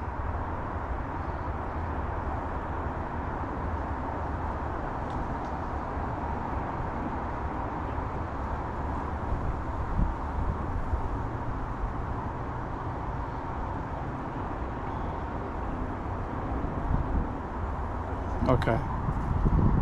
No idea, it's a really good connection here.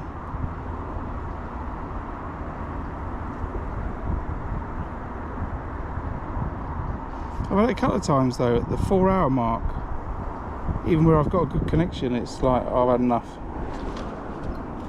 Oh, look at that, look at that.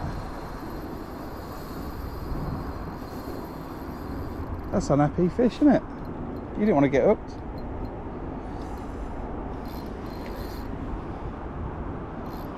So, oh. Oh.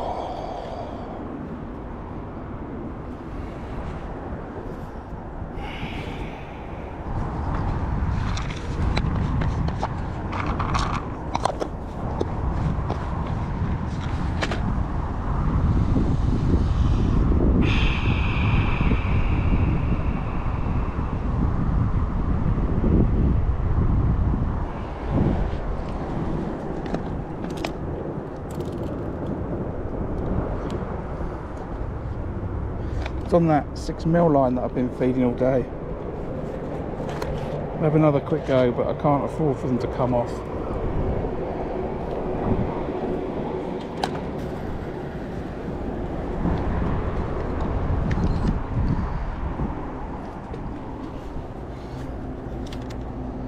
Oh, I thought I'm on a winner here for a second. And I still might be. Stream's frozen again. Not good.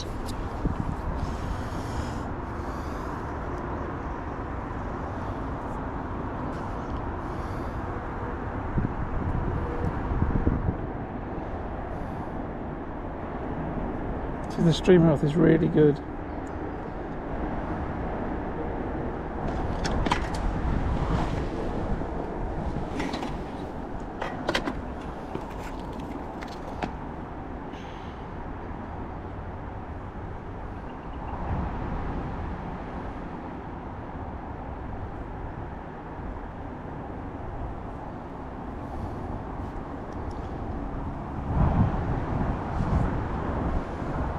I'll give it another couple of minutes, see if I can hook another fish there.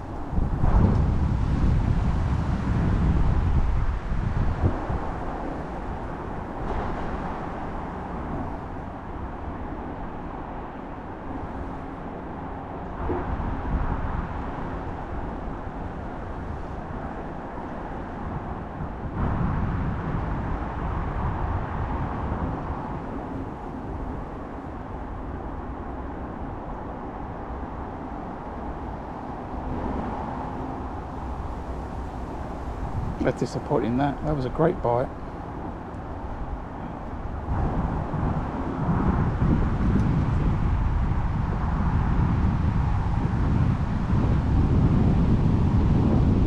Might have been foul hooked, but I don't think so.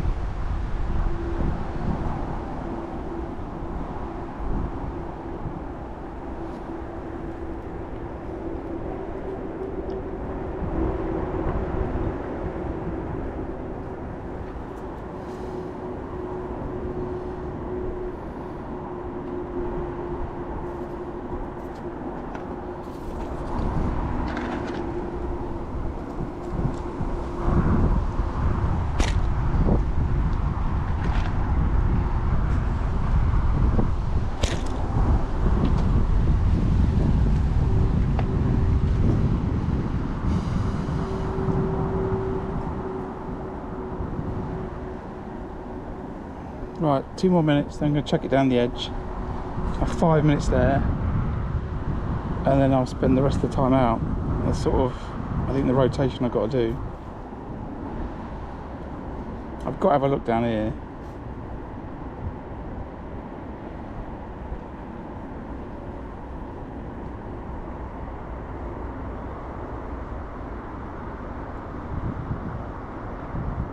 Right, I'm going to write that one in front of me off.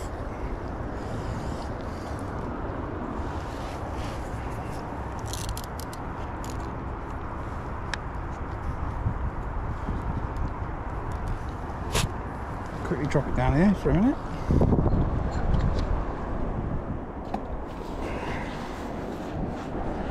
Which I think I'm just going to hold in front of me like this.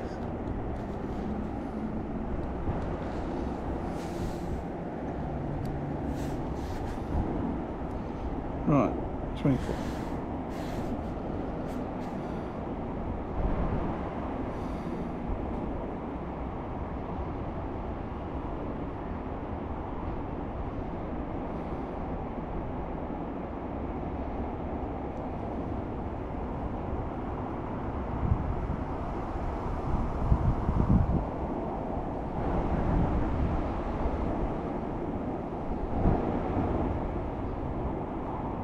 So nice and slack down here, down this edge. I don't really ever do this fish with a method down the edge, but a lot of people do and they catch really well. So it's a fine. I think you just got to make sure you have a slack line, otherwise I think you just cause fish to spook.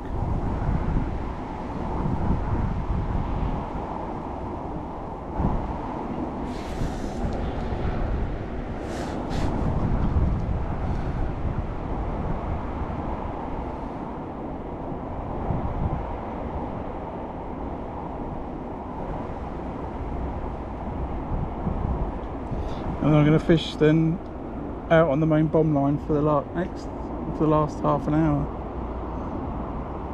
It's a shame at the turn of the hour it could have been a really good last hour and I've lost that fish. Missed a bite out there,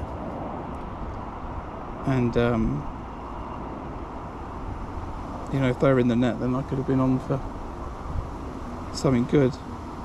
The best I can hope for is £8 per every 5 minutes.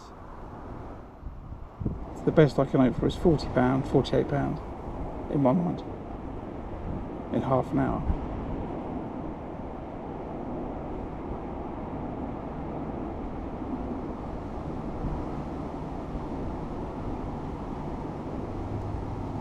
Averages. People do catch bigger fish, but you've got to think about what I can reasonably expect.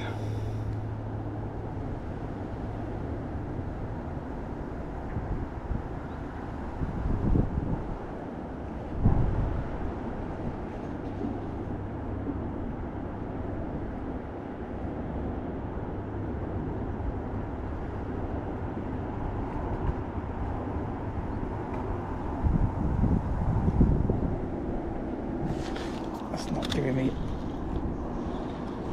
yeah, okay, brilliant. Right, that's into that then.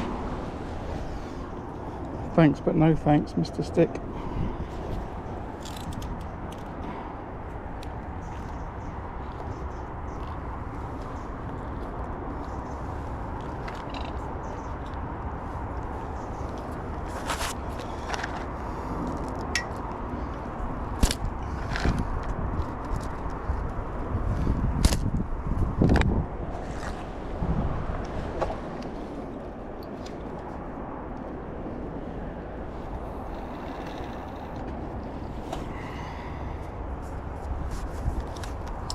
How much do I think I've got, Peter? I think I've got £46.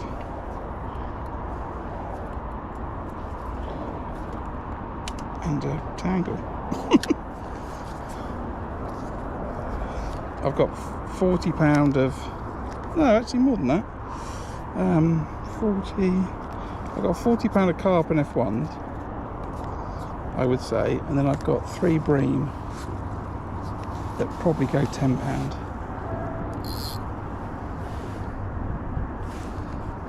So £50. I reckon you'll need £150 to win today.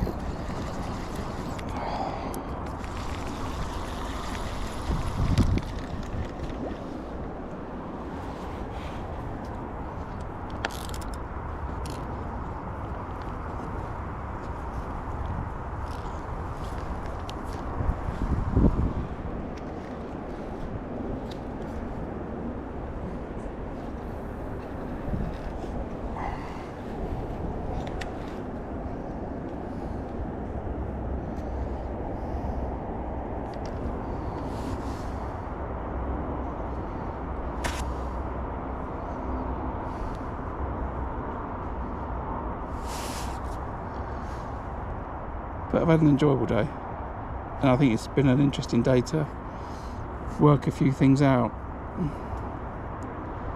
So if I come back in the next few weeks and fish gold, probably all syndicate, I think it would be the same story on both lakes.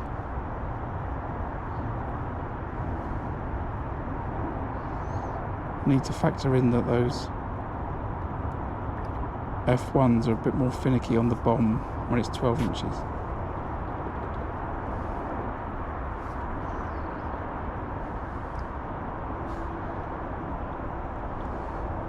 Yeah, so there's indications there's fish in the peg. The question is now,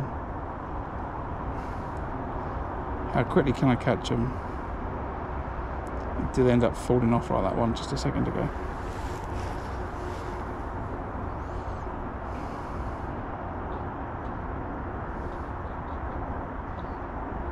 But I do need that rod to get pulled off that rest.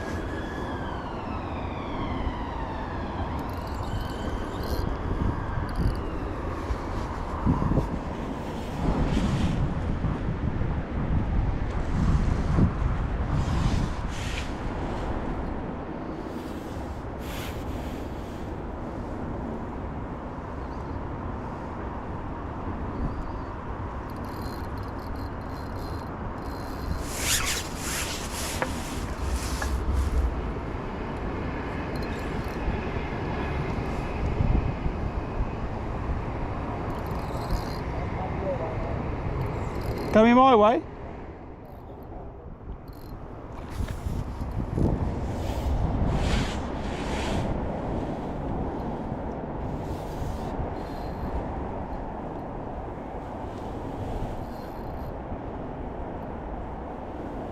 Oh, I'm just playing right under my feet at the moment.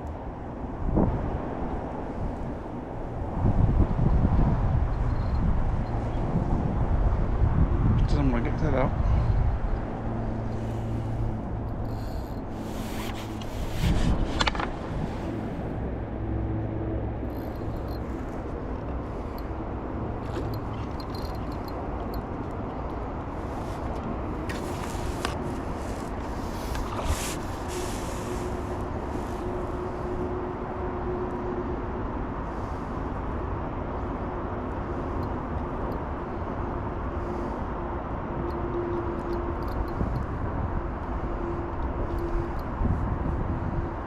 Turn your head.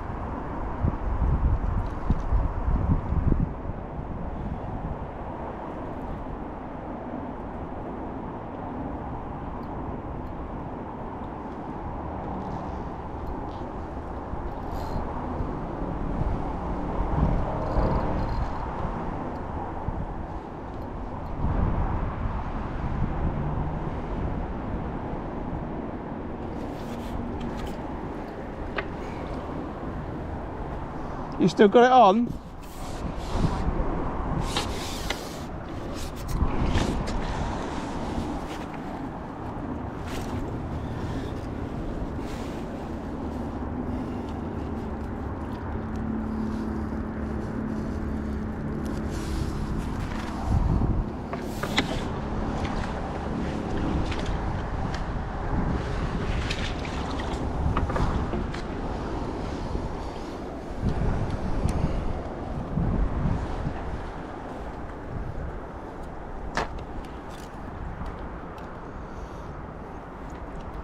What am I doing, vessel?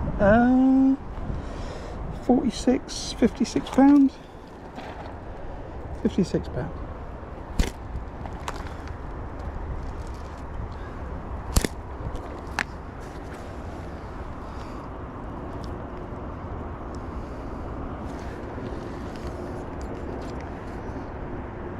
That's what I reckon. Yeah, it's nice. It's been a really nice day actually. Been in the shade for most of it. Now I'm in a bit of the sun.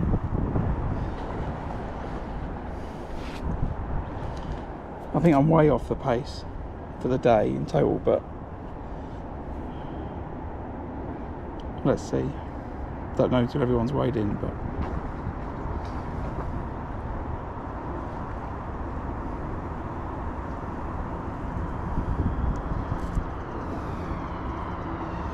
right, and then we got 36 minutes. No, 24 minutes.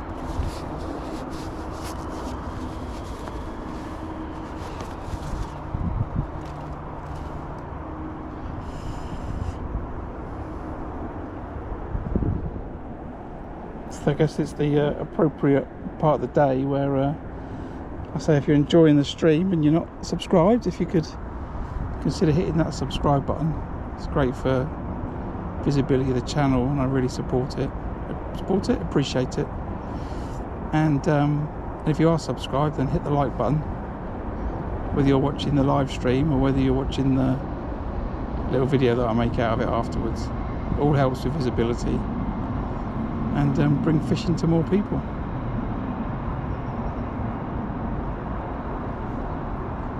Right, where are we going? 4 o'clock. Just that little indication there. I need all these little indications to be pull rounds and bites. You know, on a good time, good day, you can have, you know, 96 pound in an hour. Bite every 5 minutes. 8 pound carp, which is achievable. But I think now you've got to factor in some F1s into that process. But you know, there's carp up to 30 pounds, so I just need it to be more consistent than it is now. It's just, there's fish there, but there's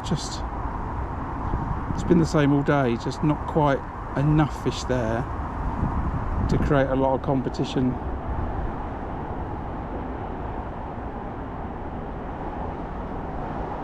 But I can't grumble. I need it to be a bite, so I've got to go with the side of confidence and hope that it's a bite and strike, and not that it's going to ping back and be a liner.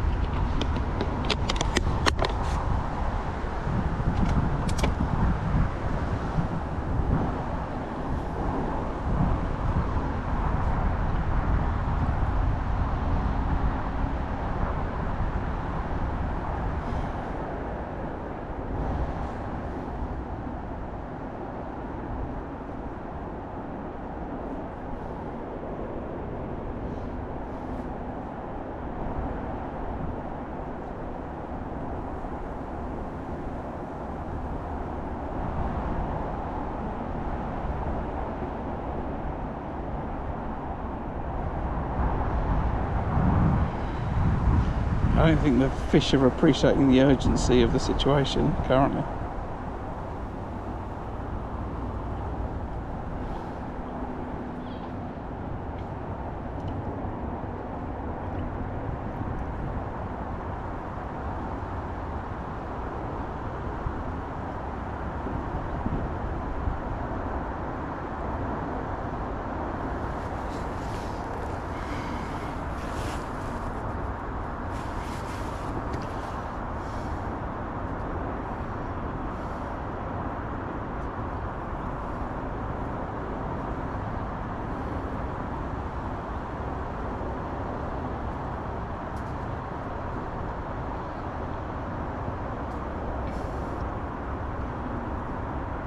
Come on, fish.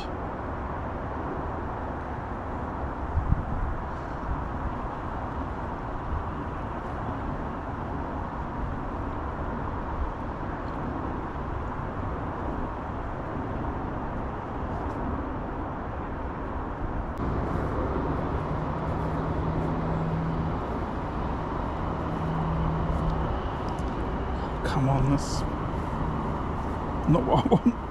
Come on, you gotta grab that bait and drag that rod around, please.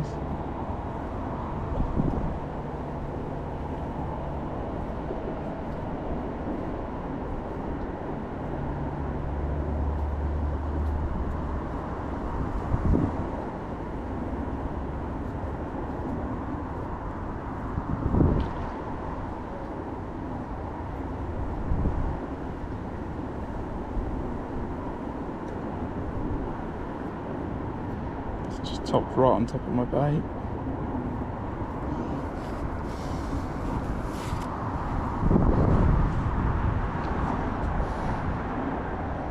No, it's because I had a indication. I've got to leave it there for another couple of minutes. It's just done it again. Might have been a liner, but I'd rather leave it there for a couple of minutes, even with the tight window that I've got left.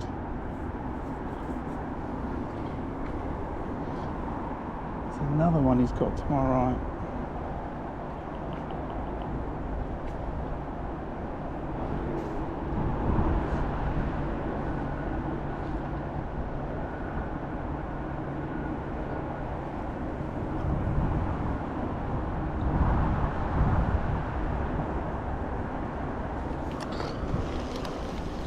shame that is.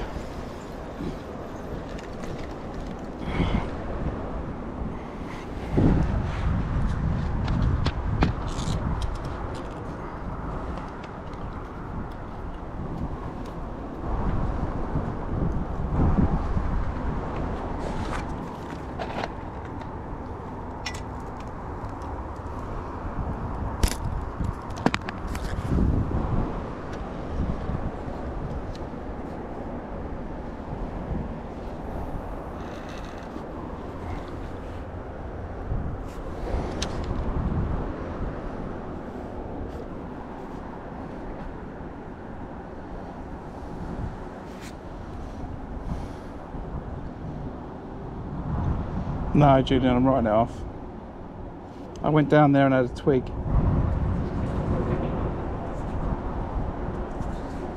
He's caught, he's had 3 fish to my right on the bomb, fishing same sort of line to my 1. So I've just got to sit out there, I think.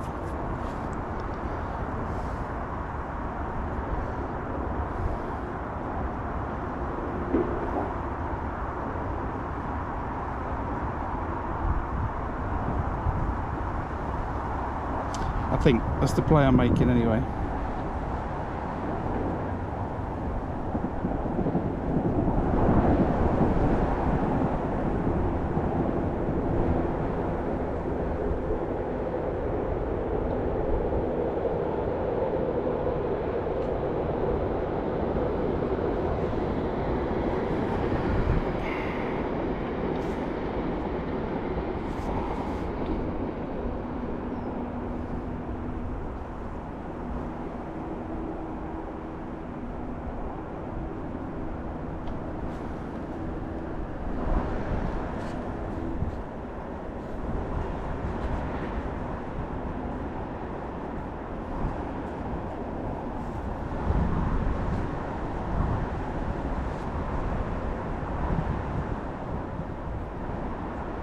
Back to the same small indication, you know, like the fins around the feeder.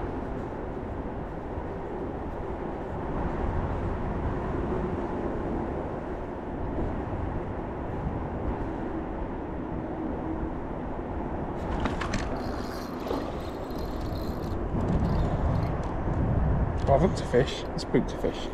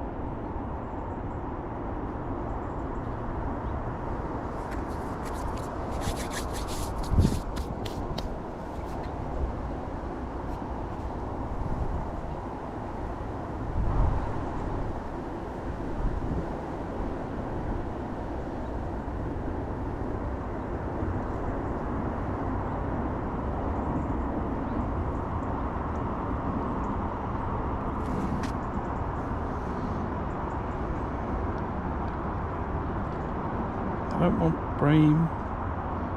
Nicely, I want carp.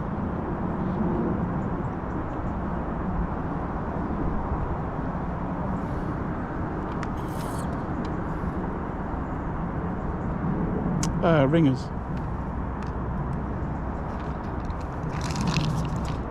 Ringers chocolate orange 6mm wafter. Bandems. You've got to fish it on a spike. Don't fish it on a band.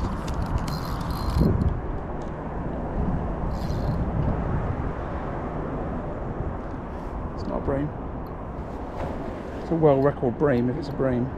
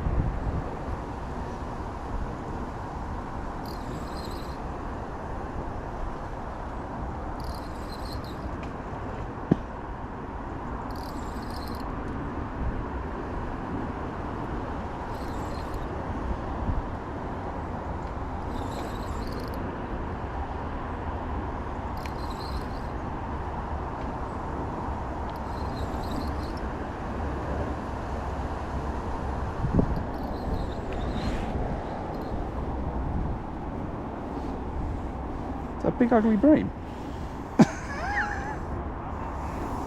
No, it's not. It's a very skinny carp.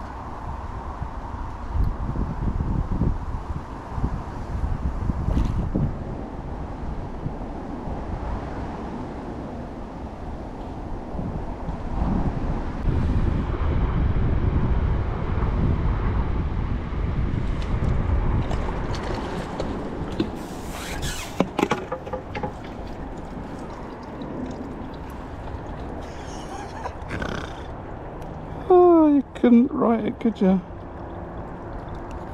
You couldn't write it.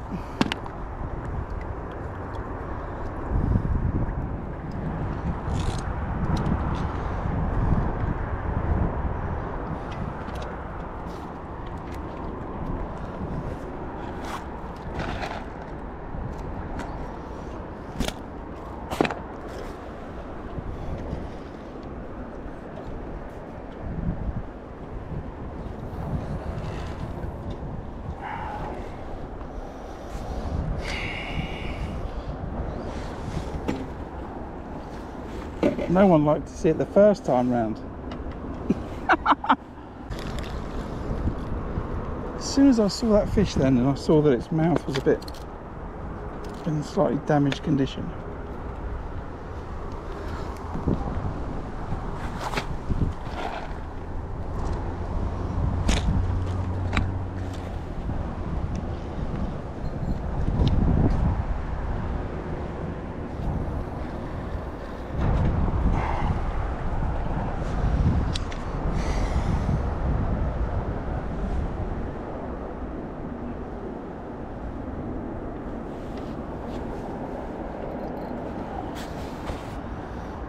Oh, yeah.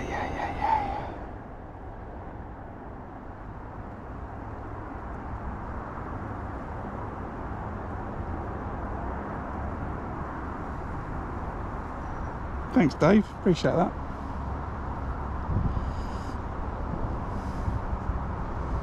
So what was that? I pulled out one fish early on in the first couple of hours. That was £8. That one was another 6. So that's £14. And the one that scooted off.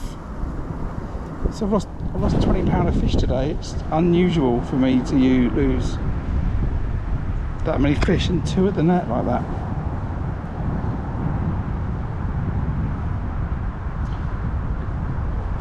But it happens, and looks like it's happening today. So where are we? We've got 6 minutes left. Hopefully this is going to go round. Little summary of how the match has gone. I started on the bomb. I'd actually set up the pellet waggler, but the wind was too much. I changed my mind. I thought it was going to be a bomb day. So I started on the bomb, and I've decided that I was going to try and pull fish from the spare peg on my left, from the peg on my right, because I thought he was going to fish to his right. So I thought I'd try and pull fish from all 3 pegs. So I'm going to feed. I'm not going to not feed. I'm going to go for it. So I fed the bomb, and I fed 8 pellets twice before I chucked it in. Maybe that was 8 or 10, and I fed another 8 or 10 pellets after about 2.5 minutes. So I've done that. I've had a fish after 15 minutes. I've had another fish, I think, at the hour. I've pulled out of a fish, and then probably at the 2-hour mark, I can't remember where it was, I was sitting on about 16 pounds. I think for the next hour or two, maybe the next hour, I've tried all sorts of different things to see if I can encourage the fish to feed. They were there, I was getting indications, but I couldn't really get any bites. I had one fish on an 8mm pellet, one on a 10mm wafter, one on a method feeder, and then I found a little bit of consistency in the method feeder. It seemed to reduce the amount of small indications and give me some more positive bites. So I fished out the rest of the match on the method feeder, fishing on a 2mm pellets, 24-gram guru feeder, 4-inch hook length, size 12 QM1 with a bait spike, and a 6mm bandam. And I've done well out of that fish on.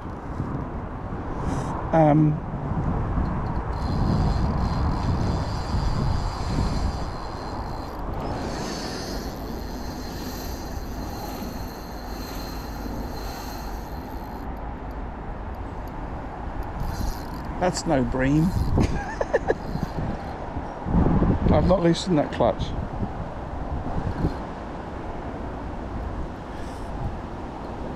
So I've done well out of it. I think actually it's a better way to fish than just a straight bomb currently, because I think it gives you a better chance at some F1s and the bream too. So the next time I fish, instead of starting on a bomb methodology, I think I might start a little bit more on a method feeder. The reason I would always do the bomb first is because I'm always going to feed 8mm pellets, but I don't want to leave piles of 2mm all over the place. I don't mind trying the method, but I want to be catching on it.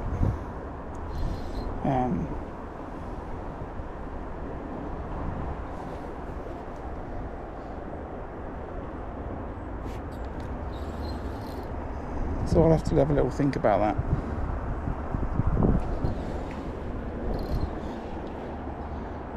I'm trying to keep this one out of your peg, but it wants to come. Well, maybe I'll be alright.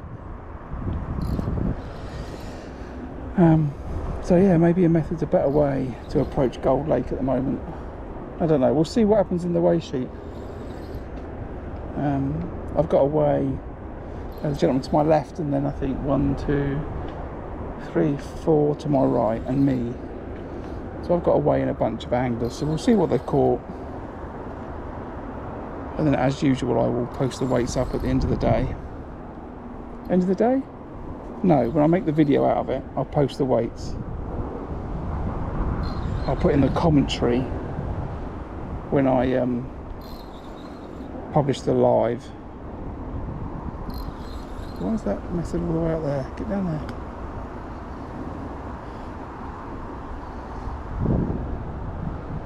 I'll put how I did in the match when I do that.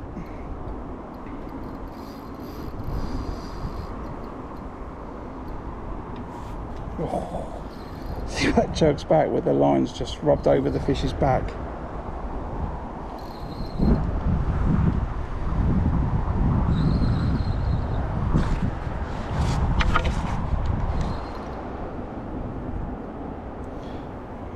sneaky feeling this fish might go absolutely nuts when it sees the net.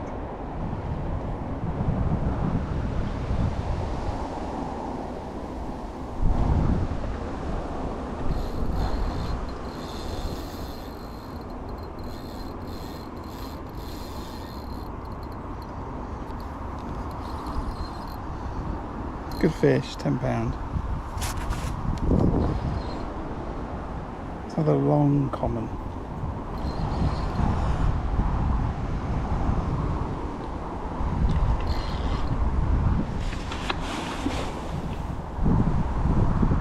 Come on, you didn't see that net, come on.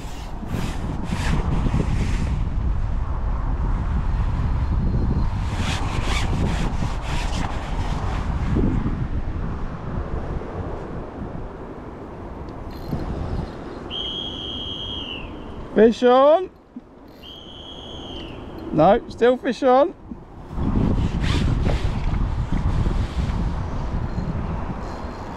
So if anyone doesn't know, that's the end of the match, but because I've got a fish on, I've got 15 minutes to get the fish in.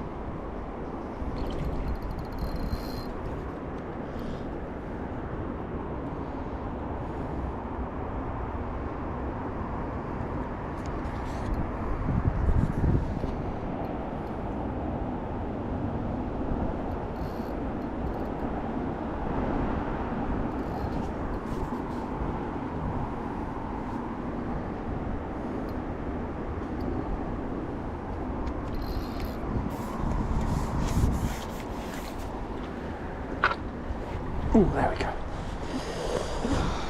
Right.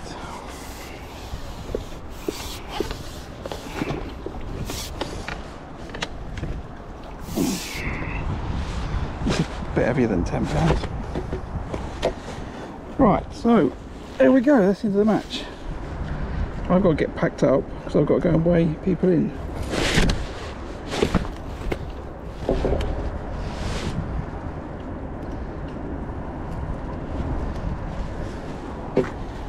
You safely in there. Get that net over the one that wants to jump out. There we go, it's been pretty good, just a 4-inch hook length. 0.19 to a little bait spike. So that's it for the day. In terms of what do I think I've got, 40, 50, 60, 65 pound, which is a good result. After 2 hours it wasn't looking that good. So thank you for watching, and yeah, I've got to get done, so I'm going to turn the stream off and I'll put the whole stream back up tonight, and I'll put my results on, and I'll put the weigh sheet for the day. So thanks for watching, I really appreciate it. If you give it a thumbs up when it comes up, then that would be great. And I'm fishing on Saturday and Sunday at the weekend. I don't know if I'm going to be able to stream, but if I am, then please check that out too. And